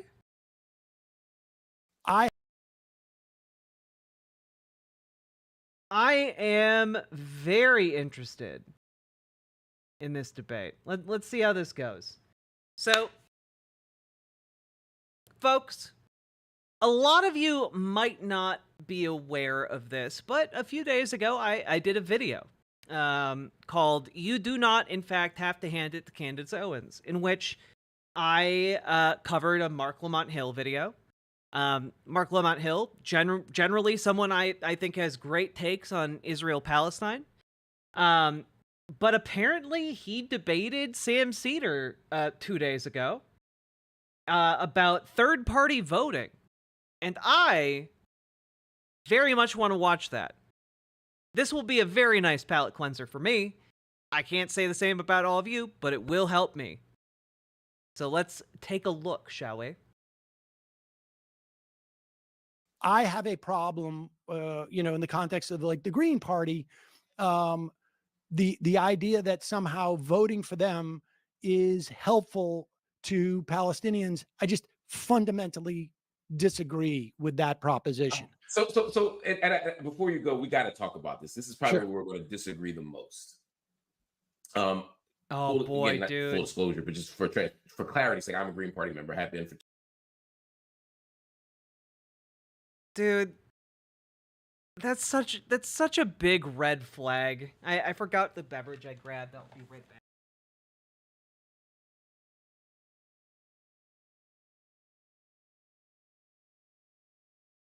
That's such a big red flag, man. It's just so like you're ideologically committing yourself to an action. Like your main purpose for like existing is essentially in your words like I don't let me put it this way. If you are someone who is politically aware, will the stream on YouTube go live again? The stream on YouTube is live right now. But if you're someone who is vaguely politically aware and like plugged into the current political zeitgeist, you know, you should know how impotent the third party is. Like the third party options in the United States have no shot. They do not serve any other purpose other than acting as spoiler candidates. That's it. You know, there's a reason why like Cornel West is being helped to get on the ballot by GOP operatives. You know, there's a reason why RFK Jr. was being helped by Republican operatives. It's because they are spoiler candidates to like affect and ruin the rest of the rest of what's going on. Also, TJ Durza, I'm sorry it's not reading it out. I don't know why it is quiet. I believe it should now have text to speech. I was about to ask for Michael Brooks clips as a palate cleanser. This will be great too. I agree. But like, if you're politically aware, you should know that the Green Party hasn't made meaningful strides towards building up local and state level power. It is as impotent, if not more impotent, than it was like 20 years ago. Like, this is not a defensible position if you are a politically aware person. And this is the crucial caveat. If you are politically aware and you care about like voting as a political tool, then you should want to use it to build up political power. Like if you view voting as like an expression of your purest self, you know, then I can't help you. You know, if that's how you view voting, we have a fundamental disagreement. But if you're voting for the Green Party as like a, you know, as if you're playing like 5D chess, like you're wasting your time and your vote, your agency within this political system we live in. You're wasting that. The Libertarian Party has more representation than the Green Party. True, Eddie. True. How come they don't spoil the election for Republicans? Walid Jalil, they do. They do. That's actually why Robert F. Kennedy Jr. Joined the Trump campaign. It's because the initial calculation was that RFK Jr. would be taking votes away from Democrats. But as the election cycle actually panned out, it wound up he was taking a lot of support from Donald Trump. And so he instead got folded into the Trump campaign. You know? So this happens. It's just that spoiler candidates for the Republicans are more likely to be willing to play ball with the Republican Party, you know? Jill Stein, for example, in some of the states where where Kamala Harris and Donald Trump are neck and neck, is currently pulling support away from Donald Trump. Like if you look at the polling with just Harris and Trump together, then it's neck and neck, literally same percentage points. I think it's like 48 to 48%. If you introduce Jill Stein into that equation, she actually pulls 1% of the vote away from Donald Trump, but none of it from Kamala Harris. So like it does happen, right? But Usually Republicans are trying to spoil Democrats. But let's take a look. 2 decades. And I voted for Jill Stein in 2016, just as an example. Oh God. And I've been told ever since, I'm responsible for. I mean, I don't think he's responsible. I just think that that should be an immediately invalidating position to hold as someone who is politically active and has a platform. All the ills of the world, not Trump, who actually did the stuff, not Hillary Clinton, who ran a god-awful campaign. Yeah, Gary Johnson was excommunicated from the Green Party for saying that people should vote for Biden. It's why he got obliterated off the face of political relevancy. Did nothing to convince people to vote for, just Susan Sarandon, me, Eddie Glaude, all the people who did a thing. And I find that very frustrating. And here's what I'll say. I believe that there is a legitimate argument for saying, I'm not voting Green, I'm voting for Hillary or Kamala purely for strategic reasons. I get that argument. And I don't die on that hill. Just like I don't disagree with the person who says I can't vote for genocide, right? But there's an idea, and you've been one of those people who sort of said this before in some form or fashion, that it is a waste of a vote to vote Green. Yeah. Particularly in these contested states.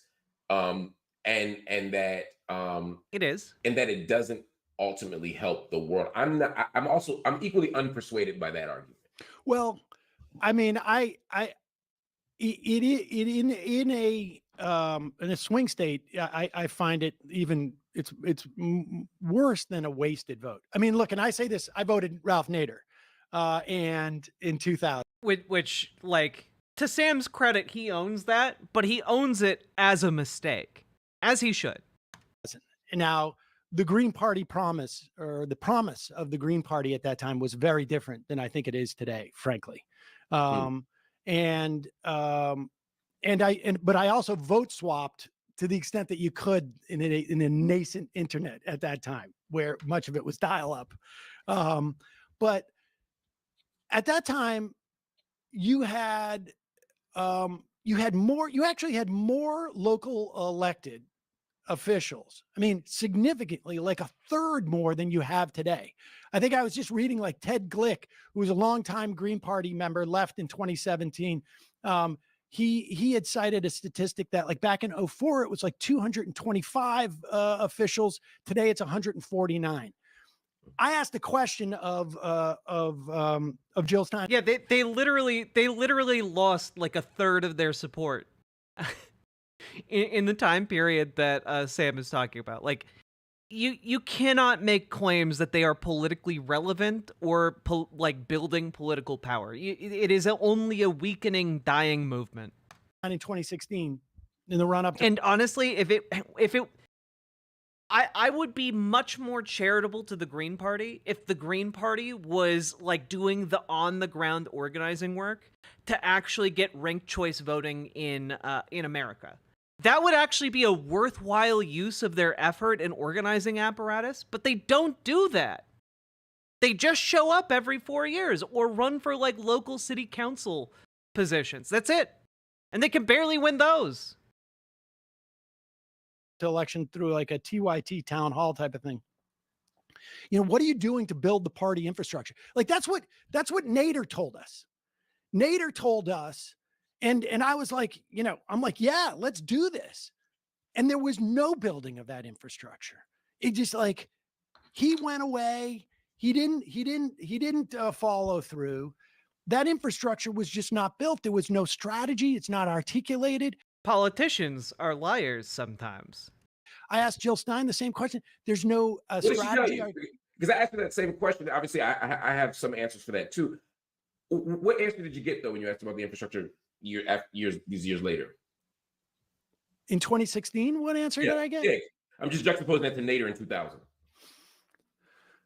It's important, I think she said. But there was no articulated plan, and I'm this is 16 years later. No articulated plan over the course of 16 years. And 2016, guys, was 8 years ago. There's still no articulated plan. There should be. Our plan is we're going to, I mean, I'm just saying hypothetically, we're going to raise this money on a national level. We're going to use this national campaign to build the campaigns of 10 Congress people who are going to run in the next election. We have identified these districts where we have the highest propensity of progressive Democrats who might vote for a Green Party person in these districts. We're going to go in there with the money we're raising now. Every dollar that we raise, 20% of that will go to these races. I'm campaigning around with these individuals because in 2 years from now, we want to win 3 House seats, like something like that. Yeah, like they don't even have like a goal, like an established, consistent goal of like, yes, we want to get positions in X number of seats. It's just a hypothetical. Yeah, I mean, nothing. So that's been my pushback to some extent. I have said to Jill on this show and in private as well. I think that the public reads us as spoilers and grandstanders, that we come around every 4 years, we run for president and we lose. I don't think that. I know that's not what's actually happening with the Green Party, and so I would encourage people. In what way is it not what's happening with the Green Party? To also recognize the extraordinary pressure that Democrats apply to us in states, so that that they're always knocking us off the ballot. Oh, we don't get 100%. We don't get media coverage. So yeah, but like that's the thing, right? Like that institutional power was going to be there the entire time. So it's not enough to just say, oh, they fight unfair. You knew they were going to be fighting unfair the entire time. So what's your plan to fight back despite the fact that you're going to face these institutional hurdles, right? You need to actually do the work of organizing. And one of the best ways you could build your organizing ground game would be, in fact, to advocate for ranked choice voting. Get those movements going on the ground on a state-by-state basis. And guess what? If you can't do it in every state where that doesn't have ranked choice voting, you can focus on one state at a time. Like you could be like, hey, it's 2016, but our goal is to lobby in 4 states, and by the next election, we will have ranked choice voting in 4 more states. You could do that, but they don't. And such a movement would be a perfect springboard to then get elected officials at local and state levels and slowly build up power there too. You can pat your head and rub your tummy at the same time. It's not like there aren't Green Party members on city councils. It's not like there aren't Green Party members running. Well, like I say, I think there's like 149 people who are in positions. But like I say, in 2004, there was almost 1/3 more. It was like something like 200. That's not a lack of infrastructure. I think that's the consequence of being targeted systematically by corporate Democrats. I also think but there were corporate Democrats 24 years ago, man. Like the game hasn't meaningfully changed in that regard. The strategy that has been articulated, and we may agree or disagree with it, and I happen to disagree with it largely. But there is a clear strategy of saying, hey, this presidential states, getting 5% of the presidential vote is so important because then we get $10 million, which, for Democrats is a drop in the bucket. They spend that on haircuts. But for the Green Party, that is capacity building to invest in multiple. And again, like I have no real issue with voting for the Green Party in non-swing states. I mean, that was, that's the vagaries of our system are such that I mean, my issue is that I just don't believe in the Green Party as an actual vehicle. Like, I don't think if they got the money, it would actually help them build political power, because I don't think that is what their operation is built to do. Now, during in 2020, I felt like even in blue states, there's value in voting for Biden because Donald Trump, having the popular vote go for Biden was going to be important. I suspected that like Trump was going to make some type of issue about the election. It turns out he did. And I think that like, you know, having the popular vote, it doesn't, it's only meaningful in a sort of like a narrative sense, right? Like, and I think there's an argument for that. But say you have a mandate, yeah. But if there's, you know, if there's a legitimate sort of like infrastructure building to be done by the Green Party in non-swing states, and that, you know, party members can assess whether there's a legitimate, like, you know, plan that's actually going to be implemented. But I'm pushing back on the non-swing state part. I'm saying, because basically that argument is you can vote green. But that's stupid, right? Like that's like if you're saying, hey, vote for whoever in non-swing states, that's because like you're, you know, that is actually like a concession to Mark Lamont Hill's position here, which is that, yeah, okay, whatever, you can vote third party when it's not critical, right? When it's not critical to actually getting anything. And the benefit, the reason you might do that is so that the Green Party can get more money and then use that to like build up. That is a reasonable concession to Mark Lamont Hill's position. The unreasonable one is to say, yeah, we should throw the election. We should throw an entire state and its you know, electoral college votes directly. We should do our best to throw that to Trump. That is what the argument is for voting green in a swing state. It is good actually to throw this to Trump, or it is, I mean, at this juncture in the election anyway, it is either to throw it to Trump, or because you believe voting is like, you know, like painting your heart song onto a canvas. Green as long as it doesn't hurt Democrats. Well, you can vote green as long as it doesn't empower Donald Trump. Yeah. So vote green as long as it's not going to bring about a fascist takeover of democracy, because you're not going to be able to vote again if that happens. Here's a different perspective. But let's just use Gaza as one example. If we say, and again, I begin from the premise that Donald Trump will be worse on Gaza. I reject the argument, even the one that Butch Ware made last night on behalf of himself and Jill, that there's no way to know that because that's a hypothetical counterfactual, right? Like we don't know what Trump would have done. It's like, yeah, we do, right? Right. Based on history. I can also understand people being demotivated from voting. I can get that. I totally understand. I totally understand being like burnt out on politics, on being sad, on being disillusioned. I totally get it. I just don't think that's a good excuse to, you know, start advocating poorly. Not based on my guesses, based on what, and based on his full, what he literally said was, he said they should have done more. Yeah. And I would also argue it's based upon who is going to elect him and who is not going to elect him. Like the constituencies, like politicians are not one-to-one receptive to their thing, but like there's nobody who's going to vote for Donald Trump who gives a shit about a single life of anybody in Gaza or Palestine. But I can still look at Biden Harris and say they have been despicable, horrible on this issue, right? It's yeah, I mean, like Mark Lamont Hill is just pushing this into lesser of two evils voting. Like, yeah. Moral atrocity what's happening in Gaza, and there's absolutely it's entirely indefensible. Yep. And so if I'm a voter who's focused on that issue enough for that to be my determining factor, just for the sake of this example, I don't think it's unreasonable for a Green Party person to say, or anybody to say, yes, things will be a little bit worse under Trump on this issue,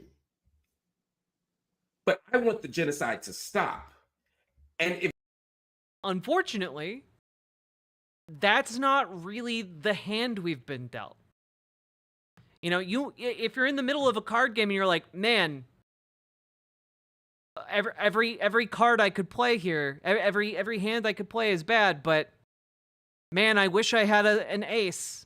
Like that's not going to help you. That you don't have one. So what do you do? if Democrats realize that they can't be that proximate to Trump on this issue, the only way I can get a ceasefire, the only way I can get an arms embargo, the only way I can get a divestment from this apartheid, the only way I can do that is if Democrats know that that's the only path to victory for them.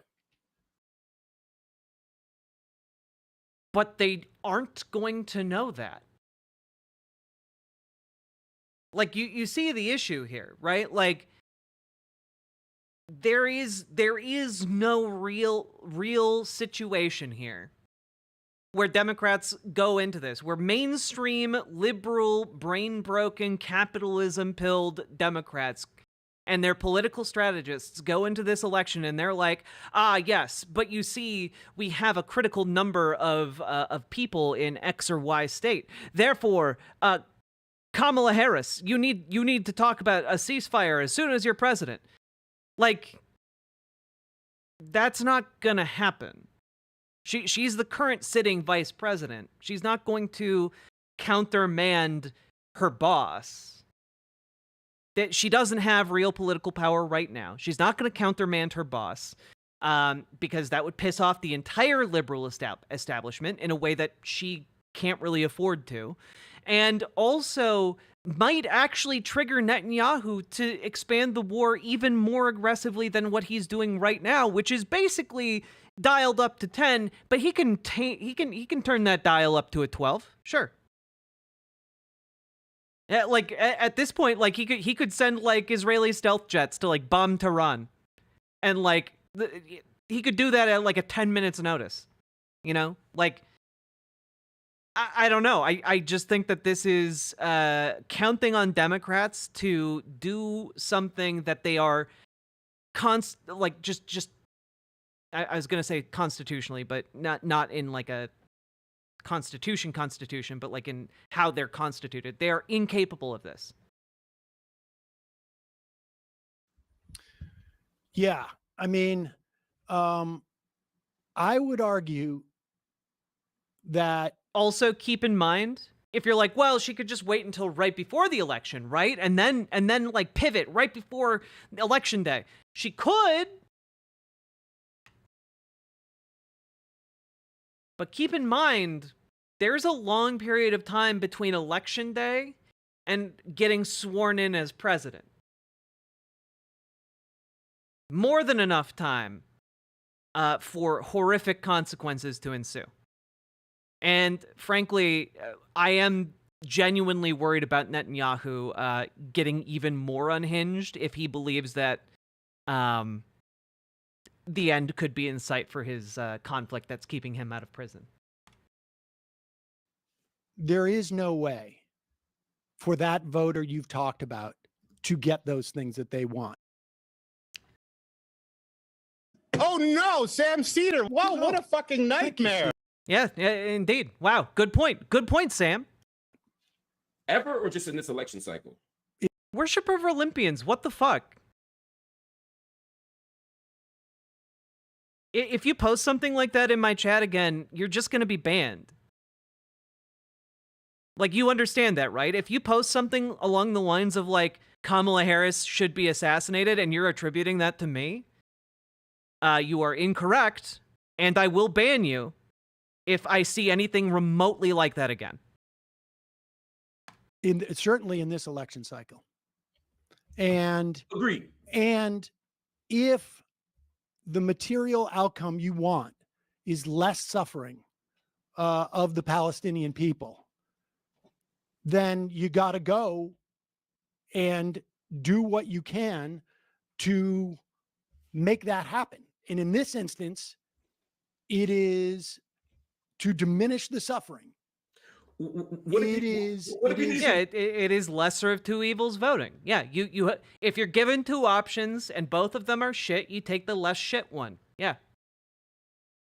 What if you knew Democrats would get their butts handed to them for not being principled on this issue, but you knew also, and Trump becomes president, but you knew 4 years from now they'd have to make a different choice? Are you willing? I don't understand where Mark Lamont Hill gets the confidence that a man who's coming into office with a plan deliberately built to undermine democracy, where he gets the idea that like there is going to be another election in 4 years. That where are you getting that?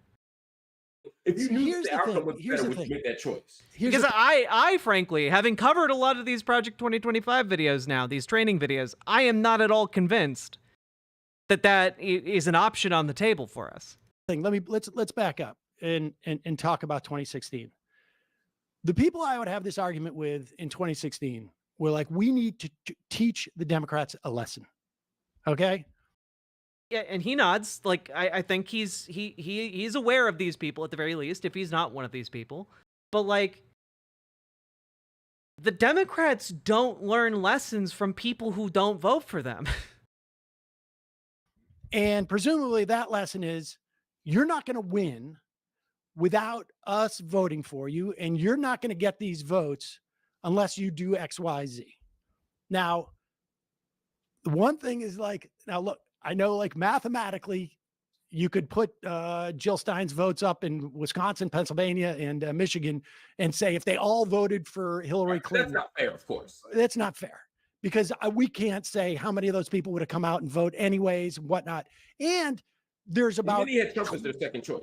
There's 20 exactly, and there's about 20 other reasons why Hillary Clinton lost, and at least a third of those are directly she's responsible for. Yeah, 100%. She's not, whatever. 100%. But Hillary Clinton did not run a good campaign. If I'm the Green Party, I should be out there going like, we did it. We told you we're going to make you pay a price. You paid a price. And it's weird to me that the Green Party then turns around and says, we didn't do this. She did it, which completely ruins their leverage. Oh no, Sam Cedar. Wow, what a fucking nightmare. Yeah, wow, got him again. Excellent point, Sam. Excellent point. If this is your goal, why are you running away from it? But aside from that, like, again, I'm not a Green Party member. That seems like a weird strategy to me. It's like, if you want something to happen and it happens, take responsibility for it, because the whole theory is we're teaching you a lesson. You're going to have to come to us next time. And if you don't take credit for doing that, where's the point of that? But put that aside for a moment. That's just a strategic and a tactic. But the fact is that like, it is less expensive, not just in dollars, but in terms of Clockwork Otter. I hate to say it, I was in the accelerationist camp in 2016. Doesn't work, and we have seen that in black and white. The only way to shift the Overton window is to get new people in, not shame those who are corp them and dug in. True, Clockwork Otter. And also, glad to see you got better. Like everything, for the Democratic Party to try and fight the inclusion on the ballot of the Green Party, than to shift their policy around in a way that would necessarily support those people. I mean, look, there are times where the Green Party is funded by Republicans, right? And that's the nature of politics. Yep. You know, like, people are going to do that. Democrats sometimes will like put an ad like, this person's so conservative, they're too conservative for Pennsylvania, as a way of, you know, helping that person be the nominee. Like that's the nature of politics. But I think like the idea that you're going to teach the Democrats a lesson, it doesn't work. It didn't work after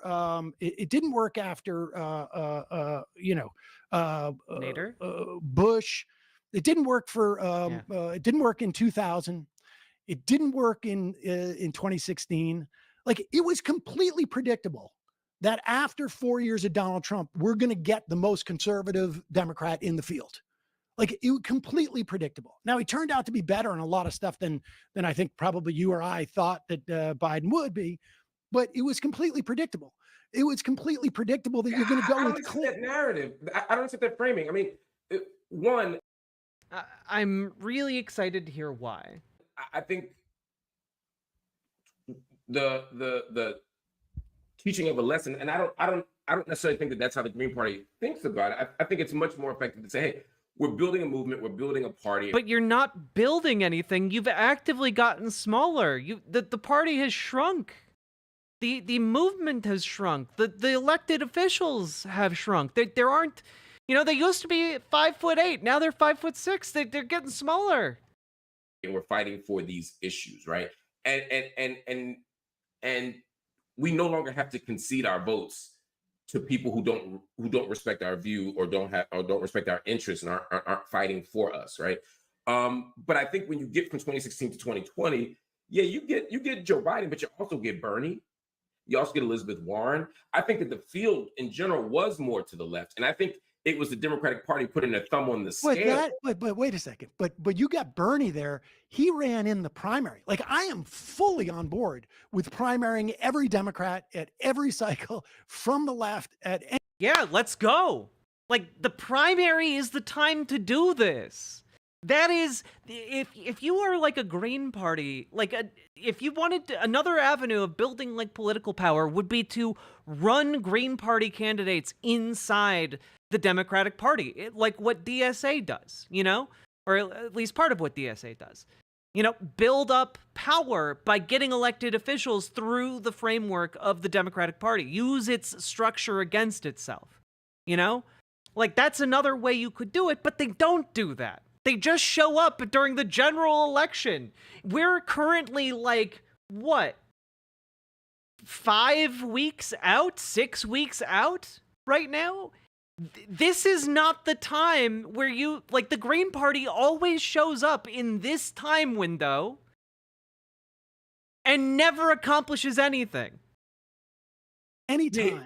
No, but that's not what I mean. But I guess what I'm saying is, I think if Democrats don't put their thumb on the scale, the result, the loss of 2016 turns into a Bernie nomination. I disagree with that. I think if Bernie had entered into that campaign either 6 months earlier or even entered in when he did, believing he had a chance to win and building an apparatus, he would have won. But I know for a fact that he didn't think he had a chance to win until like January of 2016. And he's calling around to try and get people to, we got to do this seriously. And people are going like, it's too late, dude. Like, he came in too late in that instance. Now, there's no doubt in 2020. It's true. He was running to not to be a spoiler candidate, but he was running in order to be an issues candidate, someone who could champion policy and then, help fold that policy into the actual, power that would win the primary. And instead, he happened to run a primary campaign during, an ideal time for his rhetoric, right? He stumbled into that position, and I think he did as much as he possibly could with it. But the idea that he should have gone in thinking that he was going to win it, that was an insane notion, then. It only seems obvious that he should have done that in retrospect. There was, Obama stepped in and sort of orchestrated. He did politics, right? Of course, these forces are going to be arrayed. And I should say this, I was out there canvassing for Sanders. I was desperate to have him be the candidate. But there are also things that even in that run that Bernie could have done differently that would have helped. No doubt. But they also influenced Biden, both him and Warren. We have antitrust. Yeah, honestly, it is baffling to me that Mark Lamont Hill would make an appeal to the rise of Bernie Sanders when Bernie Sanders, as an independent politician, works with the Democratic Party and has for decades now. And because he worked with the Democratic Party, he built up a large amount of support that he was then able to leverage in 2016. He built up political favors. He built up political power and then used it effectively, and has since, in the years since 2016, been able to leverage that power for more and more say at the big table. He's been able to go in and get concessions. It's probably largely due to Bernie Sanders' influence that Biden is so much better at labor, on labor issues than a lot of people expected. A ancient, decrepit, guy who was in the pocket of big business his entire career type of politician we would have expected. You know, like that his positions by default would have been more pro-business than pro-labor, but we have on our hands like one of the most pro-labor presidents of modern history, and I think a lot of that can be attributed to Bernie Sanders' influence. But that's a testament to building up political power within the current system. Bernie Sanders didn't try and create a third-party system. He just built up political power in a very savvy way. And, you know, Bernie, I think, would tell you that.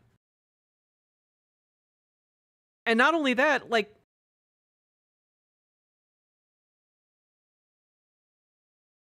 it just seems so obvious that Bernie and the progressive movement have means of building themselves up and have operated along those lines. Like, people supported by Bernie Sanders have since gotten into office. We got Justice Dems, we got the Squad. You know, those centers of power have been getting bigger, but that's because of cohesive plans to actually expand progressive politicking across the United States. Not because... I don't know. This is all juxtaposed against the Green Party and their, I don't know, ideological commitment to not actually do anything effective.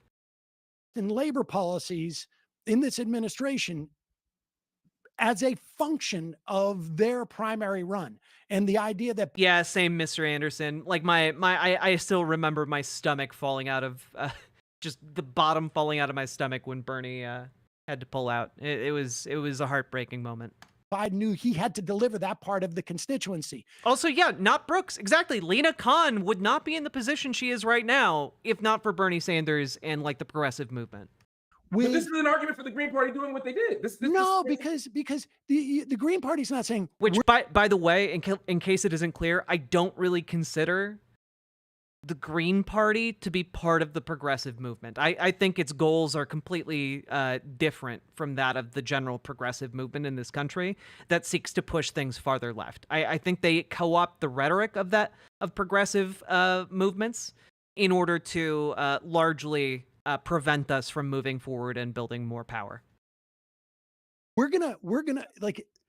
These are constituencies within the Democratic coalition. The Green Party is specifically outside of the Democratic coalition. Yeah, but the people who voted Green in 2016, many of them were on board with Bernie. Many of them were on board, sadly, with Warren. Many of them were... What I'm saying is the Democratic Party certainly saw those votes drift away in 2016, and they... Do I think the Green Party is a Russian op? No. I think that it would not surprise me if some of their money for some of their figures came through, like, Russia, but I don't think by and large it's a Russian op. I think it is a co-opting of some of the better principles or the better ideas of progressivism and bastardizing it into a useless form. And whether that's by Russia or Saudi Arabia or the GOP or insert whatever special interest, since Citizens United has its finger in what their operations, I think that generally speaking, they are by design ineffective. Started moving to the left. Well, I don't think like the Democratic Party, made a decision to get for those. What are the Green Party's goals? Excellent question. It seems to be contrarianism. That seems to be their goal. Votes. I think there were players within the Democratic Party who saw that. I think the totality, but I will say that given Jill Stein's personal connections to Vladimir Putin, and seeing that she is incapable of actually answering a question about Vladimir Putin being a war criminal, I would say that, there is a decent likelihood that at the very least, her funding, in part, has been from Russia. I don't know that for a fact. I'm just saying that's really what it seems like from watching her squirm in the Mehdi Hassan interview. Speaking of, is that up right now? That'd be fun to go over. I don't think so. Yeah, nah. All right. That's fair. But you should all go check it out. It's over on Zeteo.com. Democratic Party, barely exists except for as a way for us to describe a coalition of people, right? No Like, I don't think that there are more powerful people within certain sort of like circumstances within the Democratic Party, but I don't think there's a, the type of machinations that you're talking about. I don't think there is a set group of people pulling these levers on every question. No, I mean, I think we can. Not on every question, no. But I mean, it's very clear that the Obamas and the Schumers and the Pelosi's of the world very clearly orchestrated a Biden exit and a Kamala ascension. Without a doubt. Oh yeah, like all the powers that be behind the scenes came together and were like, okay, we're doing Kamala, right? Because frankly, yeah, it would have been a complete shit show had they not. Like it would have been. I don't know if we would be seeing Kamala Harris doing as well if that had gone to just like chaos afterwards. Well, yeah. I don't know if I don't think they did a Kamala ascension. Well, not the Biden exit, which led to the Kamala ascension. They did not. I think like the situation was very very clearly extenuating, and a bunch of people were like, how are we going to handle like this transition of power, because that's what it is. It's an internal transition of power, and the only way where it makes sense and doesn't devolve into like massive infighting would be like his vice president. And plus there were a lot of monetary issues around that too, like the vice president can access the war chest of that Biden had raised. Like there were a lot of reasons to do it the way they did. Well, they did not want Kamala. And so, their level of control is, iffy. And also, like, look, again, I think if you don't have what's going on in Gaza, there would have been, I know myself, I would, like, there was a lot of policies about Biden that I liked. And if he had, if he had said to Netanyahu, in mid-November, okay, you're done. And if you do anything more, you're going to lose this. And then if you haven't done it within 2 weeks, you're going to lose this, and this. And if it's not over by, December, 3, then you no longer have an Iron Dome. Right. Like if he had said that, I certainly know that, like, I don't have that many people watch me, but I certainly know where I would have been on getting Biden out. I would say, like, I want to see him, debate again. That may have been a mistake. It may have been a mistake, but in terms of like support, and so I think like they have the ability, a Pelosi and an Obama and Schumer, and it's going to change, right? At one point as to who those leaders are, and they're going to be to the left, I think, in some extent, to all three of those in 10 years. Just because the center of the Democratic Party has moved to the left. But I think like the way that happens is within the context of primaries. Yeah. I'm not against, in principle, a third party, but I believe it has to start like that it's wasted on presidential elections. I mean, like this is the thing, right? Like, it's not inherently bad to have third parties or to vote for third parties. The main issue is that you need a realistic path to power.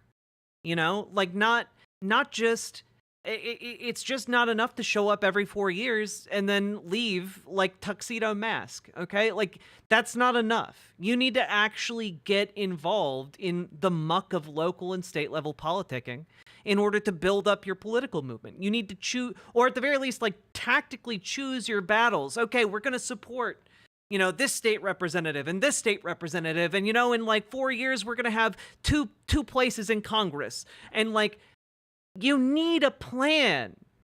You need the resources and you need a plan. And as far as I don't have any idea about the Green Party's resources, but I do know they don't have a plan. It's painfully obvious from their complete lack of progress over the last 25 years, quarter of a century, and they have nothing to show for it except for losses. what the Green Party does is simply sort of like fight Democrats, and I don't think it's not working. Fight Democrats in a national election. I think that like you go in and I share your take on that. It's not half of what they do. I think that's what the media focuses on, because again, it allows the Green Party to look marginal. Okay, but also like if you actually looked at what the Green Party's been doing, then you want the conversation to go that way, Mark Lamont Hill, then you have to account for the fact that like the Green Party's strategy has been a losing one for a quarter of a century, right? We've gone from like, 200 plus seats to like 150. That like you've lost. You've been losing. The strategy, whatever it is behind the scenes, is not working, and a path to victory looks narrower and narrower and narrower every single time the Green Party comes around, which seems to be every 4 years. Weird. And crazy and from the perspective of people who if it's one thing if the Green Party just thinks that they can mobilize all these people who don't vote. I mean, I think like, okay, I think there's a lot of evidence that you can't mobilize as many of those people as you think. But, Jill Stein said back in 2016, like we're seeing lesser and lesser people vote. 2018 was record number of Democrats came out and voted in an off-year election. Trump. Huh? I guess that's what I'm saying. The election of Trump created a kind of groundswell of desire for resistance. And I'm saying that I think there's an argument to be made that the Green Party could do better organizing and ground game, but the strategy itself of running as a third party, and even you just said Bernie. No one's saying they don't have the right to run as a third party, just that it is bad politics to vote third party. The question below you is third party voting effective? And the answer is overwhelmingly, resoundingly, no.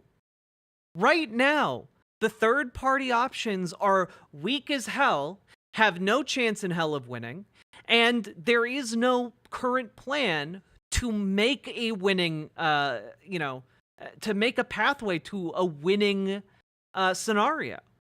So is it effective? No. The answer is just no. Could it be effective in the future? Yes. But you need to put in the work to grow your political movement. The comment section under this debate is painfully stupid. Well, I can't not look. A wasted vote is a vote I cast for someone I don't want. The Electoral College makes most votes wasted votes. True. One way we could get rid of the Electoral College? By building up state and local power. Wow. Weird how a lot of these things have similar answers. Naysayers who complain about third parties, that it doesn't have a plan, that not enough people, not organized, it only comes around every 4 years, it's a wasted vote, blah, blah, blah, blah, blah. Discourage voters, volunteers, and potential investors away from third parties, then wondering why they don't have the support and funding to be a viable party. Like, geez, I wonder how that happens. Are you kidding me? Come on! It's because of institutional power. The institutional power isn't behind them because you need to build up institutional power. You build up power and become the institution. That's how you wield that. Like, again, the boo-hoo, woe is me. Oh, man, we just don't... Oh, the system's against us, man. Like, yeah, welcome to capitalism. Everything in the system is arrayed specifically to, like, stop you from building up power. Congrats. The fight has always been uphill. Oh, boo-hoo, the monarchs of France won't let us create our own democratic state. Oh, boo-hoo-hoo. Well, yeah, you actually have to do the work of building up a movement to resist them first. Yeah, you actually have to do that.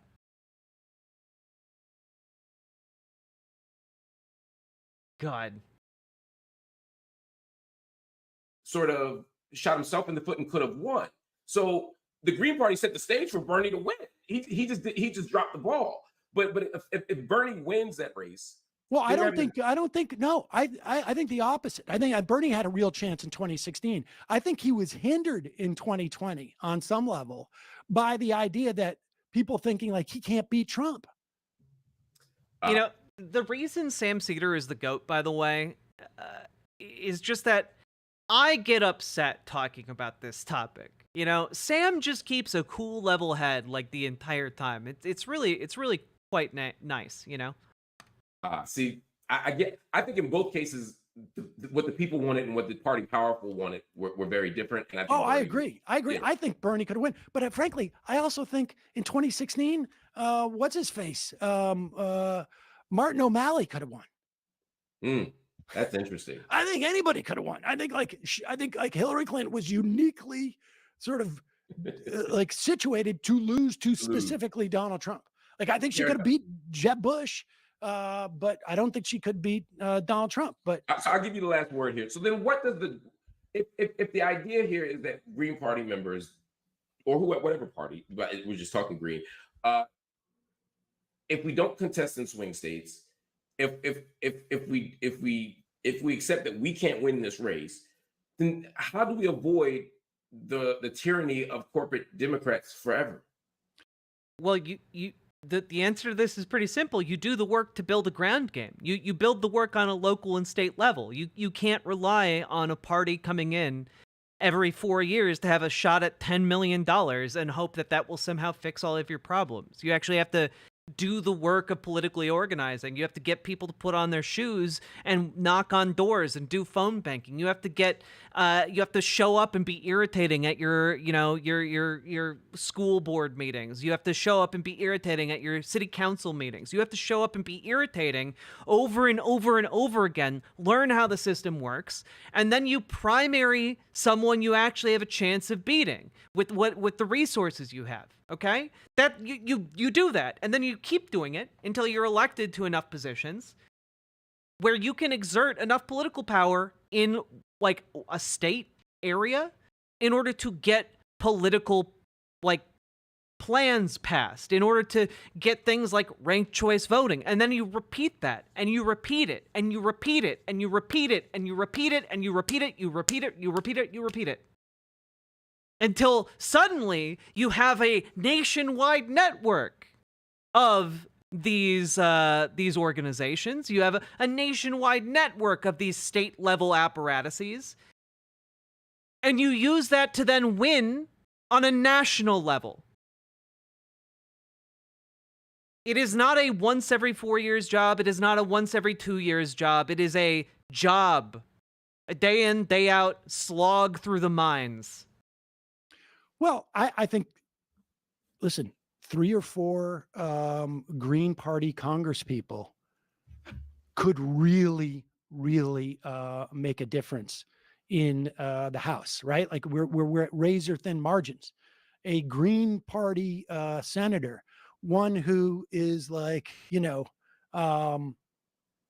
not realizes that they're not going to have like the prime, congressional committees. It's not possible. Like there's a limited amount of things you can do if you're not, working with a party apparatus.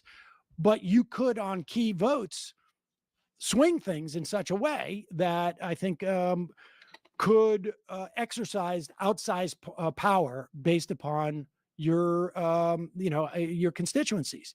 And I think. And I think the point that Sam is leading up to here is that you actually need the ground game to achieve that level of power. You actually need a ground game. You actually need like the ability to organize, and the Green Party just doesn't have that.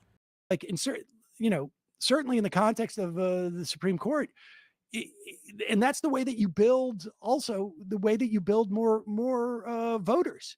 Like it's not just a question of like I don't like the the idea of a duopoly. I don't like the idea. I mean, it's show the thing that the Green Party. Because guess what? If the entire time you're like, oh, but Jack, you're just an agent of the two-party duopoly.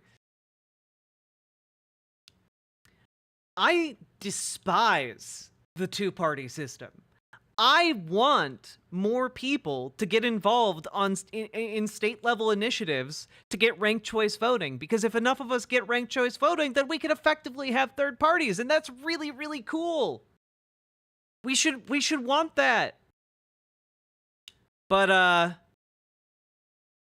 sorry, the most effective like third party adjacent power that has been doing countless hours of good work building up meaningful political power, it's not the Green Party. It's the DSA.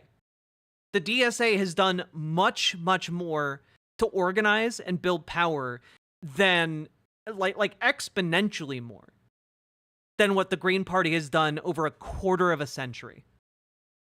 And that's just facts. Could America have a parliamentary system like Canada or the UK? I mean, I guess if we rewrote the Constitution, but probably not. But we could have a multi-party democracy. Party cannot and has not been able to successfully, in my estimation, project is that we can actually materially change things. Like we have a plan to do it. Like if you can't materially change things, or show a plan to do that, and 20 years later, you have less elected officials, like it doesn't resonate in my mind. I mean, and yep. And from a material standpoint, if you want to materially make, save more Palestinians, and that's not, we're not, our politics are just such that we're not at a place where it's like, we're going to be able to push Israel at this juncture right now, the way that we push South Africa. Then you have to, in my mind, vote in that way. Like voting's not an expression. In my mind, voting is not an expression of what you believe. Voting is an expression of what you want to happen. Yeah. And you have two potential. It is also very importantly, voting is how you choose your enemies. Okay? Voting is you choosing who you want to fight against to move farther left. Okay? That's what voting is. If it helps you to frame it more oppositionally, you are choosing your enemy. If you are a leftist, you are choosing who you want to fight and move farther left. Who is it going to be easier to move? Someone who is hugely conservative, who wants to do a fascist takeover of America, or someone who is much more aligned with you on a lot of different values? I think I know who's easier to move, but, you do your own research. Potential outcomes that you're facing at. One is represented by Donald Trump winning, and one is represented by Kamala Harris winning. And you and I both agree that if Kamala Harris wins, there's going to be less Palestinian suffering. Maybe not the eradication, or probably not the eradication of Palestinian suffering, but there's going to be less. And for me, I use my vote for that outcome. Fair enough. Honestly, well done, Sam. Like, he maintained a very civil, and I like Mark Lamont Hill. I just wish he had slightly better political takes as a lefty. They're just, he's right on Israel and Gaza. He's right on that issue. He speaks very eloquently on it. I wish he was similarly correct and eloquent on what's going on with third-party voting in America right now as it stands. So, folks, we've now been going for over 5 hours. If you've been enjoying the content, hit the follow button on Twitch, hit the subscribe button on YouTube, like the goddamn YouTube stream, and please consider dropping those subs and donos, because this show is brought to you by viewers like you. I could not make it happen without you fine folks. And I would love to be able to continue doing it. So please consider doing that. I hate Charlie Kirk more than I thought I could. Now my ass is going to bed. Good night, Snoogan.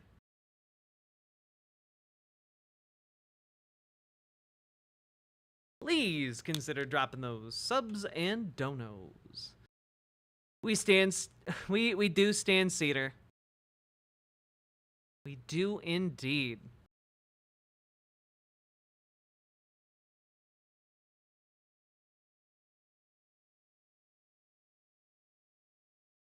Oh my goodness. Folks, I think I am going to end stream for a bit. And I am going to like make dinner. Maybe I'll go exercise for a bit more today. I don't know. Take care of my day-to-day tasks. But I'll come back later tonight, I think. I'll come back. Maybe we'll do some more content, and maybe follow that up with some Frostpunk. Frostpunk 2, actually.